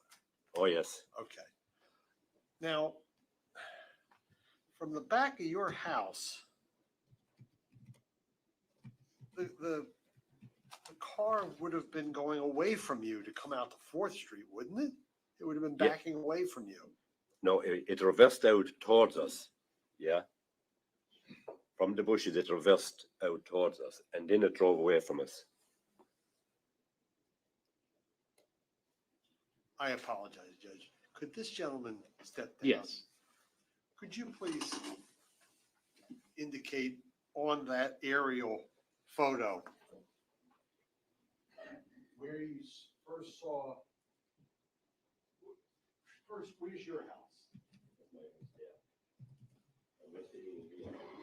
Okay, now, where's the car go? Where do you first see the car? Yeah, backs out from here, and when it backs towards us like this, goes off that eye, and then it drives out at this angle to the road, and then it goes back up the road. Okay, so. Let me just ask for, can the jury see? Okay. Oh. Okay, so the car sort of backs up towards you. Yes, but directly towards us. But the rear of the car. The rear of the car, Okay. yes, yes. And then the car moves out. Yeah, moves forward at this angle. Yeah, it must have been like through these trees here, and then after the road and up to the. Okay, I appreciate it. Yeah. You can sit back.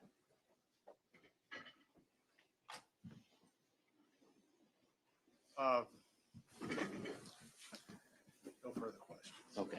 Nothing further. I'd ask that he be released from his subpoena. Any objection? No objection. All right, sir, you can step down and you're released. May we approach her? Yes.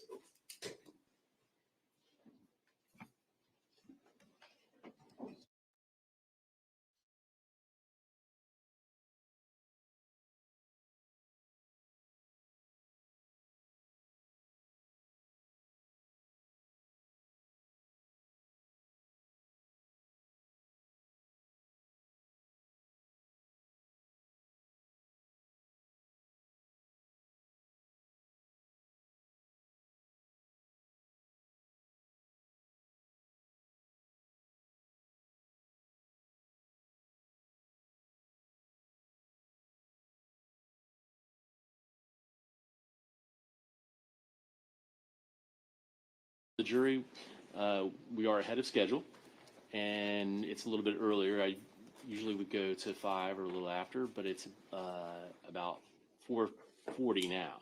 So we're going to let you go early this evening.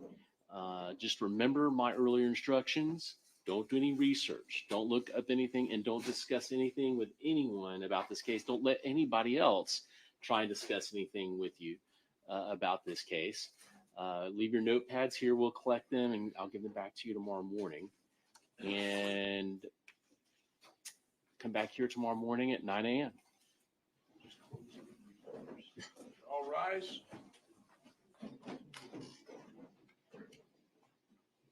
And yes, you can keep, I put my card in there, so that's the give out for emergency contact or anything like that from office.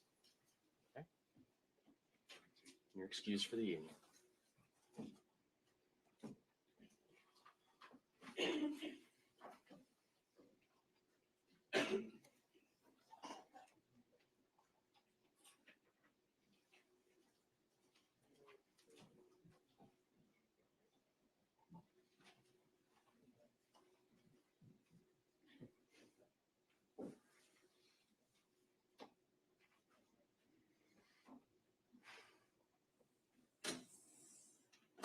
All right, let the record reflect the jury's exited the courtroom. Anything that we need to, please be seated, I'm sorry. Anything we need to address prior to tomorrow morning? The only thing I would just say is we anticipate will be done earlier in the afternoon. So I don't know if defense will put any witnesses on, but we would be prepared to go forward with jury instructions in the later afternoon if everybody wants to make sure they look good. Okay, so I know you have circulated preliminary jury instructions. I would just ask, I'll tell you what, have you all had a chance to look at those, Mr. Holler, the jury instructions? Yes, but not. I understand. Really. I mean, we were expecting like 3 or 4 days. Sure. For the state's case. Sure. I would just say if you could look over those this evening, we can start tomorrow morning at 8:45. If you want to just let me know if you've got any significant objections or corrections, additions, or deletions. Are there any special instructions that you're requesting? We don't anticipate it. Okay. All right. Then make sure, and you've got the copy of the state's proposed jury instructions. If not, can you just email them to all of us again? So that way we have a fresh, make sure you've got everything up to date and send them and everybody can look at them this evening. Any other issues we need to address? How many witnesses do you think you have tomorrow? I believe we have 14. Tomorrow, 14? Okay. Do that by noon. Okay. No, we only did 17. All right. 10, Your Honor. 10. Okay. All right then. Any other issues from the state or defense the court needs to address before we recess for the evening? No, sir. All right. Very well. Then we'll see you tomorrow morning at 8:45.